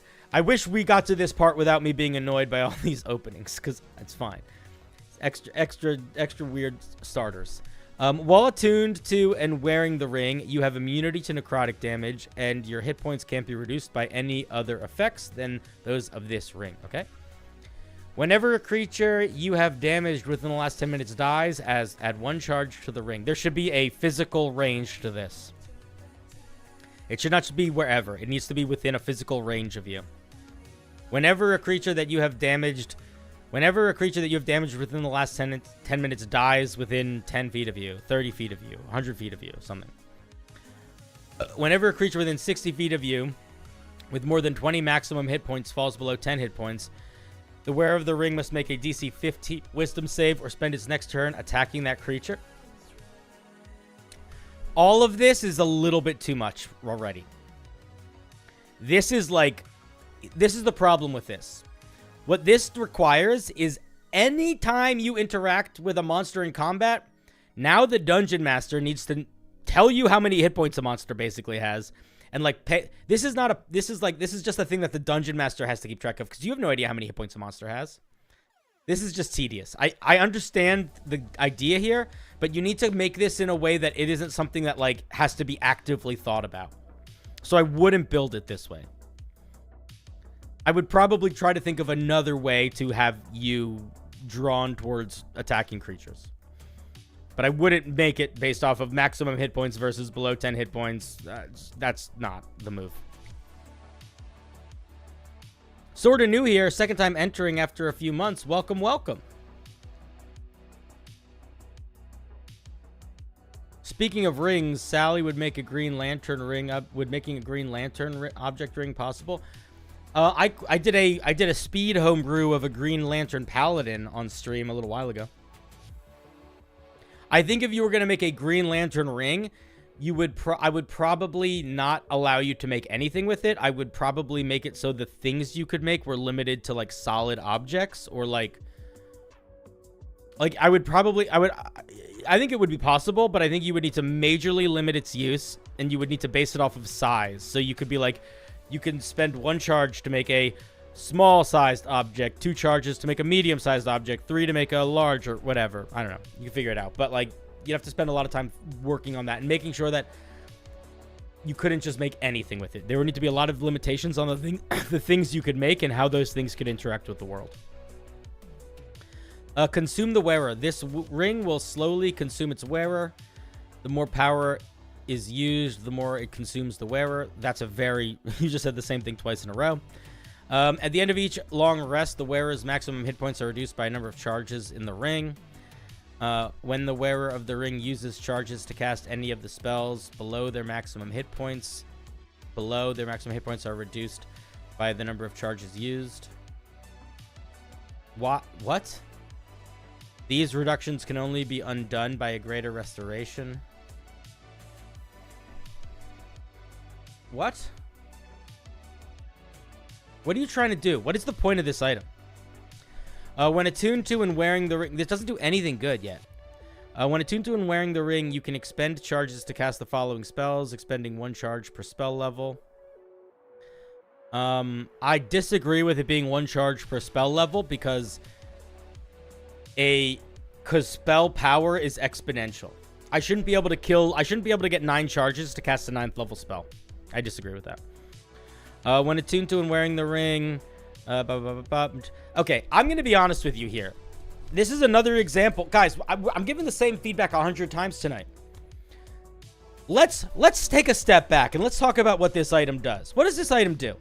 Chat, can any of you tell me very, very quickly, and I mean in a sentence of 4 or 5 words most, what this item does?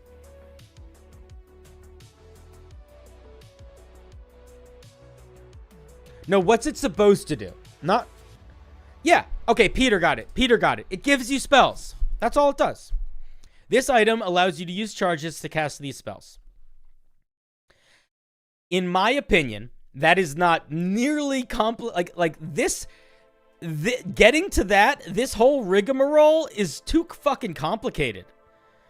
The whole, you're getting charges for doing this, and then you're compelled to do this, and then you're losing hit points from having charges, and then you're losing hit points for spending charges, and you're immune. It's just a really, really, really overly complicated way of getting to the point of saying, here's a bunch of spells you can cast.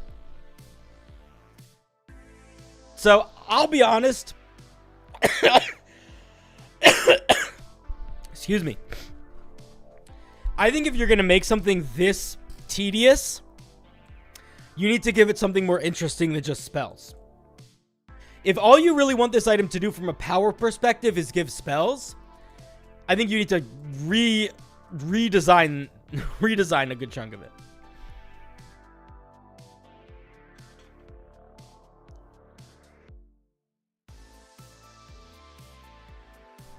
Even if there's more focus on it being a cursed item, you can simplify the curse a lot. You can simplify the curse a lot. Yeah, I don't know. I'm not exactly sure what I would do here. I'm not a big fan of items that have charges based off of creatures that you've killed in general. I think that it's a tedious thing to keep track of. It also feels kind of like cliche at this point. I feel like I've seen it 1,000 times. But if that is what you want to do, what I would probably do is I would probably do something along the lines of maybe one aspect of this mechanic, right? Like maybe spending charges lowers your maximum HP, but that's it. But like, I don't know. There's too many things to keep track of for these extra spells, and I don't know. I don't feel like this is selling any evocative flavor to me, other than it's basically a spell book minus spell slots. It's like, here's a spell book that allows you to use hit points instead of spell slots. That's kind of what it is. And I feel like there's probably easier ways to say that. I also wonder if that is something that feels like it's worth saying. Like, what does that Is that super evocative? Should that be? Like, artifacts shouldn't just give you spells. They should do crazy fucking shit. Rex, thank you for the 5. Rex says, anyone got wishes on what to see in another D&D movie? I'm hoping for a monk fighter bromance prevailing over the uppity high horse wizard elitist. I would love to see a warlock. I would love to see a warlock. I want to see the way that movie would interpret Eldritch Blast. I would also really like to see more monsters. I want to see a roper. I want to see more oozes. I want to see a giant or two. I want to see more monsters, and I want to see a warlock. I think if you want to make an artifact, you need to give this thing at least 1 or 2 other things that are dramatically unique and interesting that aren't just spells. And I probably, if I were you, would entirely cut the 8th and 9th level part out. And maybe the 7th level. And just keep the 6th through first. And give it some other features. And change this part. Make it different. Make it simpler. I don't know what you should make it, but it's just too much going on right now. Too much going on right now for essentially just spell book, but spells cost hit points. Right. Those are my thoughts, Squid. Thank you very much for sharing.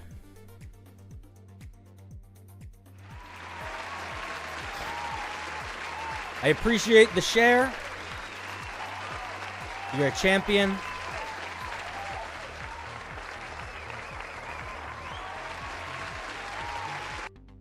All right.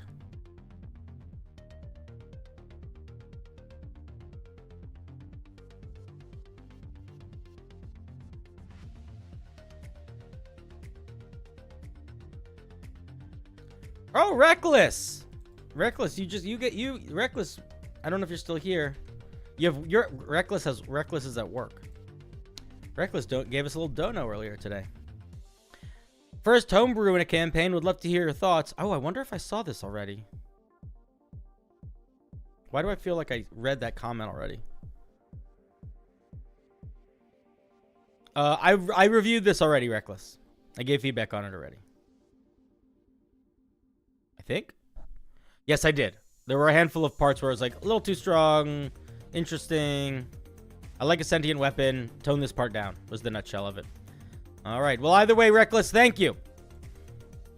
Items that interact with different alignments differently can work really, really, really well depending on the game that you're playing in and the dungeon master you're working with. You are a little reliant on assuming that people are using alignment in a traditional sense, or at least that they're putting a lot of weight into it, which can be an issue, but it's mostly fine usually.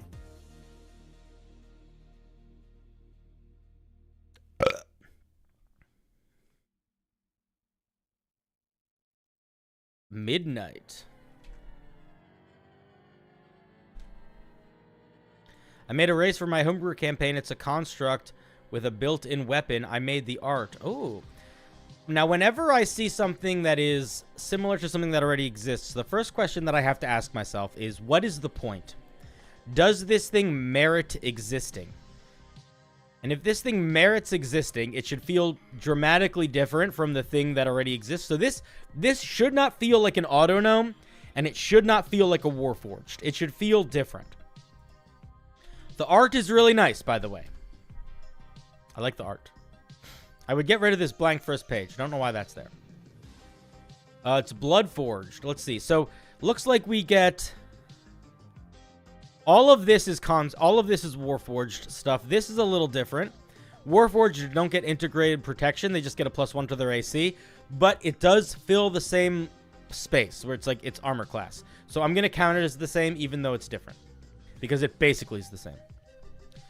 Speed 30. So the main real thing that we get here, I'm actually going to pull up a warforged because I'm curious to see how this thing stacks up to it because that is going to help us with balancing.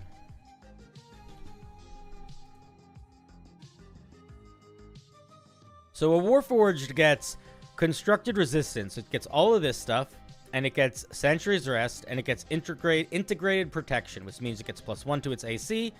You can take off, and you can have armor be a part of you, and your armor can't be removed against your will. Okay. This should not be called integrated protection because it's a different feature. So you do not get... What are we switching out to get this? What are we getting? Where does this come from? Like, are we losing something to get that? Or is that just on top of this? So, okay. You're going to hate me. This is just Warforged, but better. Because these are all just things Warforged get, plus extra. So what I'm going to say is that you should make it more different than a Warforged. It shouldn't feel like Warforged, but extra. Because this integrated protection is really not weaker than this. It's just a different version of it. It's certainly not weak enough, I think, to logic getting in a built-in weapon. You gain a weapon that you can replace with one of your arms, as an action or part of the attack action. Choose one of the two following options. Transform your arm into. So you can do this whenever you attack. So you always have a gun arm, a blade arm, and a shield arm? Or do you pick one when you choose this? So you should probably pick one when you choose this, and that's the one that you get. Or you should clarify that, like, whenever you'd make as an action, you can transform it into different ones. I wouldn't make it part of the same attack action. I would make it an action to change it into a different one, probably. You're a member now. You could do a call-in. You could. What does this use for its attack? Is it dex-based? Magical sword or axe? What sort of sword? It's a melee weapon. Is it a simple weapon? Is it a finesse weapon? Is it... We need to know like how it functions more. So there's a couple pieces of information that are missing. Also, having a weapon automatically still get a magic weapon as from your race is a lot. I wouldn't do that. I would drop that part out entirely. I think you need to spend a little bit more time thinking about explaining a little bit more of the mechanics of this. Specifically, what sort of sword it is, how it functions.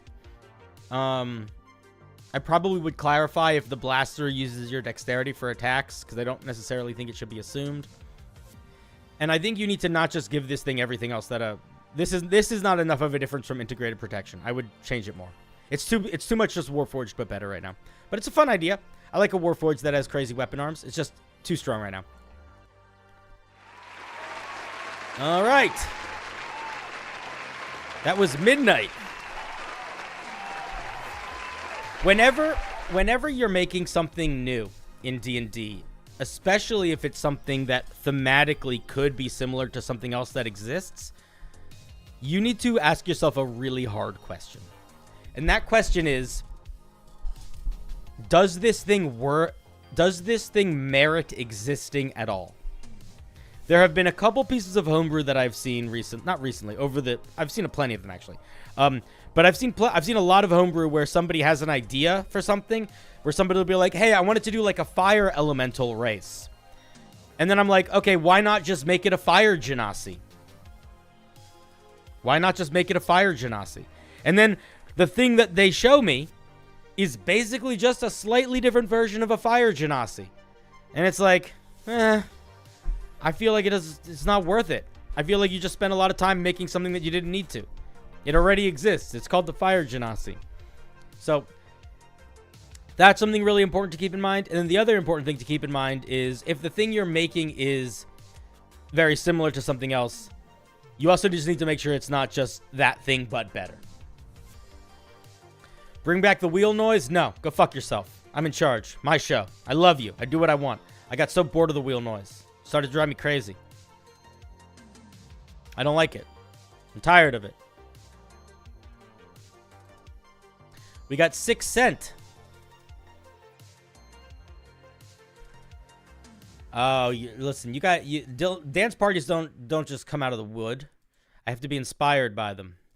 First time submitting homebrew. The concept for this one is a warlock whose patron is a guardian loved one. Oh, I like that. I'm relatively new to writing stuff like this, so hopefully it's not overwhelming or OP. Most worried about if it's too confusing. All right, let's take a look. Being worried about if it's confusing is one of the best things to worry about.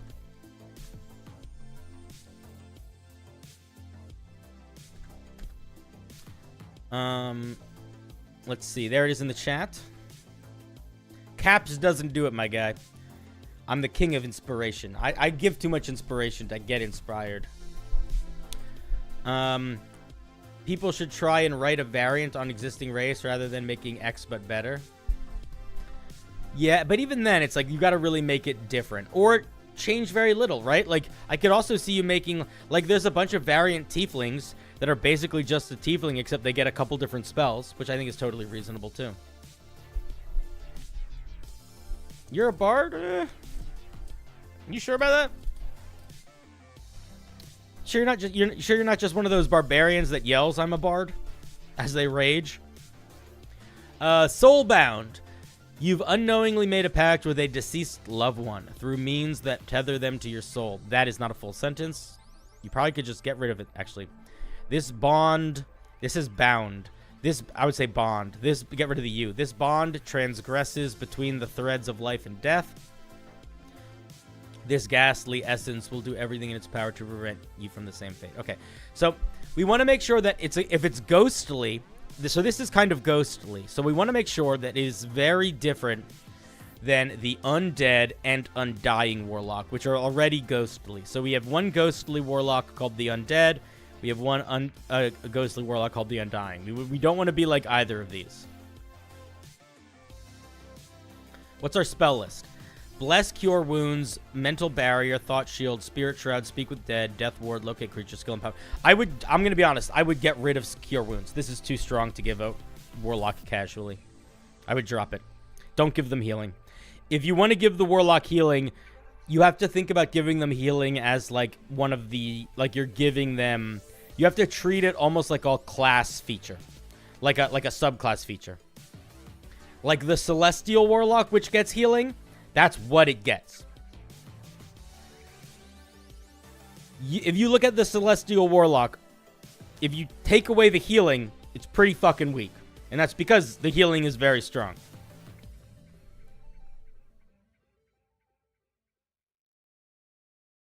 Soulbound. Let's see what it gets. Starting at first level is a bonus action. What else? What are the spells we get?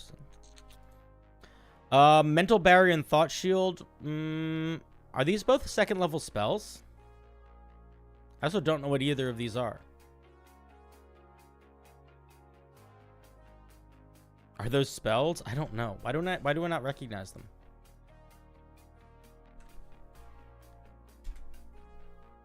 Mental Barrier, I don't think is a spell. Is Thought Shield a spell?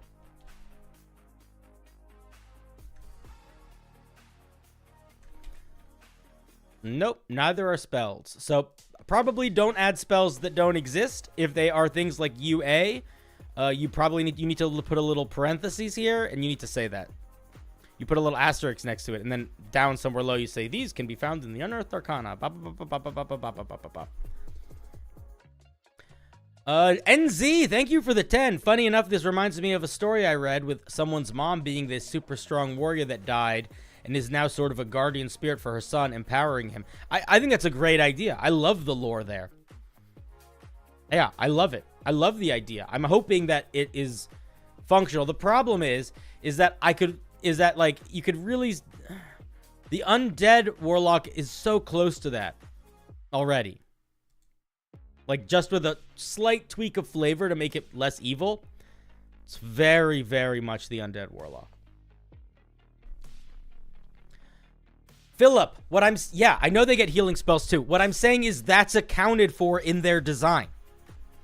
That's what I'm saying. What I'm saying is they get healing spells and it's accounted for in their design. Same with the Divine Soul Sorcerer. They get healing spells and it's accounted for in their design.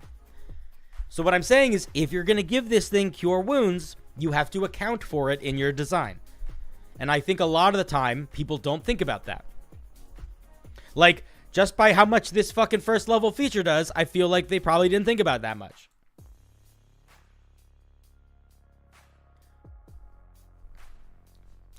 Divine Soul does get the whole cleric spell list. That's most of what it gets as a subclass.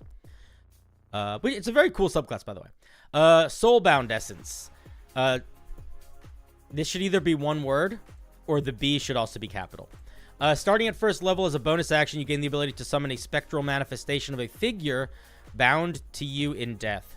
The soul the soulbound begins with 6 temporary hit points, gaining an additional 2 each level. What do you mean by that? What does that mean? And remains in existence until it hits its hit points reach 0. Is this a creature? If this is a creature, give it a stat block. If it's not a creature, it doesn't need hit points. It shares your initiative, actions, bonus actions, and reactions. What does that mean? It has a separate hover speed of 30 feet. If your soulbound is more than 40 feet away from you anytime, it will do it. What? What do you mean it shares your... How does it share your initiative actions? But what does that mean? Does that mean if I cast Eldritch Blast, it casts Eldritch Blast? I'm not asking the question redundantly. Like, I genuinely don't know what it means. If this is intended to be a creature, it needs a goddamn stat block.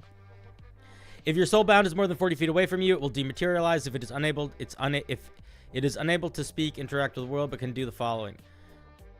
It can cast your cantrips at its current location. It can enter other creatures' bodies when occupying the same space as another. That creature gains +1 to its AC. Okay. I'm gonna stop reading this here, and I don't mean to be rude by that. I'm gonna skip. I'm gonna move on to the next feature. We're not gonna stop reading it, but I'm gonna move on to the next feature. This is not the way to design this subclass. What else does it get at higher levels? Let's just talk. We're gonna look at it from a little bit farther back. What do you want this thing to do? Do you want this thing to empower you? If you want to make this thing like an Echo Knight, it can't do 100 different things. This is such a radically different feature. The problem is here's the main problem. It shouldn't be able to do everything you do. It shouldn't be able to do that at all. It shouldn't be able to do anything other than the special things. That's all it should be able to do is the special things. So, I think a great idea is to make it so it's like you can summon it and it can enter into a creature. That creature gets a little bonus to some stuff. I think that's a cool idea. But it shouldn't be casting spells. It shouldn't be doing any of that stuff. If the only thing this feature got was that this creature can cast cantrips that you can cast after you cast them, I would say this is too strong.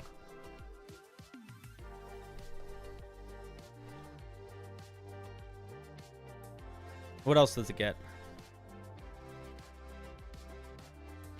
Yeah, I'm gonna... This Echo Knight doesn't work here, guy. This is a different version of an Echo Knight, and it really just doesn't work. Like, you're trying to make this half a monster. If you want to do a summoning class, build it like a summoning class. What do you mean by a summoning class, Cinder? That's a great question, chat. Let's take a look at a summoning class. Here's the Drake Warden. Their whole subclass is around having a Drake. Oh, look, it has a stat block. But wait a minute, what about the Echo Knight fighter? They don't have a stat block. Oh, that's a great point. Let's look at all the things the Echo Knight can do. Oh, look. Literally just those 3 things, and that is it. Oh, look. Here is, I don't know, 2 sentences that explain every aspect of how it interacts with the world. Look how simple that is. If what you are writing to express your thing requires more space than this, and it does more than this few amount of things, and if you look at these few amount of things, it's almost nothing. It does almost nothing. It does literally 3 things, and that is it. Nothing outside of that. And none of those things are like a spell. It's one very specific thing. If you want it to be able to interact with the world in the way that a creature can, it needs a stat block. I'm not even going to judge the features here because it's kind of impossible because it's so Frankenstein-y in how it exists right now that I don't think it would be helpful to do so. I feel like if a loved one that wishes to protect the player, it would more shield or empower the player themselves instead of attacking. I kind of agree, yeah. I mean, I like the idea that it's a spirit that can go inside of you to boost you up. That's cool. I like that. But there's too much gobbledygook going on, weighing the rest of it down. Echo Knight I do not think has particularly bad wording. I disagree. It might have bad wording in French, but I feel like it's pretty clear. The basic reading is that you can cast spells like invoke duplicity. I don't know. I would say this sentence is different than this sentence says different than that. It also says it can cast your cantrips at its location. I don't know. I just think it's complicated in how it's written in a way that doesn't make sense. I would change it probably dramatically.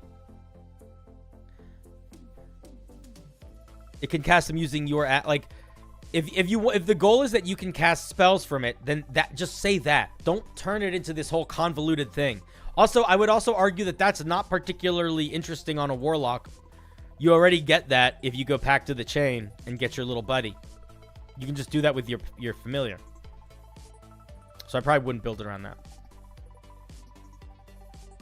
Soul Adapter has really cool potential. Is that a feature that I didn't read? Soulbound gains armor class and proficiency of the current creature they are residing in. I don't... maybe? It really depends on how you completely rebuild everything else around it. So I don't know. Maybe it does.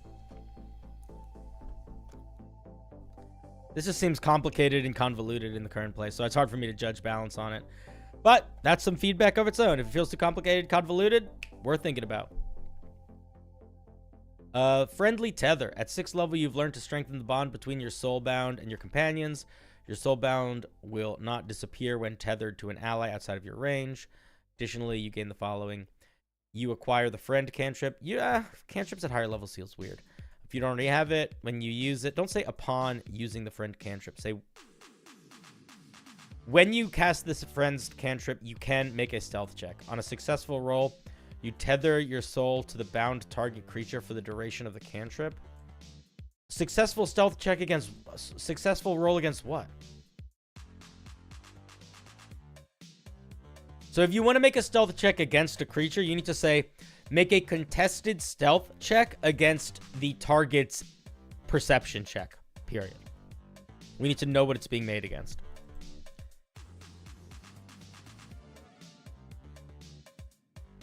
You can tether your soulbound to the target creature for the duration of the cantrip, causing the creature to not become...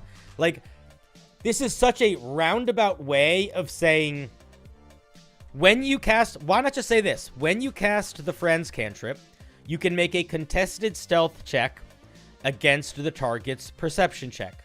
On a success, the creature does not become hostile towards you at the end of this at the end of the duration of the spell. Period. Just make it that. It's literally doing the exact same thing. So much easier to understand. What else is... It is a lot of features at 6th level. I agree. I mean, it's a lot of features across the board, if I'm being honest. It's capable of casting your touch or self spells. Wait, was it not able to do that before? Then what the fuck is this? Oh, it's just cantrips. So you mean leveled spells. Okay. Okay, you have to say that. Clarify leveled spells. Again, I feel like you're just not... Like, am I crazy? Isn't there a... Can't you just do this with your fucking pet?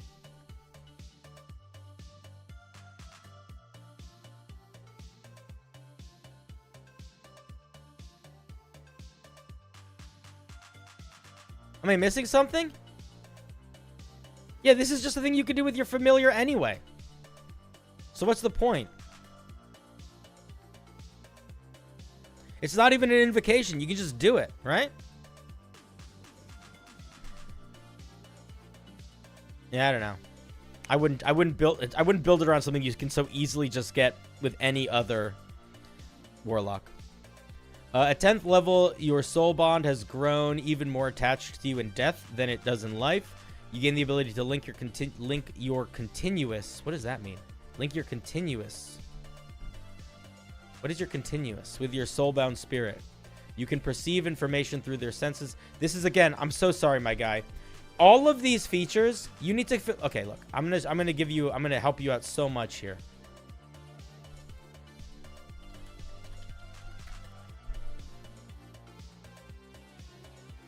The thing that your soulbound does to make it unique shouldn't be any of the things that this spell can do. Read all of this stuff. And make sure that, especially this last part,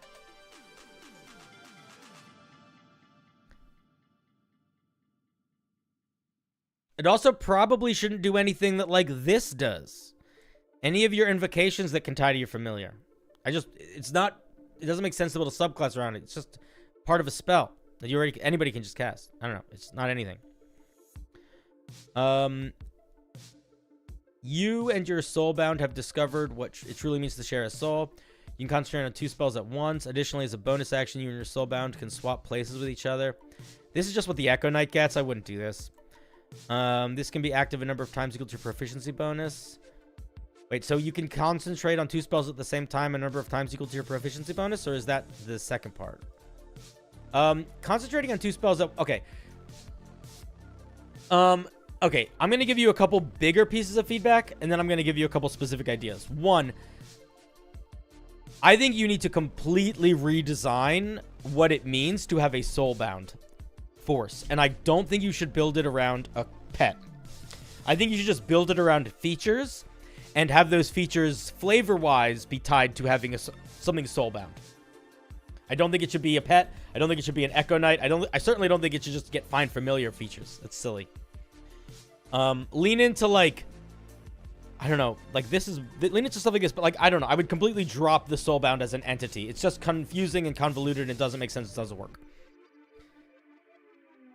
Concentrate on 2 spells at once. I would make this a 10th level ability. I would drop this. I would make this your 10th level ability, and I would make it a once-a-day feature. And then I would come up with something new for level 14. That's what I would do if I were you.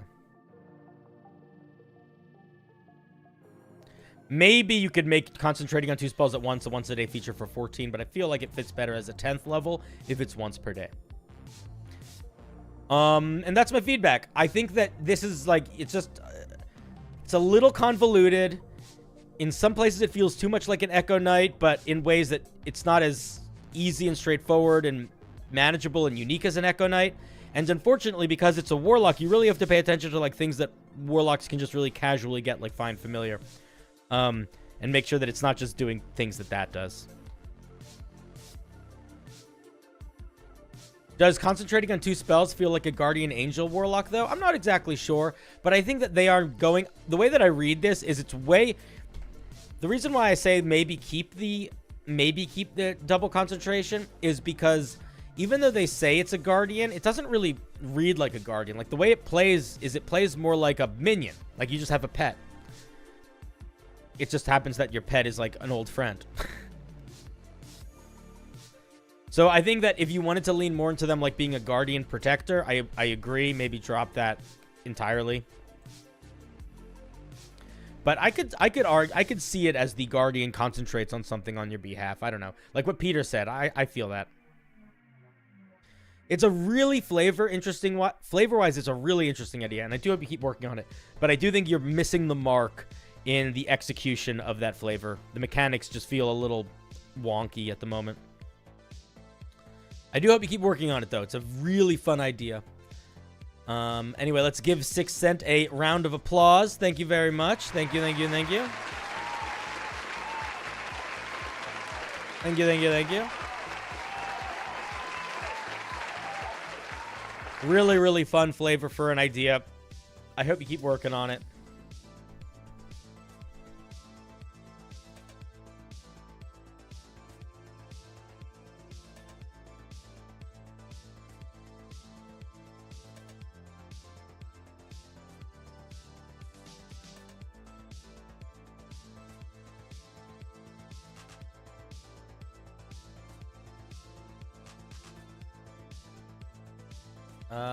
Yazikon.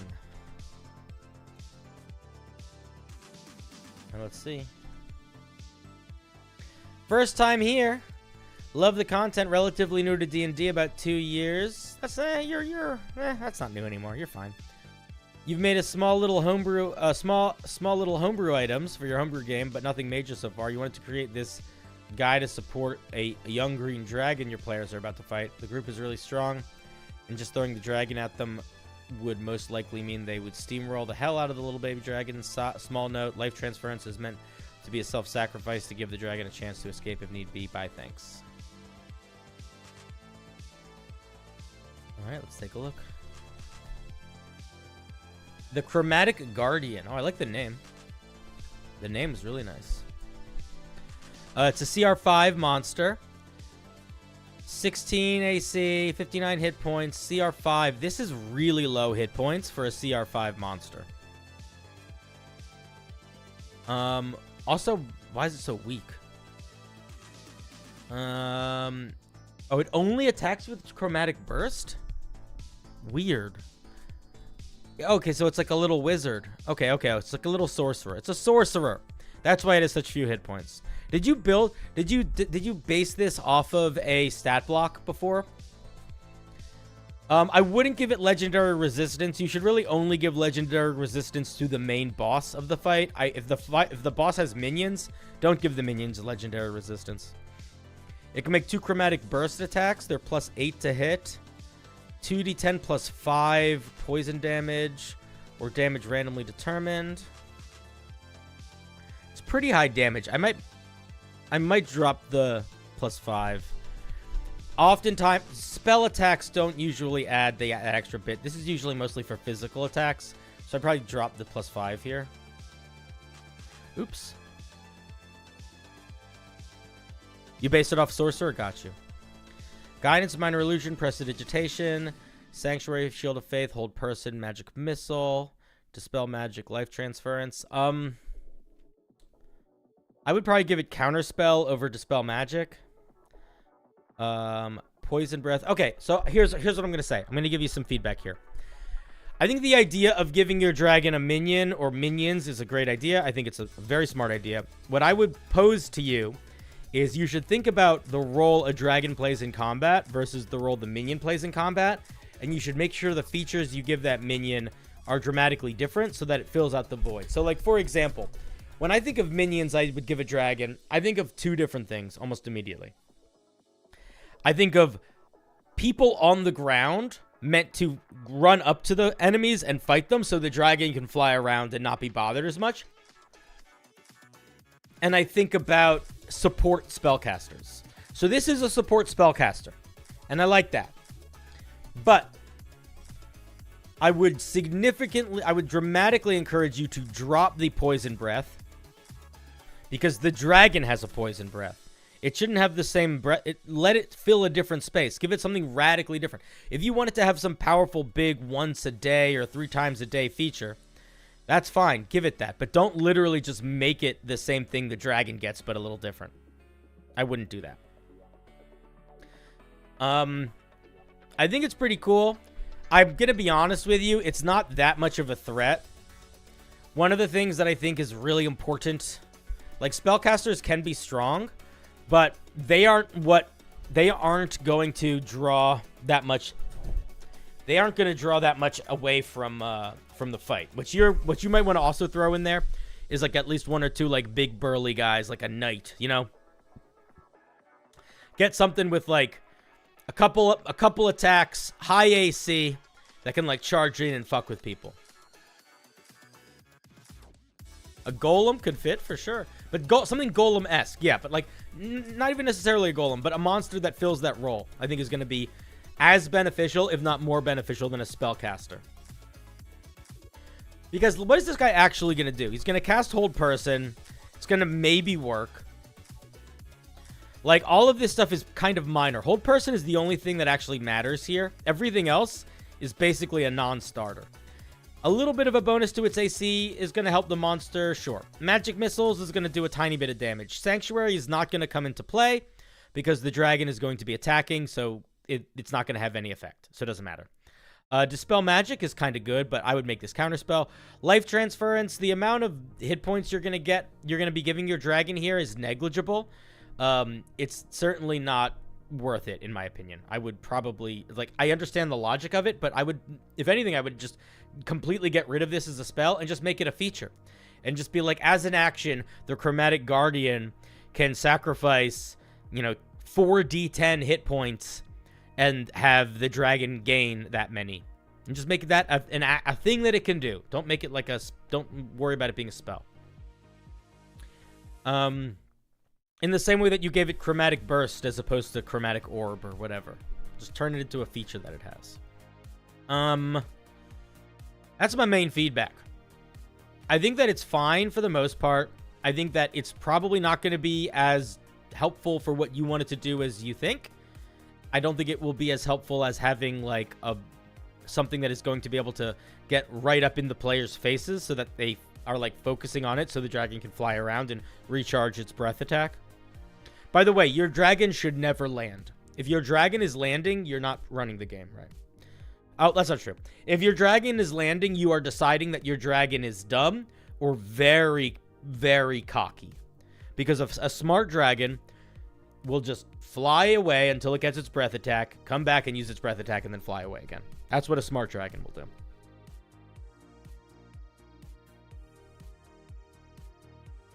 do. Green dragons mislead and misdirect. I feel like this wizard might want some illusion magic. That's a really good idea. If you want to tie it more into the green dragon, I definitely would go more enchantment illusion with the spells. For sure, for sure. Just to help get the vibe of green dragon more. Yeah, I mean, it's fine. It's not really anything. Like I said, I don't have a lot to say. It just sort of feels like a pretty standard spellcaster. So my feedback has less to do with the design of the monster and more to do with the design of the combat encounter. But I think that I would encourage you to give it more interesting and dangerous spells, or give the green dragon some more brawly guys to fight with. Them be my thoughts. All right, let us thank Yazikan for sharing the chromatic guardian.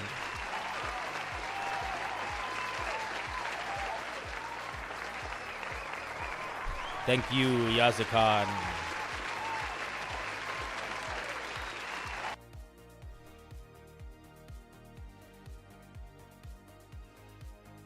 You said you gave it Dispel Magic because you wanted to potentially stop one of the players from flying with it. I wouldn't pick its spells based on super specific assumptions of what players might do. I would pick its spells based on almost unrelated to what the players have. Pick your spells just based on what would be helpful for the green dragon to accomplish its goals and what the green dragon would think would be cool and what are just good in general. If you're building something to specifically counter very specific ideas, it's either going to frustrate the players because they're just going to be like, oh, you're metagaming, or those situations just aren't going to come up and you're going to be like, well, now I don't have, like, just wait, why did I give it this? Didn't come up.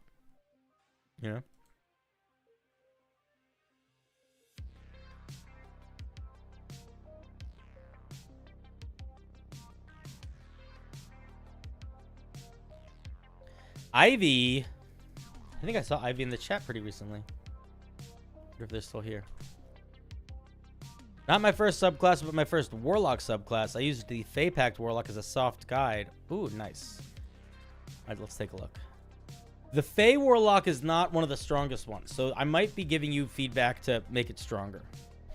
The two warlocks that I like to use when I'm balancing something, unless it's something really weird, if it's something that is like not super weird, I like to use the Fiend warlock and the Fathomless. And I kind of look at them side by side while I'm making my warlock.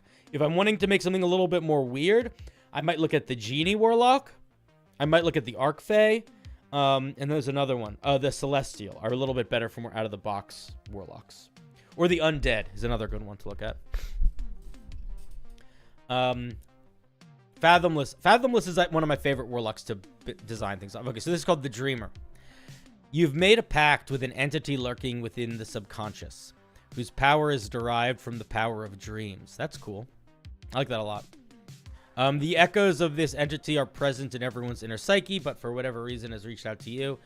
So it's like what's his name? It's like Sandman. It's this guy.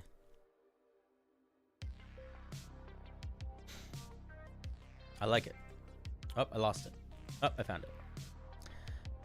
Has reached out to you, directly granting you power over sleep and dreams. Is this the being passive observer or sleeping dreams? Blah, blah, blah, blah, blah, blah, blah. Okay, cool. Solid flavor text, Ivy. Really solid flavor text. Alarm, sleep, mind spike, silence, catnap, Leomut's tiny hut, hallucinate terrain, phantasmal killer, modify memory. What did you? Is the dream spell not in here for some reason? Is there an intention behind that, or do warlocks normally get access to dream? I guess is warlocks normally get access to the dream spell. I can't imagine that that's why you... Can't imagine there's another reason why you didn't give them that. They already have it? Okay, cool. Cool. I thought so. Good spell list. Solid spell list. I think that if I were you, I would probably get rid of one of these two. If there is some sort of evil psychic thing at 5th level. Maybe not both, but maybe one of them. The only reason I say that is they feel like they kind of fill a similar, even though they do radically different things, they fill a similar void in my head. Okay, let's look at Gentle Lullaby at 1st level. I think Modify Memory fits more than Scrying in my opinion as well. Scrying is fine. I think if you don't have another idea for the 5th level spell, I don't think there's anything wrong with Scrying. I just think that you might find something better if you look more in the if you look around a little bit. Gentle Lullaby. Starting at 1st level, your patron bestows upon you the ability to lull those around you to sleep. As an action, you can cause each creature in a 15-foot radius centered on you to make a wisdom saving throw against your warlock spell save DC.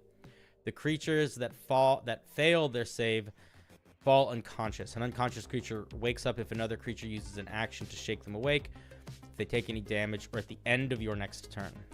Once you use this feature, you can't use it again until you finish a short or long rest. Okay, man,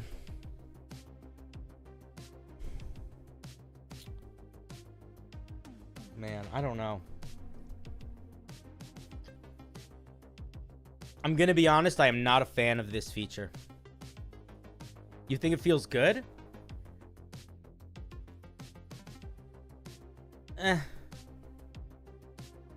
I know it only lasts a turn. I'm not saying it's too...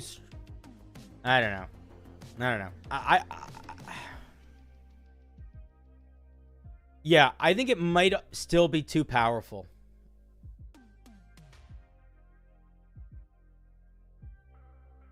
I think it might still be too powerful.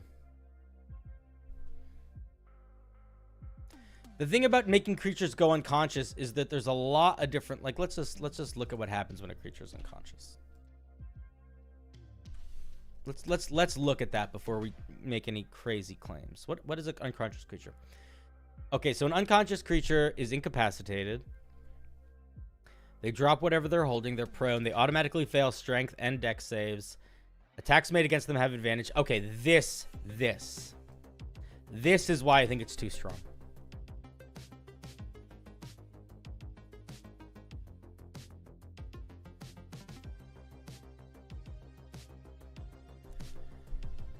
And the reason why I think it works for the sleep spell is because the sleep spell doesn't just work on a saving throw. Sleep doesn't work on a saving throw. Sleep functions fundamentally different from every other spell because of this.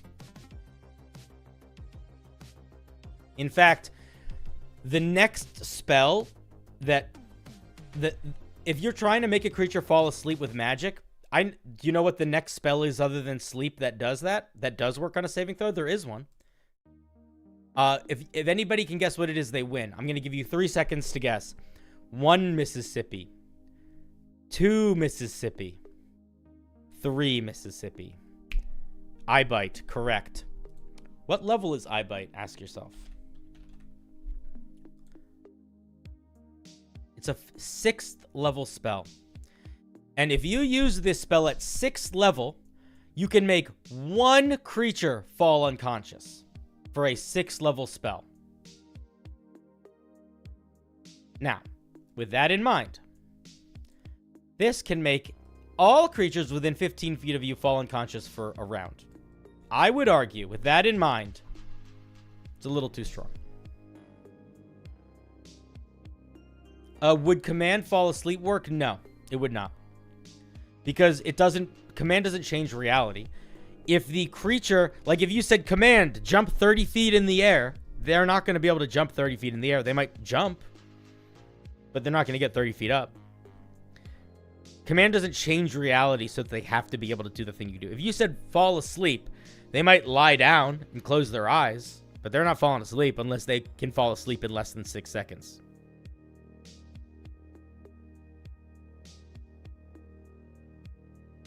So, with that in mind, oops, calm down. So with that in mind, Ivy, I think you got to come up with something different for Gentle Lullaby. I don't know what the move is here, but if you want to build something around people going unconscious and you want to give them features that add to it at first level, then the move is to figure out how to make sleep more a key part of the subclass. Like, what if you don't get sleep on the expanded spell list? What if at first level, you learn the spell sleep? It counts as a warlock spell, but does not count against the number of spells known you have. You can cast sleep without expending a spell slot. When you do, how does sleep work? No, I need to, what's the size of sleep? Is it, I want to see the size specifically. Something like this. Like when you do, you can do so without expending a spell slot. And you can choose, instead of making it a 20-foot radius sphere, you can also choose to make it a cone that has, like, you know, a 40-foot by 5-foot line cone. Like, you can change the shape of it somehow, okay? And you can do that a number of times equal to your proficiency bonus before you finish a long rest. So you get a bunch of free sleeps that you can use in interesting ways. Something like that. But this is too strong as is. Let's look at the 6th level feature. Starting at 6th level, or you could simply choose the targets. That's not a bad idea. The baseline here is what the Enchanter Wizard does. Not really. The Enchanter Wizard can stun lock one creature, and it requires all of their energy to maintain it. And I don't think they go unconscious. They think they might be incapacitated, but those are different. Incapacitation is very different than unconscious, as we just said.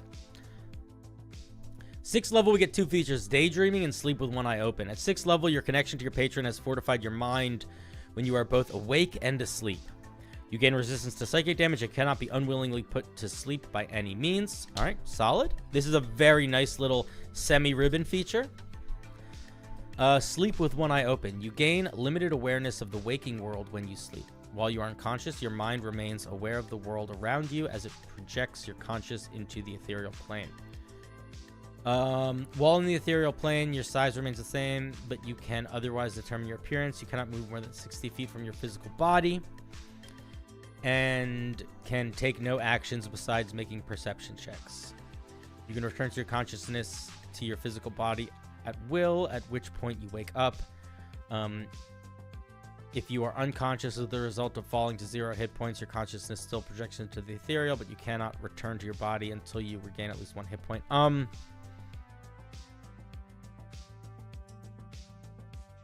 I would change the wording of this. I would change the wording of this so that it only happened during a long rest. Because the way that it's worded right now is you could go to sleep and the barbarian could carry you around and you could be the best scout forever. If I'm a barbarian and I'm holding you and you're asleep, the barbarian essentially has a 60-foot radius where you can just go through walls and see everything that's happening. So this needs to be limited to during long rests, because in its current state, it's you could break the game with it 2 seconds. No dungeon can be travelable as long as you're a little tired. You don't even need to be a little tired. You can just take a nap.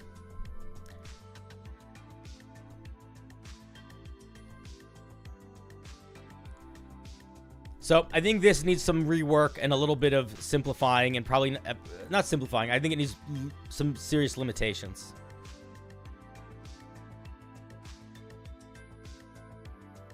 Yeah, Matthew, I think you could. I think you could take a nap. Can you take a nap?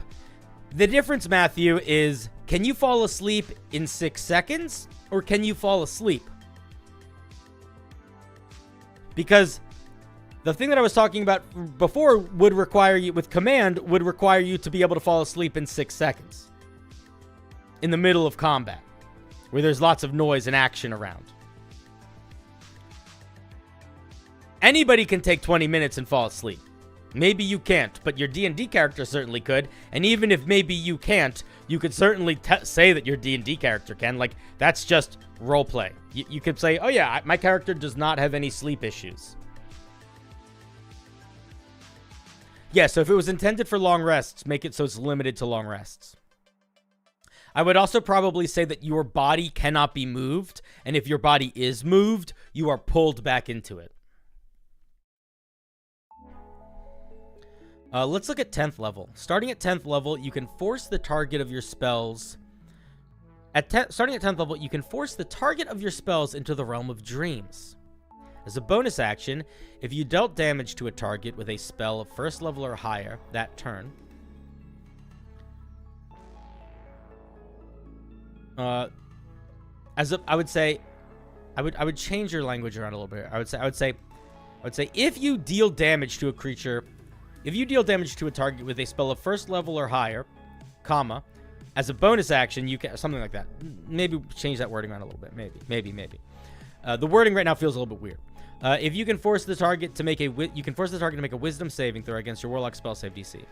If the target fails, they fall asleep for 1 minute, ignoring immunities. And again, same thing, same exact thing.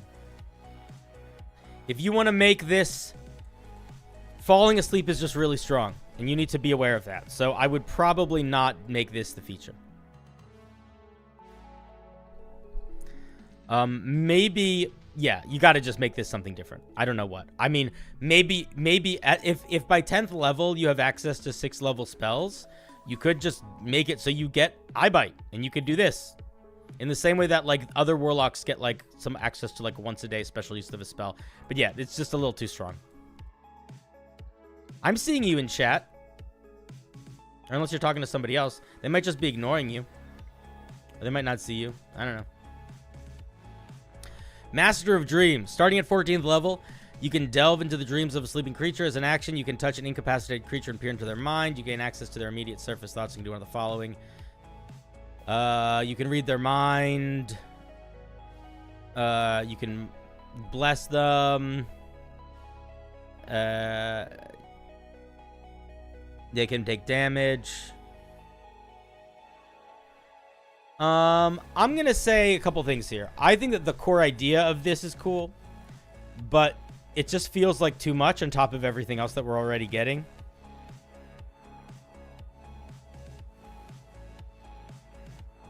Like, this is not a terrible 14th level feature, but I just feel like it feels like maybe a little too much. I almost want to suggest taking Master of Dreams, turning it into a 10th level feature, and making all of this stuff a little less intense. And saying, like, yeah, that's sort of what I want to suggest. I think it's a really interesting idea, Ivy, but I think that overall, it's just a lot too strong in a couple different directions. But specifically, when you are thinking about how powerful being unconscious and being able to make creatures unconscious is, it's really powerful. So I like the idea. I want to see. I wish there was a little bit more. I don't know. I wish there was less to do with creatures being unconscious. Like, I wish this dream stuff came in earlier. Like, what if the 6th level feature was like when creatures when you take a long rest up to choose a number of creatures equal to your charisma modifier. You can give them blissful dreams and they get 1 or 3 buffs. I don't know. I would diversify what this thing does a little bit more so that you don't have to rely so much on creatures going unconscious.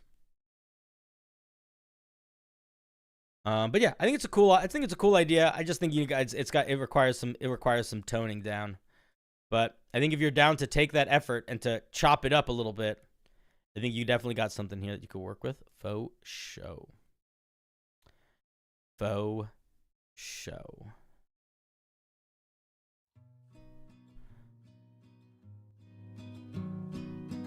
All right, friends.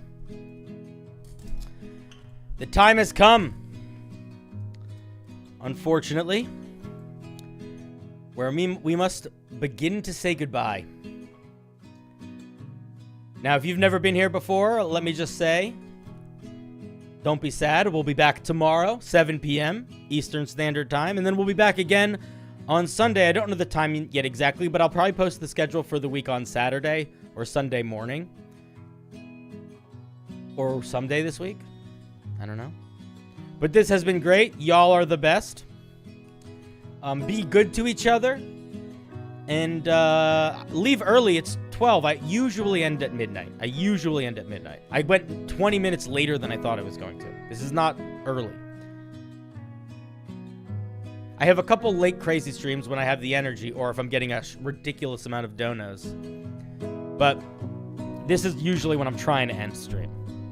7 to midnight is good. 8, 9, 10, 11. 12. That's still a 5-hour stream. That's pretty solid. Anyway, you guys are absolutely amazing.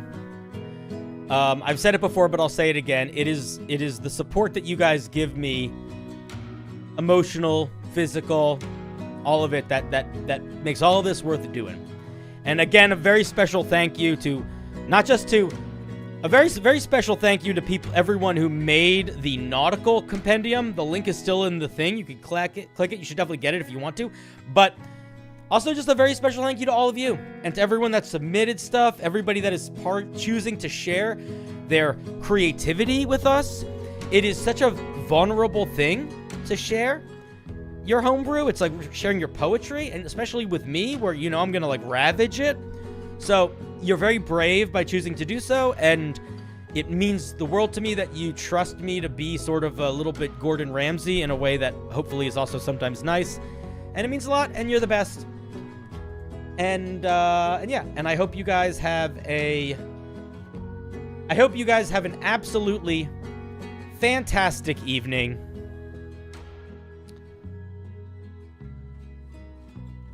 And yeah, you're the best. Now go home and feel good. Love you.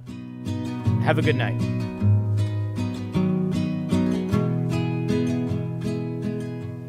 I don't think about it.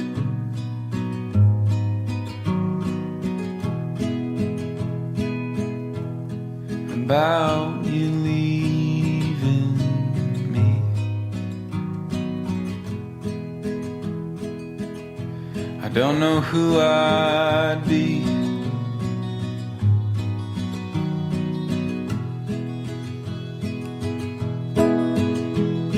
Would everything we built just turn to broken leaves? I don't think about it.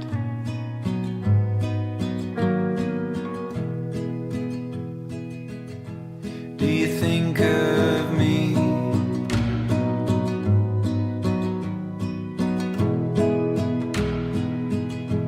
Walking out that door.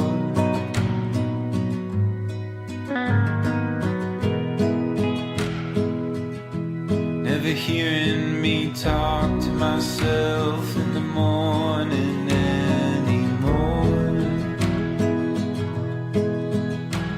Would it all just turn and turn and turn and turn and turn and turn? You don't think about it.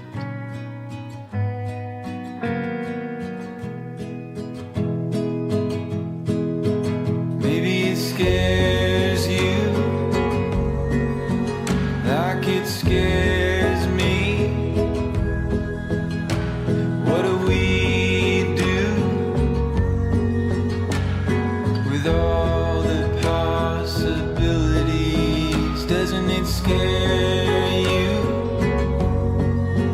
like it scares me? What do we do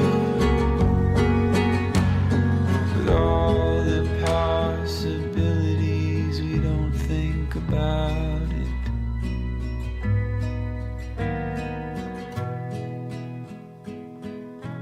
We don't think about it.